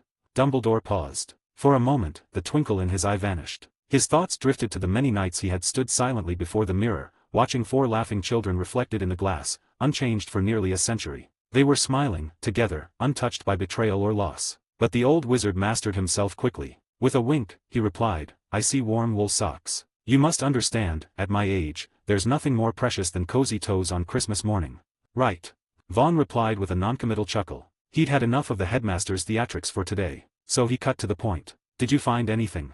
Dumbledore's expression turned solemn. "Yes, Mr. Weasley, your suspicions were correct. A powerful dark wizard is hunting unicorn blood. He's trying to brew a form of immortality, to cling to a wretched, flickering existence." His piercing blue eyes briefly darkened with emotion, though he quickly lightened his tone. "I didn't find him, sadly. But I did locate the herd of unicorns. None have been harmed, thanks to your timely discovery. I believe they owe you their lives." He dabbed at the corner of his eye dramatically. "Such a good lad." Vaughn's eye twitched. Compared to this over-the-top elder, he much preferred hanging out with Ron and Harry. Dumbledore was absolutely exhausting. What a shame, he thought. Looks like Voldemort didn't sneak into the forest tonight. If he had, that would have been quite the show. Suppressing his disappointment, he offered a suggestion. "Headmaster, I think the unicorns should be moved somewhere safer. The Forbidden Forest just isn't secure anymore, and Hogwarts doesn't have enough staff to keep watch constantly." "A wise suggestion," Dumbledore agreed. "And may I call you Vaughn? It feels more friendly." Vaughn grinned. "Then I'll call you Albus." To his surprise, Dumbledore didn't mind at all. Of course. A name's meant to be used, after all. Before Vaughn could laugh again, the old man added, "I've decided to ask an old friend for help relocating the unicorns. Come along, Vaughn. He's a good man. I think you'll like him." Vaughn didn't hesitate. He stepped beside Dumbledore and gripped his wrist as Fawkes landed gently on the headmaster's shoulder. "Ever experienced side-along apparition before?" Dumbledore asked. "Not yet, Albus. Just relax. It'll be uncomfortable, but only for a moment." "Got it, Albus. Don't struggle mid-apparition. Disembodiment is messy. If your head pops off, it may take me a while to find it." "Understood, Albus. You don't have to keep saying my name every time." "Okay, Albus." With a loud whoosh, they vanished, leaving behind a room full of noisy, squabbling portraits. Chapter 41-41 Newt Scamander, Part 2. Apparition, as it turned out, was even worse than traveling by Flo powder. To Vaughn, it felt like being squeezed through a rubber tube, hurled in a tight spiral around a spinning axis. The world spun wildly, and just when he thought his insides would liquefy, the tube spat him out. He staggered the moment his feet hit solid ground, nearly tripping over himself as a wave of nausea surged up from his stomach. Thankfully, he managed to keep everything down. Dumbledore's voice was far too cheerful for someone who had just assaulted another person's equilibrium. "You handled that better than I expected, Vaughn." Truth be told, Fawkes is a bit impatient by nature. That tends to make his apparition more forceful than most wizards can manage. "You could have warned me, Albus," Vaughn muttered, still trying to orient himself. "But then I'd have ruined the surprise," Dumbledore said brightly. "It wasn't a surprise. It was an ambush. No wonder Professor Snape called you a sadist, a loon, and a senile old bat." Dumbledore sighed dramatically. "How tragic. To think that's how Severus sees me. He's never understood the meaning of fun." He beamed, completely unfazed, and glanced around the rural lane with interest. "Ah, looks like Fawkes didn't misplace us this time. Come along, Vaughn. My dear friend will be delighted to see us." Vaughn lifted his head and took in their surroundings. They were standing on a narrow countryside road, flanked by tall grass and trees. In the far distance, under the silvery wash of moonlight, he could glimpse the gentle shimmer of the sea. The crashing of waves drifted faintly on the breeze. Scamander. It clicked. Vaughn realized who they had come to visit. Newt Scamander. If this was Dorset, it made perfect sense. Ever since adopting Fruity, Vaughn had taken a growing interest in magical beasts. And there was no one in the wizarding world more renowned in that field than the author of Fantastic Beasts and Where to Find Them. Over the summer, he'd even asked Mr. Weasley to try and track Scamander down. But they'd only known that he lived in seclusion somewhere in Dorset. Not that it mattered much. Unlike someone like Nicholas Flamel, Newt Scamander had no enemies, no need for extreme secrecy. His cottage wasn't hidden at all. It stood plainly beside the country lane, a charming little two-story home of red brick and white stone. Simple, quaint, and somehow very Scamander. Dumbledore led the way to the door and gave it a polite knock. After a few moments, it swung open, revealing a rather thin and rather sharp-looking elderly woman. Dumbledore raised a hand with a smile. "Good evening, Tina, Bang. The door slammed shut in his face. Vaughn gave Dumbledore's robe a gentle tug. "This is the warm welcome you mentioned." Dumbledore looked mildly put out. Possibly a temporary delay.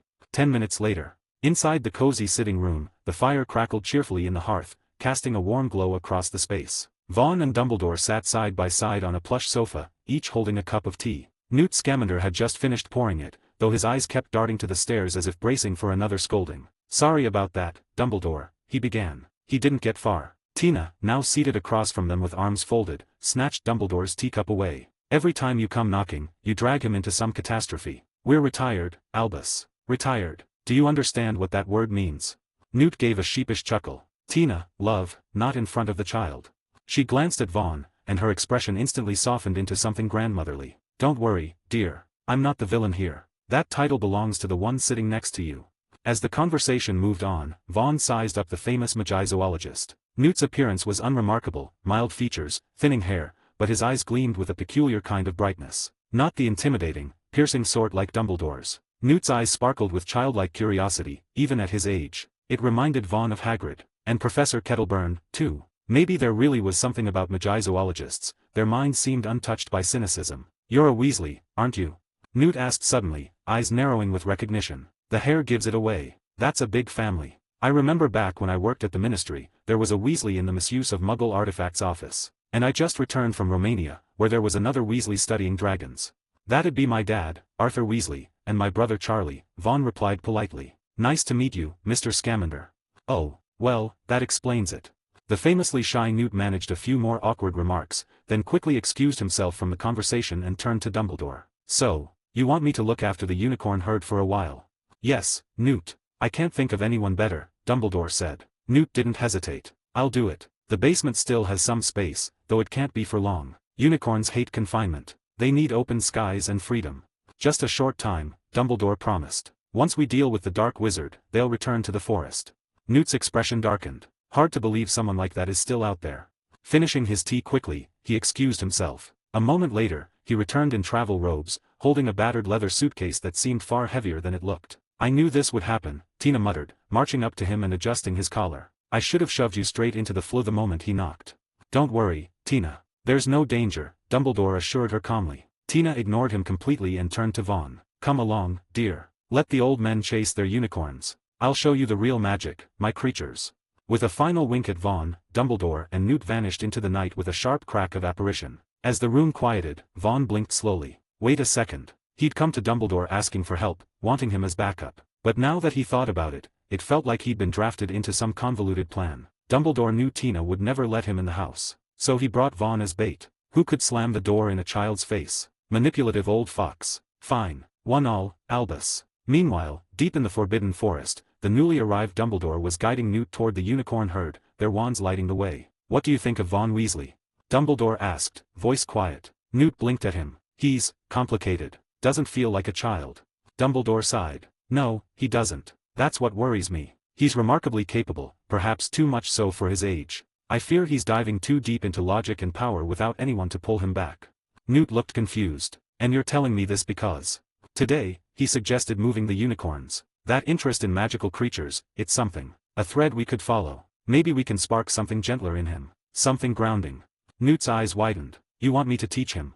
The moment the words left his mouth, Newt groaned softly. Tina was right. Nothing good ever came from Dumbledore knocking on your door. Chapter 42 Where the Magical Beasts Are. Newt Scamander had never been one to follow the rules. Even though he now lived quietly among muggles, technically retired, it was foolish to think he had truly let go of a lifetime spent studying and caring for magical creatures. The basement of the Scamander home had been transformed into something extraordinary. It wasn't just a basement anymore, it was a vast sanctuary, a maze of interconnected biomes. One section resembled a dry, scrub-covered savanna. Hidden in a patch of brittle yellow grass, Tina and Vaughn emerged from a concealed trapdoor. Both crouched low, lifting binoculars in near unison. "Do you see them?" Tina whispered. "Yeah," Vaughn murmured. "One of them looks pretty excited. The other, not so much." Through the binoculars, two colossal figures came into focus. Even from a distance, it was obvious they each weighed over a ton. Their thick, wrinkled skin had a glossy sheen, and each bore a single large horn on its forehead, vaguely rhinoceros-like in shape. But when the more energetic of the two began bouncing up and down, panting eagerly, its horn started to glow a vivid red. The base of the horn shimmered like molten lava, pulsing with fiery light. "They're graphorns," Tina explained in a low voice. "The horn is filled with an explosive compound. That lively one is female. She's caught the scent of the male's musk. Newt had rescued them last year. A group of dark wizards had been capturing graphorns in Africa and smuggling them into Britain. These two had been taken from their native habitat for so long that they couldn't safely return to their herd. Newt was hoping to pair them up, start a new family, and eventually reintroduce their offspring into the wild." Just as she said this, the female graphorn trotted eagerly toward the male, only to be shoved aside by his backside. Vaughn lowered his binoculars with a faint smirk. "Male doesn't seem too thrilled." Tina sighed. "Mating rights in the wild are usually won through fierce competition. The male has to defeat rivals to earn the right. Without that spark, he's not interested." Vaughn shrugged. "With mating instincts like that, it's a miracle they're not extinct." "Don't jinx it," Tina muttered, rubbing her temple. She led him on through the sanctuary. Over the next 2 hours, they ventured across enchanted swamps, snowfields, mountains, and forests, each habitat seamlessly connected to the next. They saw water-dwelling kelpies, sleek spotted panthers with venom sacs beneath their fur, and even a swarm of shimmering billywigs from Australia. Those last ones were especially problematic. Billywigs looked harmless, but their stings made people literally float off the ground. Adult and young wizards alike found them perfect for pranks, which had created a booming black market. Officially, the ministry classified them as XXX level dangerous creatures. Only a few candy manufacturers were licensed to import them, as their stingers were an ingredient in fizzing whiz-bees. Naturally, smugglers found their own ways to profit. They even rode a snidget-bird hybrid known as a puff screecher. On the ground, it resembled a fat, awkward dodo with stumpy wings. But the moment it prepared for flight, it puffed up like a massive balloon, lifting into the air like a living hot air balloon. Then it expelled air in powerful jets, transforming into a completely different shape mid-air and soaring off. Its tail worked like a seatbelt, curling around the passenger. That was only a glimpse of what Newt had rescued. Many of the more dangerous magical beasts, those used for potion-making and alchemy, had already been sent to protected areas run by magical governments worldwide. Vaughn was utterly fascinated. Before this, he had only ever handled ingredients harvested from magical creatures. Seeing the living animals up close was a completely different experience. "You and Rolf might actually get along," Tina remarked. "Who?" "My grandson. He's just as obsessed with magical beasts as Newt." Vaughn squinted, trying to recall the name. Then it clicked. Wasn't Luna Lovegood's husband supposed to be Newt's grandson? So, this Rolf guy. Eventually, they returned to the main basement chamber. Newt and Dumbledore had arrived while they were gone, and the two were hard at work, casting undetectable extension charms to expand the space even further. Dumbledore drew his wand. It was old, carved from smooth, dark wood with pronounced knuckles. At a glance, it didn't look special at all. But Vaughn felt the shift immediately. A tide of ancient magic flooded the room, so deep it seemed to pull at the edges of his soul. The Elder Wand. He thought. But he didn't stare too long. As the expanded space settled into place, Newt opened an old leather suitcase and gently released several unicorns. A glowing panel appeared before Vaughn's eyes. Side Quest 2: Rescue the Forbidden Forest Unicorns, completed. Claim reward. Claim, he thought. Since the reward was listed as a language pack, he wasn't too worried about side effects. He was right. There was a brief buzzing in his ears, his throat itched, then nothing. But he knew something had changed. Acquired unicorn language. He didn't just feel different. He could suddenly understand what the unicorns were saying. "You-dash, where are we now? You-dash, didn't you hear Fox? It's just a temporary shelter. Yuh-huh, look at that hideous human child, he's spying on us. Yuh-huh, ugh, filthy, vile, disgusting." Vaughn's face remained expressionless, but inside, he winced. He knew unicorns preferred women, especially pure-hearted girls. But this still felt personal. He found himself wishing he'd let the blood-sucking outlet vampire drain just a little more from them. Then one of the purest, snowiest unicorns piped up. "Let's go. Dumbledore is far too ugly. I can't stand being near him."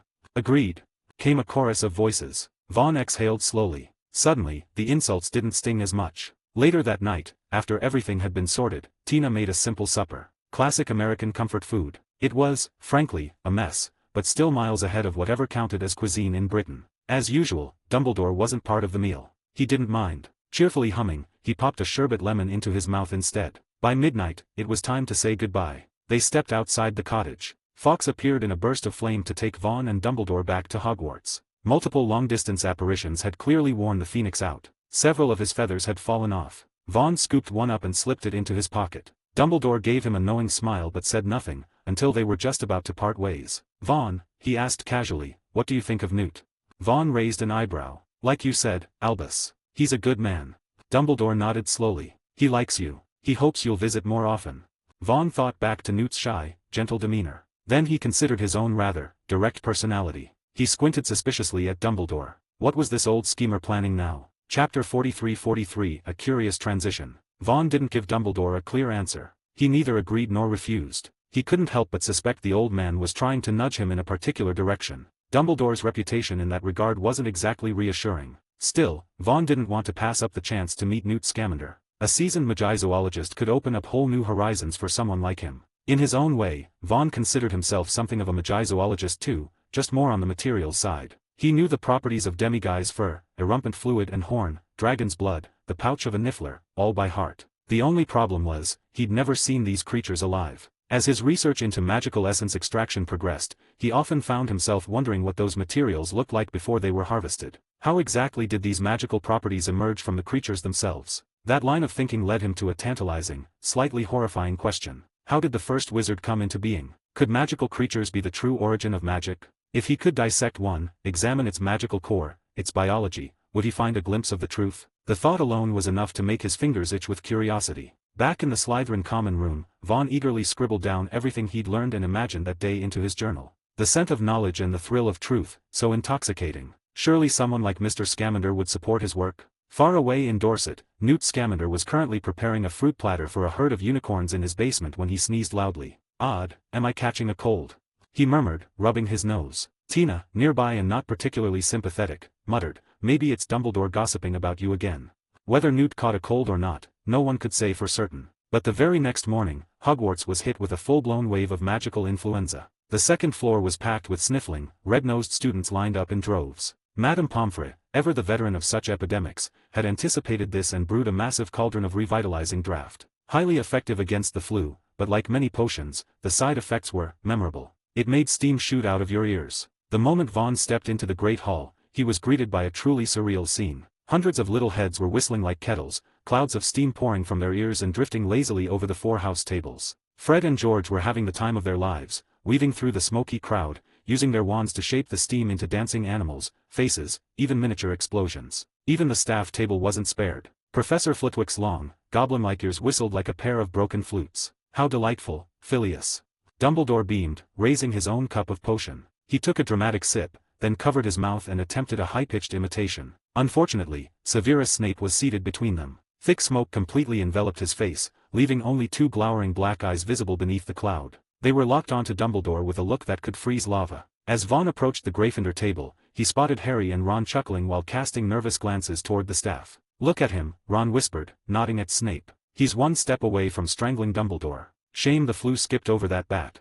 Before Harry could reply, Vaughn took a seat across from Ron, pointed straight at him, and said, "Fruity, fetch Scabbers." Meow.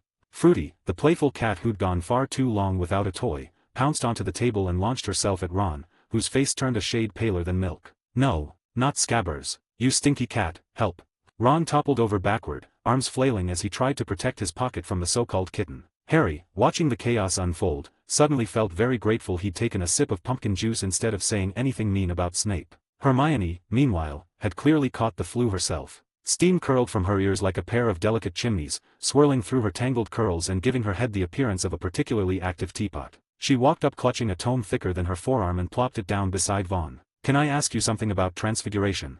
After getting a helpful answer, she launched into another question. Vaughn didn't mind. His aptitude for transfiguration outpaced hers, and Professor McGonagall had already taken him under her wing in her transfiguration club. Helping Hermione wasn't difficult. Besides, as he'd once said, he had endless patience for clever girls. "Transfiguration is about willpower, Hermione," he explained calmly. "Actually, that's true for almost every spell. It's not about keeping your mind cold and analytical. That can actually backfire. You need to be focused, but emotionally charged." He gestured for emphasis. "Say you're turning a button into a beetle. Sure, knowing the structure of both helps, but what really matters is the raw intent. I will transform this button. The stronger that thought is, the more likely it is to work."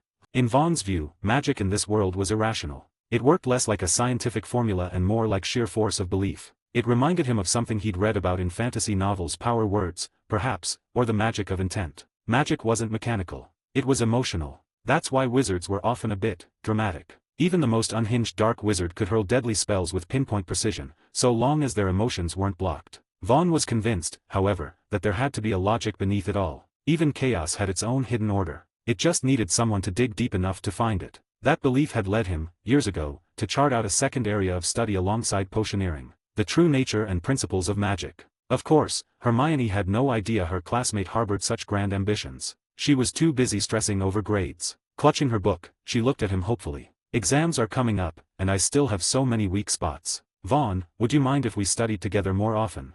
Before Vaughn could reply, Harry, who'd been quietly listening, blurted, "Exams? Already? Isn't it a bit early?" Hermione spun on him with a glare. "A bit early? We've been in school for weeks now. If you subtract weekends and sleeping hours, how much actual study time do you think we have left?" Her voice launched into rapid-fire logic, bombarding Harry with timelines, breakdowns, and panic-inducing calculations. By the time she finished, Harry looked like he'd just been hit by a Confunder's charm. He followed Ron out of the hall in a daze. Back in the Gryffindor common room, Ron was stuffing a visibly traumatized Scabbers back into his cage. "You poor thing. That awful cat and that creepy Vaughn are going to be the death of you," Ron muttered. Oddly enough, he didn't feel all that angry. In fact, he was starting to accept that getting bullied by Vaughn and occasionally mauled by a cat might just be part of his new normal. Chapter 44. Ron's Courage. Ron nudged the dazed and gloomy Harry, trying to break through his own bout of depression. "Harry, are you all right?" Harry jolted upright, as if waking from a trance. To his horror, he realized he'd already pulled out his textbook and was halfway through starting his homework. Terrifying. He quickly tried to shake off the lingering echo of Hermione's voice that had been buzzing in his head like a cursed tune, forcing himself to focus on anything else. I was thinking about Halloween gifts."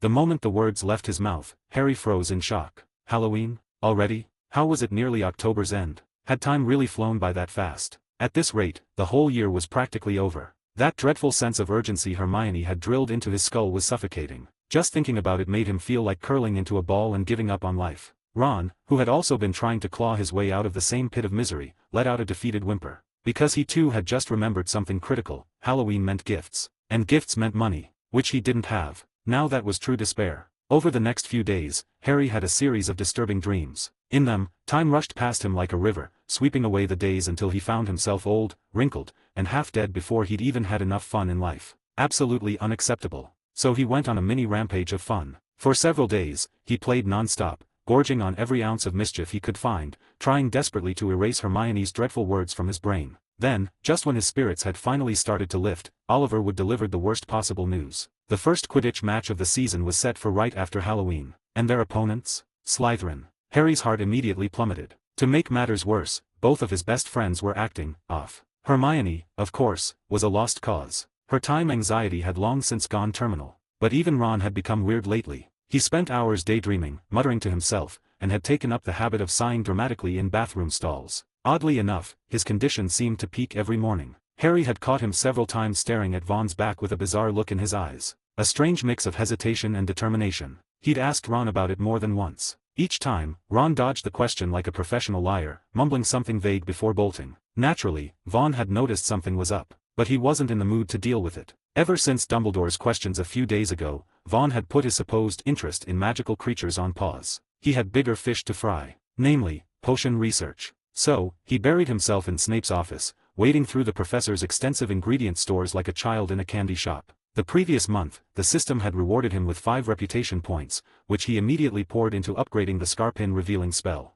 Thanks to frequent use over the last few weeks, and boosted by his level 7 talent in charms and level 10 in potions, he'd recently seen its progress jump by 1 point. With the extra 5 points added, the spell leveled up smoothly. Scarpin revealing spell, level 3, 0/32. Vaughn closed the system panel and looked down at the potion in front of him. With a flick of his wand, he cast the spell again. Familiar lights and swirling colors appeared in his vision. As the spell took effect, the potion began unraveling itself into its raw ingredients. But something was different today. His grasp of the spell had taken a sudden leap. He could now sense its internal workings with startling clarity. This time, as he channeled magic into the spell, he added a bit of a personal twist, just a touch more magical power, layered with precision. The result was stunning. Instead of fully breaking the potion down into mere base materials, the spell revealed something else entirely. A soft glow began to shimmer from within the potion, like gentle fireflies dancing in liquid light. The glow of magical properties. Snape, busy grading essays at his desk, glanced up just in time to see several floating droplets shimmering with an ethereal glow in midair. For a moment, his cold, controlled expression nearly cracked. You used the Scarpin revealing spell on a completed potion and extracted its properties rather than just its ingredients? He asked, disbelief etched into his face. How did you manage that? Vaughn, just as pleased, gently guided the glowing droplets into separate vials and grinned. I added a little, magical interference when casting. And a strong sense of purpose, Professor. Snape narrowed his eyes. He was quite familiar with the spell in question, and there was nothing little about what Vaughn had just done. The more advanced a spell, the more rigid its structure. Any deviation, even a tiny one, could render it useless or cause unpredictable backfires. For Vaughn to succeed meant one thing: his mastery of the spell was extraordinary, possibly even greater than Snape's own. That thought sparked a wave of emotions in the professor's chest. The first was jealousy. Plain, human jealousy at someone else's talent. But what followed was joy. Complex, tangled joy. Part of it came from the satisfaction of seeing a student make a breakthrough. Part of it came from the progress of their ongoing potion experiment. And part of it came from the fact that this remarkable achievement came from a Slytherin. Snape had not forgotten Dumbledore's little plan to mold the famous Potter. Well, if Dumbledore could build up Potter, then surely he could raise someone better. Someone like Vaughn. The idea made his icy demeanor thaw ever so slightly. When he next spoke, his voice had an odd lift to it. Slytherin gains 10 points. Well done. This isn't class, Professor. You can't just hand out points here, Vaughn replied, raising an eyebrow. I'll explain it to Professor McGonagall, Snape said flatly. Bias? What bias? Snape left the office a short while later, gliding through the corridors like a bat in a particularly smug mood. But just outside the door, he bumped into none other than Ron Weasley, who had clearly been trying to eavesdrop. Snape's voice turned icy again. Mr. Ron Weasley. 2 points from Gryffindor for sneaking around outside a professor's office. And with a swirl of his cloak, he vanished down the hallway. Ron stood there, stunned. His hands clenched in frustration. What kind of twisted universe was this? When would honest people stop getting trampled? Just then, Vaughn opened the office door, having heard the commotion. Ron, what are you doing out here? Ron deflated like a punctured balloon. He fiddled with his sleeves, then stammered, could you, maybe lend me some money? Just a little. Halloween's coming and I wanted to get some gifts for my friends. Mum said homemade sweets would be enough, but I just... His voice faded until it was barely a whisper. He couldn't look Vaughn in the eye but still held onto a glimmer of hope. In those darting, nervous eyes, a quiet light was flickering. Vaughn didn't speak immediately. He gave Ron a quick once-over, watching as Ron clenched the fabric of his sleeve like it was his last lifeline. Then, with a final burst of courage, Ron blurted, I could even call you B-bro, brother, if you want.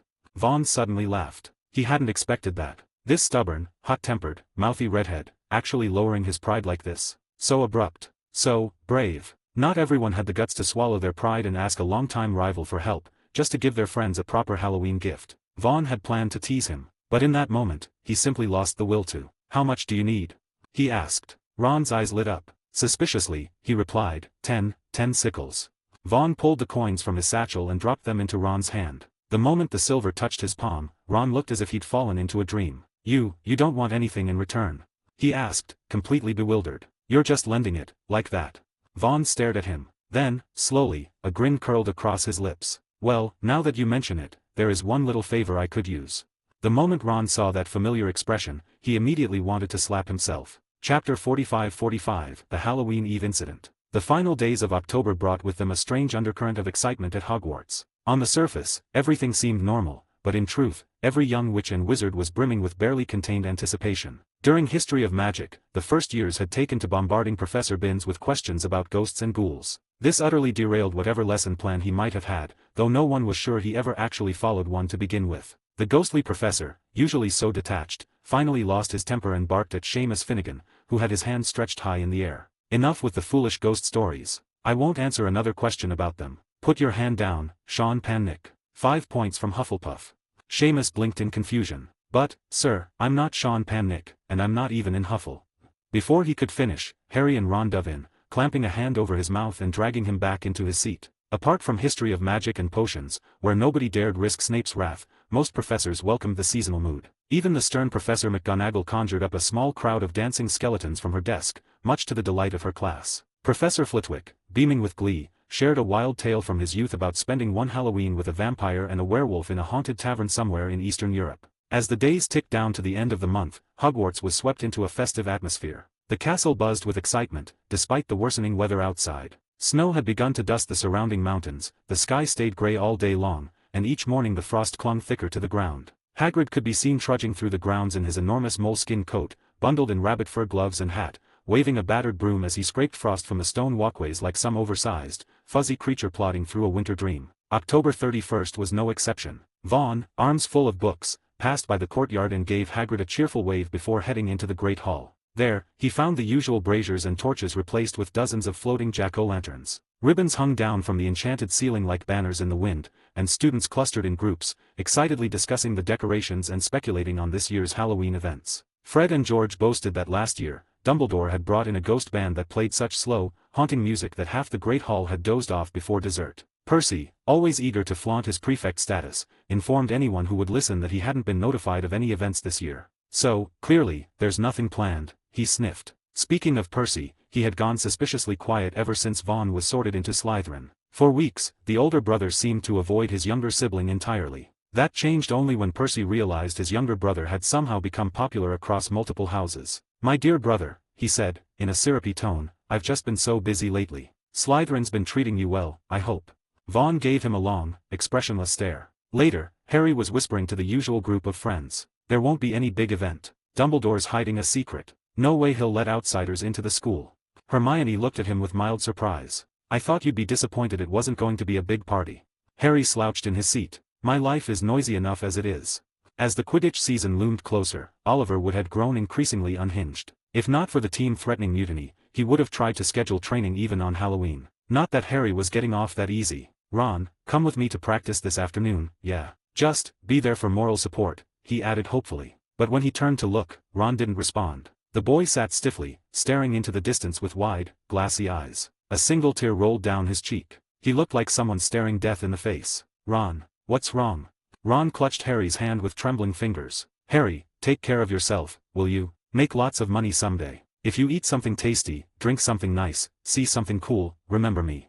Before Harry could respond, a wordless jinx flew silently from across the table. Ron's mouth snapped shut mid-monologue. Harry turned just in time to see Vaughn calmly sipping stew with one hand and slipping his wand away with the other, as if nothing had happened. No one else batted an eye. The hall hummed with conversation, laughter, and clinking cutlery. Ron getting hexed by his brother. Frankly, it wasn't even newsworthy. Harry sighed and turned back to his plate, pretending not to notice Ron flailing beside him like a silent, furious mime. By evening, Harry was completely wiped out. Quidditch practice had left his hair windblown and wild like a makeshift mohawk. He trudged into the great hall, half dead on his feet, only to stop in his tracks. The hall had transformed. The jack-o'-lanterns were enchanted now, flickering with multicolored lights. Hundreds of bats swooped and circled beneath the enchanted ceiling, which reflected a starry night sky with a pale, glowing moon. Ribbons glittered like silk as they twisted through the air, and the long tables groaned under the weight of steaming pies, roasted meats, sweets, and spiced cider. Harry made his way to his usual spot and looked around. "Hermione, have you seen Ron?" She pointed toward the far end of the hall, her nose wrinkling slightly. "He was here a minute ago, stuffing his face with roast pork. Then Vaughn came by and dragged him off." Harry didn't ask further. Ron had been muttering all week about regretting some sort of deal with the devil and feeling doomed. Vaughn, apparently, was the devil. They were probably off bonding again. Hunger won out over curiosity. Harry sat down and tucked in, reaching for a steaming potato when the heavy oak doors burst open. Professor Quirrell stumbled into the hall, his face pale as parchment and contorted with terror. He staggered between the long tables, gasping for breath, and finally collapsed at the staff table in front of Dumbledore. "A troll. A troll. In the dungeons, thought you should know." With that, he dropped like a sack of bricks. The hall fell into stunned silence. Nobody noticed the strange glint in Dumbledore's eyes as he stared at the unconscious professor. Students began to panic. Upper years who understood the danger turned visibly pale. First years screamed. Chaos exploded like a popped cauldron. Some took the opportunity to stir up even more mayhem, just for fun. Dumbledore quickly rose, his voice magically amplified over the din. "Silence. Ladies and gentlemen, I'm afraid our Halloween feast must be cut short. Prefects, lead your students back to their dormitories. Professors, follow me to the dungeons." As he swept out, the heads of house sprang into action, leaving the prefects to herd their confused classmates back to safety. Harry and Hermione fell in behind Percy, listening to the nervous chatter of other students as they climbed the stairs. Some were frightened. Others were oddly excited. One boy from a wizarding family whispered something about trolls eating first years whole. Then Harry froze. He spun around and grabbed Hermione's sleeve. "Ron and Vaughn." Hermione's face went pale. "They don't know about the troll. I'll tell Percy." Harry stopped her. Percy will just try to find a professor. But they're all in the dungeons. Ron and Vaughn can't have gone far. Let's check upstairs first. Chapter 46, The Troll. The first floor corridor fell silent almost immediately after the students cleared out. Only the flickering glow of the jack-o'-lanterns from the great hall spilled faint warmth into the dark hallway. The rest was nothing but stillness and shadow. Then came a strange sound echoing through the corridor. Clop, clop, clop. A shimmer in the air revealed Vaughn's figure as he lifted his disillusionment charm. He glanced sideways and sighed. "Why are you shaking like that?" A nasally voice, thick with fear, whispered from the empty air beside him. "I'm scared. Didn't you hear it? That's a troll." "Thanks for the reminder, Ronald, but I was the one who told you that in the first place," Vaughn replied dryly. "Didn't I say I'd protect you? I even cast a disillusionment charm on you." He peeked around the corner toward the great hall. The dancing lights caught his eyes and reflected in them, making his gaze flicker with shifting brightness. He'd never tried to change anything too drastically. But Vaughn knew, just by existing, he was already disturbing Harry Potter's fate. A lot had changed at Hogwarts already. The timeline of events was no longer exactly like the books he'd once read. Still, some things, he suspected, were too deeply rooted to avoid. Like Voldemort wanting the Philosopher's Stone. As long as the stone remained in Hogwarts, and Voldemort still needed it to return to power, the Halloween incident would happen. It was practically inevitable. Halloween night was the perfect time to stir up trouble. The students were all gathered in one place, easy to manage, and the staff, Dumbledore included, would be confident enough to leave, focusing their attention elsewhere. It was the ideal setup for a distraction. Quirrell wouldn't waste that kind of opportunity. And sure enough, just as Vaughn expected, a troll had been let into the castle. Now the only question was whether Quirrell would dare go up to the fourth floor. Vaughn waited patiently. Finally, he spotted someone sneaking out of the great hall, none other than Quirrell.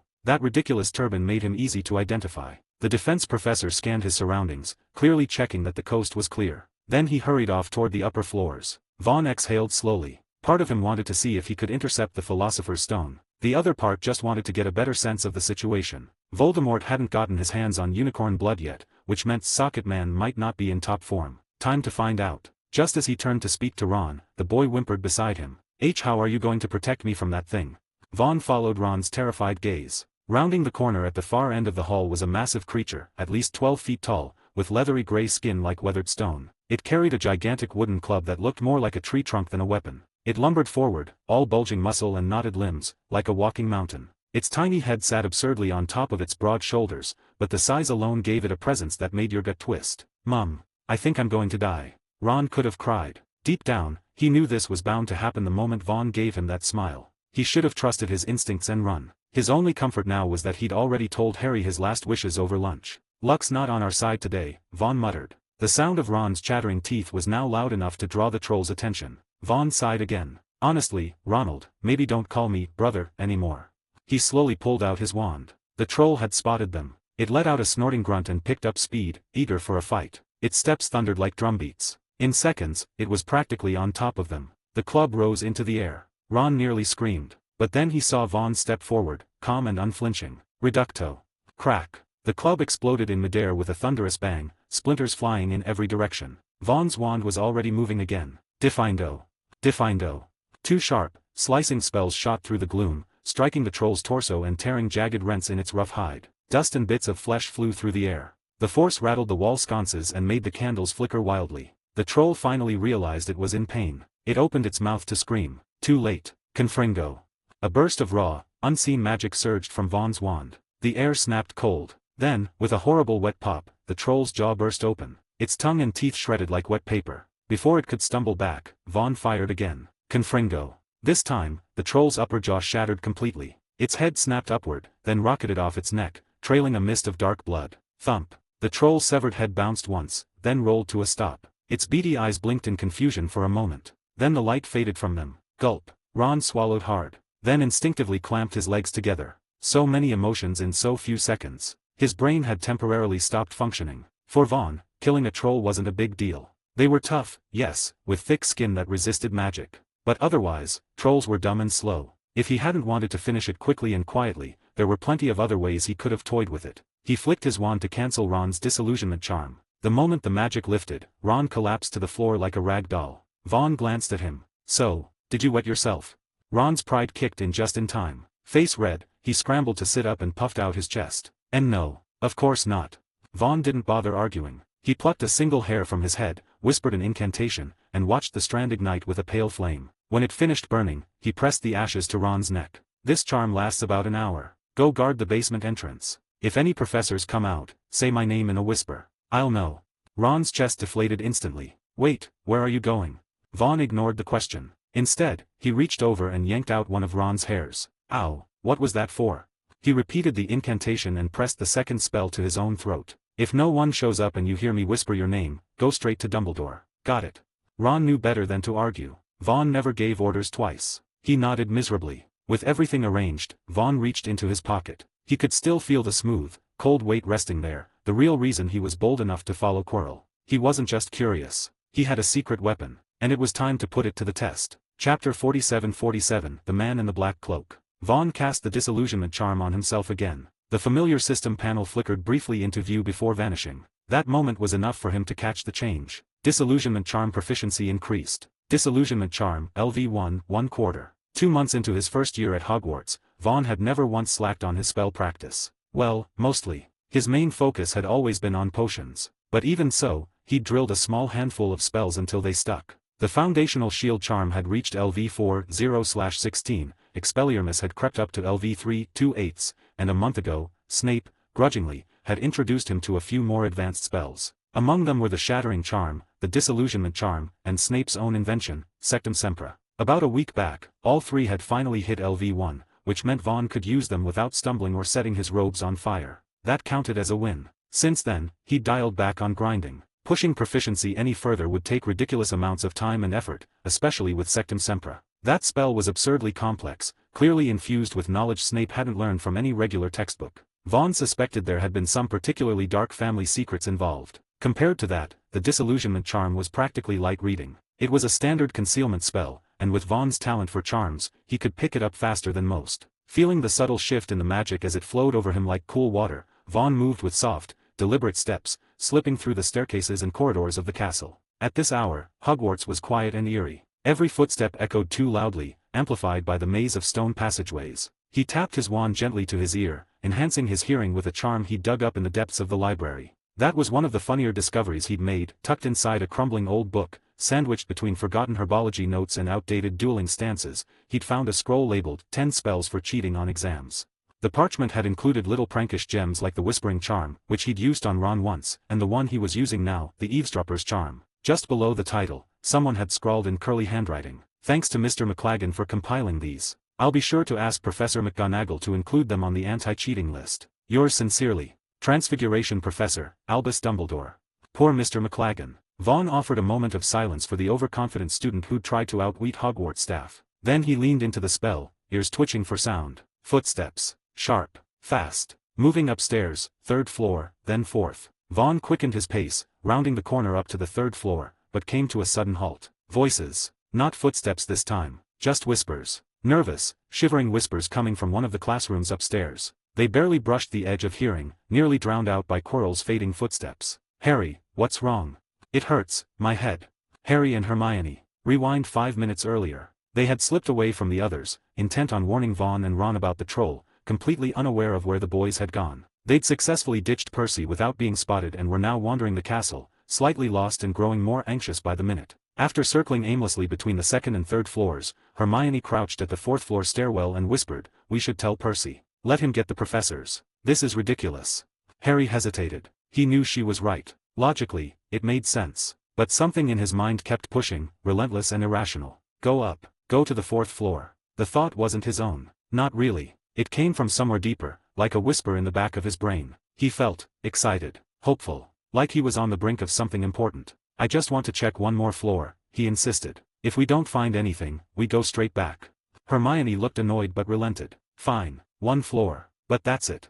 To Harry's dismay, the 4th floor appeared completely empty. Nothing out of the ordinary. No Vaughn, no Ron, not even a misplaced flobberworm. Then came footsteps. From the stairs. Hermione's eyes widened. If they were caught now, Gryffindor would definitely lose points. Again, she grabbed Harry and darted into the charms classroom, pushing the door just wide enough to peek through the gap. A tall figure strode down the hallway, cloaked, hooded, moving quickly. Who was that? With all the students supposed to be in their dormitories, and professors still down in the dungeons handling the troll, what reason could anyone have to be up here? Harry's gaze slid toward the far end of the corridor, where the trapdoor leading to the Sorcerer's Stone was hidden beneath the monstrous three-headed dog, Fluffy. His breath caught. Hermione clamped a hand over her mouth. Without a word, Harry leaned forward, trying to get a better look at the mysterious figure. Hermione tugged at his sleeve, shaking her head frantically. But he didn't listen. He inched the door open, just enough to get his head through. The figure was already halfway down the hall, but even with only the back visible, Harry suddenly felt like someone had set fire to his skull.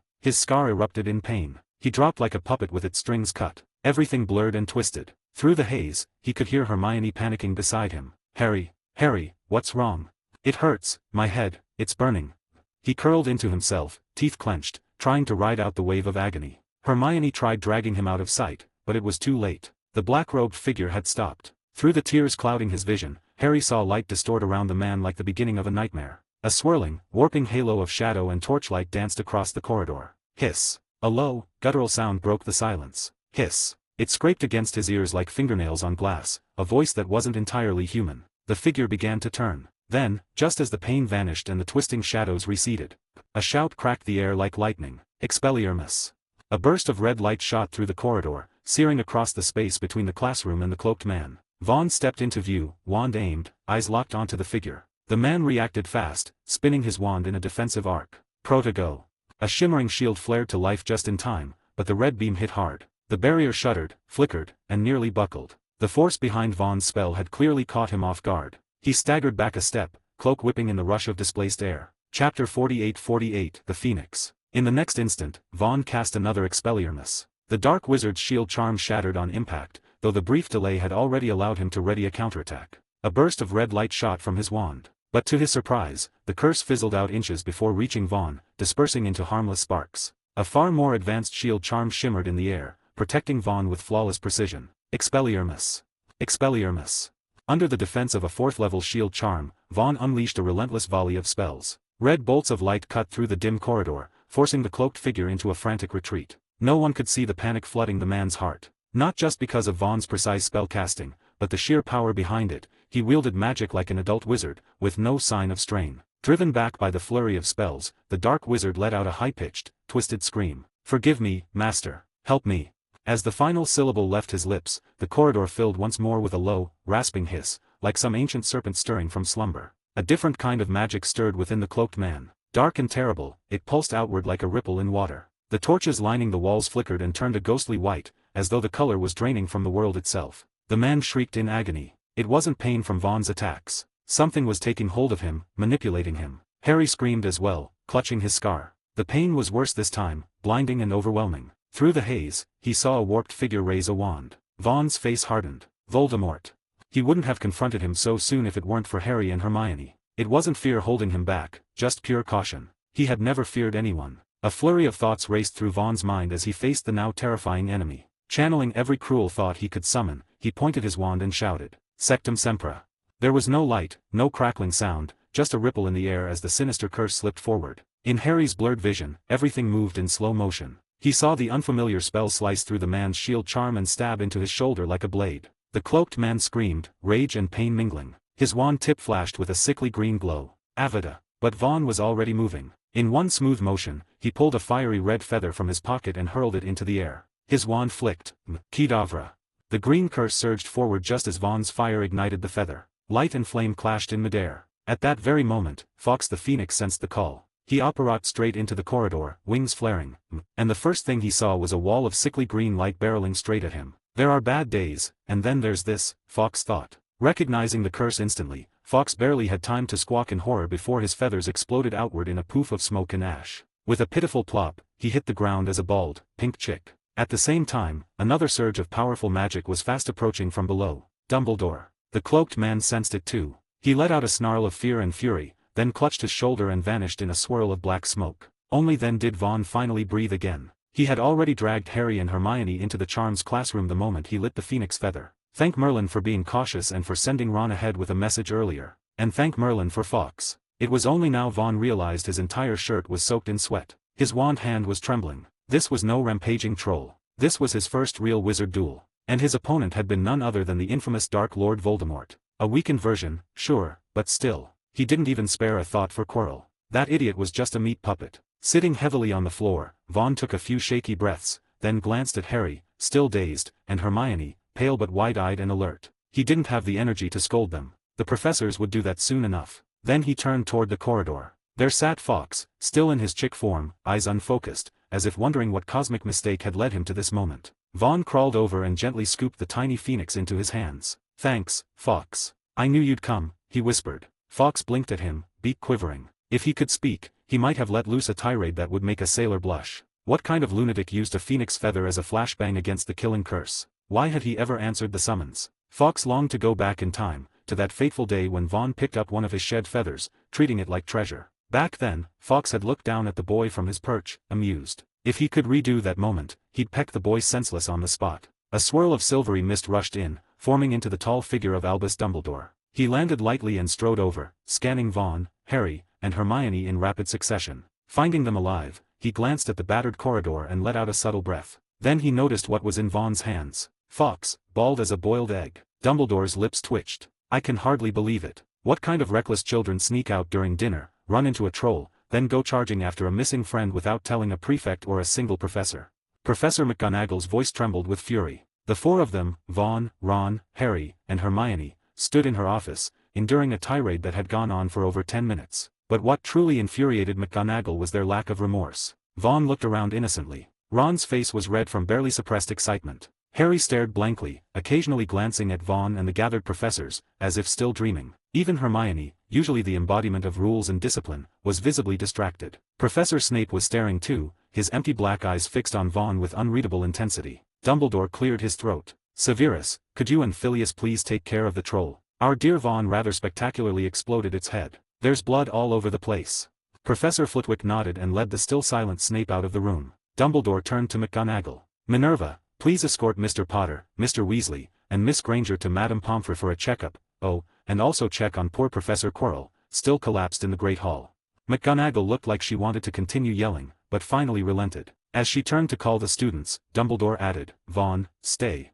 McGonagall hesitated. She glanced into Dumbledore's eyes, seemed to understand, then said nothing more. Ron tugged Harry along behind McGonagall, head held high. Hermione lingered, clearly worried about Vaughn, but he gave her a quick nod. Only then did she reluctantly follow the others out. Chapter 49-49 How Much Do You Know? As the last of the students exited and the heavy oak door of the office closed with a quiet thud, Dumbledore clapped his hands softly. A silent, wandless spell rippled through the room like a breeze, and immediately, all the chattering portraits fell into an unnatural hush. Their eyes closed, their movements ceased. It was as if someone had unplugged their very magic. Vaughn stood still, watching Dumbledore. Dumbledore watched him in return. After a brief moment, Dumbledore gave a gentle smile and began, "Vaughn, I must say, your abilities continue to surprise me. I assumed you kept me behind to explain things." Vaughn cut him off sharply. Dumbledore paused. "Explain," Vaughn continued, voice steady but intense, "why the Philosopher's Stone was hidden at Hogwarts. Why someone was trying to steal it. Why it was buried like a party favor on the 4th floor.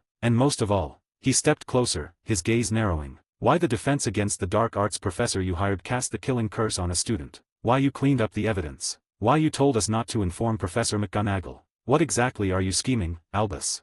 To Vaughn, the encounter with Voldemort had been an accident. Originally, he had only planned to follow Quirrell from the shadows, to see if the bumbling professor could get past Fluffy, the three-headed dog, and reach the stone. He wanted to observe whether Quirrell would lead him to its hiding place. After all, Vaughn had seen the Mirror of Erised in Dumbledore's office earlier. The stone hadn't yet been placed inside it. Once it was, it would be practically impossible to access. Even if Dumbledore chose another hiding place, having Voldemort and Quirrell blazing the trail seemed like a convenient shortcut. But then, something unexpected happened. Vaughn hadn't anticipated that after he and Ron had quietly left the common room, Harry and Hermione would take it upon themselves to follow. Admittedly, it was a minor oversight. He hadn't given it a second thought until, on the way to the headmaster's office, he had been helping Harry walk. The boy had leaned in and whispered, "Vaughn, I think." I could hear that dark-robed man's thoughts. They were broken, but when you hit him, I could feel his rage, his hatred, all of it. I think he made us go to the 4th floor. Me and Hermione.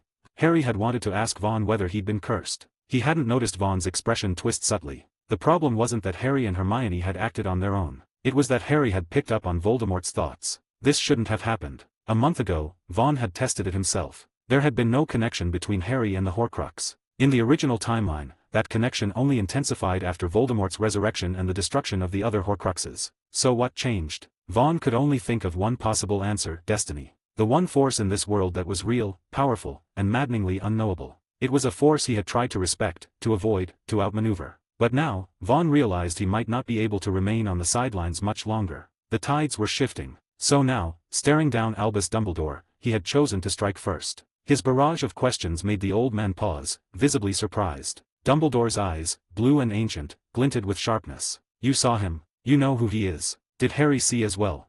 Vaughn's occlumency shields held firm. He stared back, cold and unreadable, then gave a sardonic twist of his mouth. No, but that revolting garlic stench. I don't think I'll ever forget it.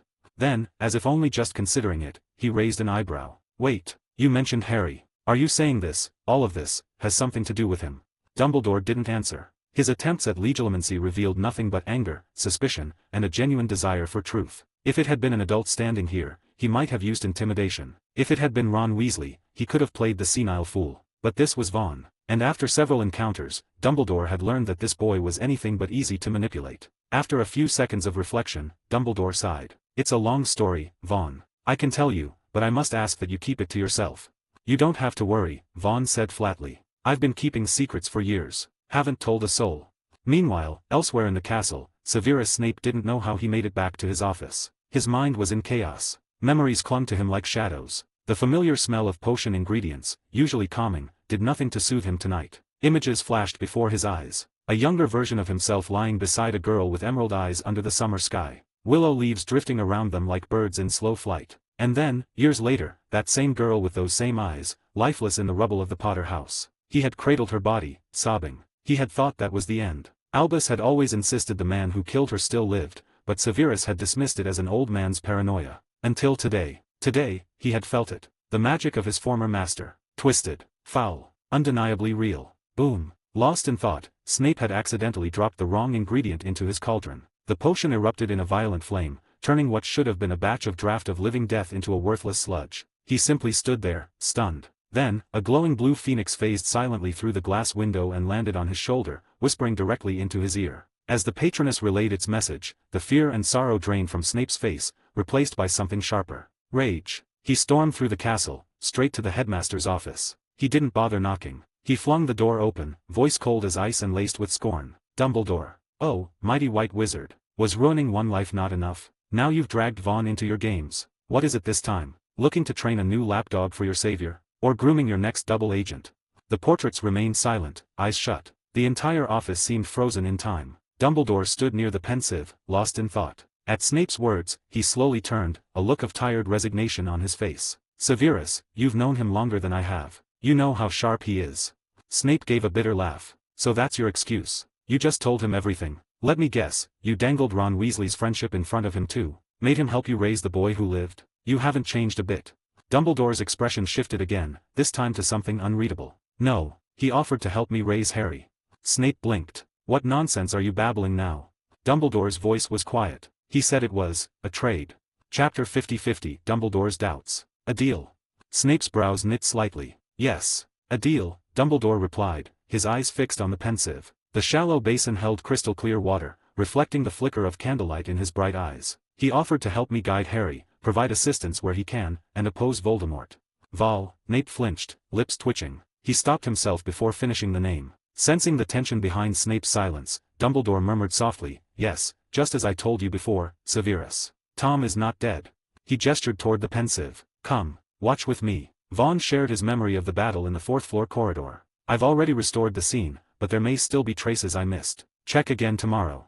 Snape said nothing. He silently approached the basin and dropped his mental barriers. With a flick of Dumbledore's wand, thought became vision. Threads of shadow, like ink swirling in water, descended into the basin and formed smoky tendrils. In the blink of an eye, the corridor took shape. Harry, clutching his head in agony, screamed. Hermione stood before him, trembling and tearful, yet defiant. Vaughn's voice rang out, clear and sharp, as he cast Sectum Sempra. At the heart of the memory stood a figure cloaked in black, twisted, dark, wrong. His wand flared with emerald light. Crack. Dumbledore clapped once, and the memory froze. Figures locked in place like insects trapped in amber. The man who cast the killing curse was now perfectly still, his face barely visible. Quirinus Quirrell. But neither Dumbledore nor Snape paid attention to that face. Their gazes pierced through it, as if seeing not the man but the thing behind him, the presence within. The magical glow that bathed the memory made Snape's pupils narrow. His eyes darted, unsettled. "You see it now, Severus," Dumbledore said quietly. "Tom has returned. He may be only a shard of what he once was, a parasite clinging to a feeble soul,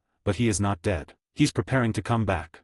The memory of that fear, ancient and buried deep, seized Snape like a cold wind rushing through an open door. He had sensed that presence before, felt its magical weight. Still, standing here in its shadow, even as a mere echo, left his throat dry. Worship, terror, hatred, all of it surged up at once. Then Dumbledore clapped again. The scene resumed. Vaughn's Sectum Sempra sliced through a shield charm, wounding Voldemort where Quirrell once stood. Dumbledore chuckled with sudden delight. "Severus, I must admit, you created quite the spell. And you've trained an impressive student. Not many can say they've hurt Tom Riddle." Snape's expression remained wooden. He struck Quirrell, not him. "But now that Tom's been hurt, I guarantee he despises Vaughn." Dumbledore's smile hinted at irony. "At least until he regains full form, Vaughn should be safe. And as we both know, Harry will always be his greatest hatred." The memory faded. Their thoughts returned to the present. Snape's face remained grim, his voice laced with sarcasm. "Of course. One killed him. The other humiliated him by interfering with his plans for the stone and managed to injure him. A perfect little duo. I'm sure he'll forget everyone else in time, but those two, never. An ideal pair to oppose him, wouldn't you say?" Dumbledore said, not without a tinge of melancholy. He waited a beat before continuing, lowering his voice. "You think I arranged it all?" Snape gave a soft, ambiguous chuckle. "I never said that." But the look on his face made it clear. Dumbledore knew Snape had always distrusted him, and perhaps with good reason. The methods he'd used to keep Snape loyal were not kind. He had exploited what little love and goodness remained in the man, binding him to a cause through guilt and desperation. To Dumbledore, it wasn't so much a question of right or wrong. Snape had served Voldemort. He had helped commit unspeakable crimes. Asking him to walk the knife's edge now was simply balance. But this wasn't the time for that argument. He sighed. Everything that happened today, except for Quirrell smuggling in the troll, was an accident. "Do you remember what I told you? About destiny. About Tom and Harry's intertwined fates. There are forces we cannot see, Severus. Fate winds through the world like a vast web. Most threads drift quietly, but now and then, a singular weight falls into it. And where that weight rolls, the web bends and collapses. Tom and Harry are those weights. Whenever they come near each other, that web shifts. Lives are pulled toward them. Events spiral, and nothing can stay on its course until one of them dies. Today was one of those spirals, a disturbance in the pattern. Destiny." Snape didn't answer. He had no words for it. He'd never seen destiny with his eyes, but he couldn't deny it existed. Prophecies, visions, impossible coincidences, magic left too many traces to ignore. And he knew that Dumbledore himself had once been a weight upon that web, but he didn't want to dwell in such abstract, mystical nonsense. Instead, he asked the question that had been gnawing at him. "If this was a deal, Vaughn helps you with Harry, what are you giving him in return?" Dumbledore, pulled from his musing, brightened. "Ah, that's the interesting part. Vaughn's demands were unexpected. He wants me to increase his fame." Snape blinked. "What?" Dumbledore ran a hand over his beard, looking genuinely troubled. He had a list of conditions. No blatant favoritism toward Gryffindor during House Cup season. If he does something impressive, I'm to help publicize it. And if he makes any notable achievements in potions, I'm to personally nominate him for a Merlin Order commendation. As Dumbledore continued listing the terms, Snape's lips twitched. The very first demand had already ruined Dumbledore's plan to shower Gryffindor with last-minute points and make Harry look like a born leader. But what confused Snape most was that Dumbledore had agreed. Why? What had Vaughn said to make this old schemer shift his priorities? What did he know? Even after leaving the office, Snape still couldn't figure it out. Once Snape's footsteps faded down the stairs, Dumbledore's smile disappeared. He turned back to the pensieve, adjusted it, and loaded a different memory. The conversation he'd had with Vaughn while reviewing the corridor battle together. "Albus, have you ever wondered why Voldemort didn't die?" "Oh, I've pondered that for years. Do you have a theory, Vaughn?" He had smiled when he asked that, fully expecting a childish guess or a silly remark. Then Vaughn answered, "Horcrux." The memory froze again. Dumbledore stood alone in the dreamlike corridor, staring at his own stunned face from that moment. He watched the boy's eyes drift toward Harry as he said the word. So many thoughts, so many feelings pressed on his chest. Doubt, hesitation, fear, and something colder, deeper, sorrow. Due to copyright restrictions on YouTube, I have decided to create a collection of fanfiction novels in audiobook format. If you would like to access the collection, you can purchase it through one of the following platforms. Patreon or Ko-Fi. You will find both links in the description. After completing your payment, you will automatically receive a link to a private Telegram channel that has a great collection of fanfiction audiobooks in audio format. This is a one-time payment that grants lifetime access to the existing collection. Please note that the collection is continuously expanding. I regularly add new audiobooks over time, so the library keeps growing. If you would like to update a novel or add a new one, you must subscribe to my Patreon. Depending on the tier you select, you will be able to request a specific number of chapters weekly, which I will then produce in audiobook format.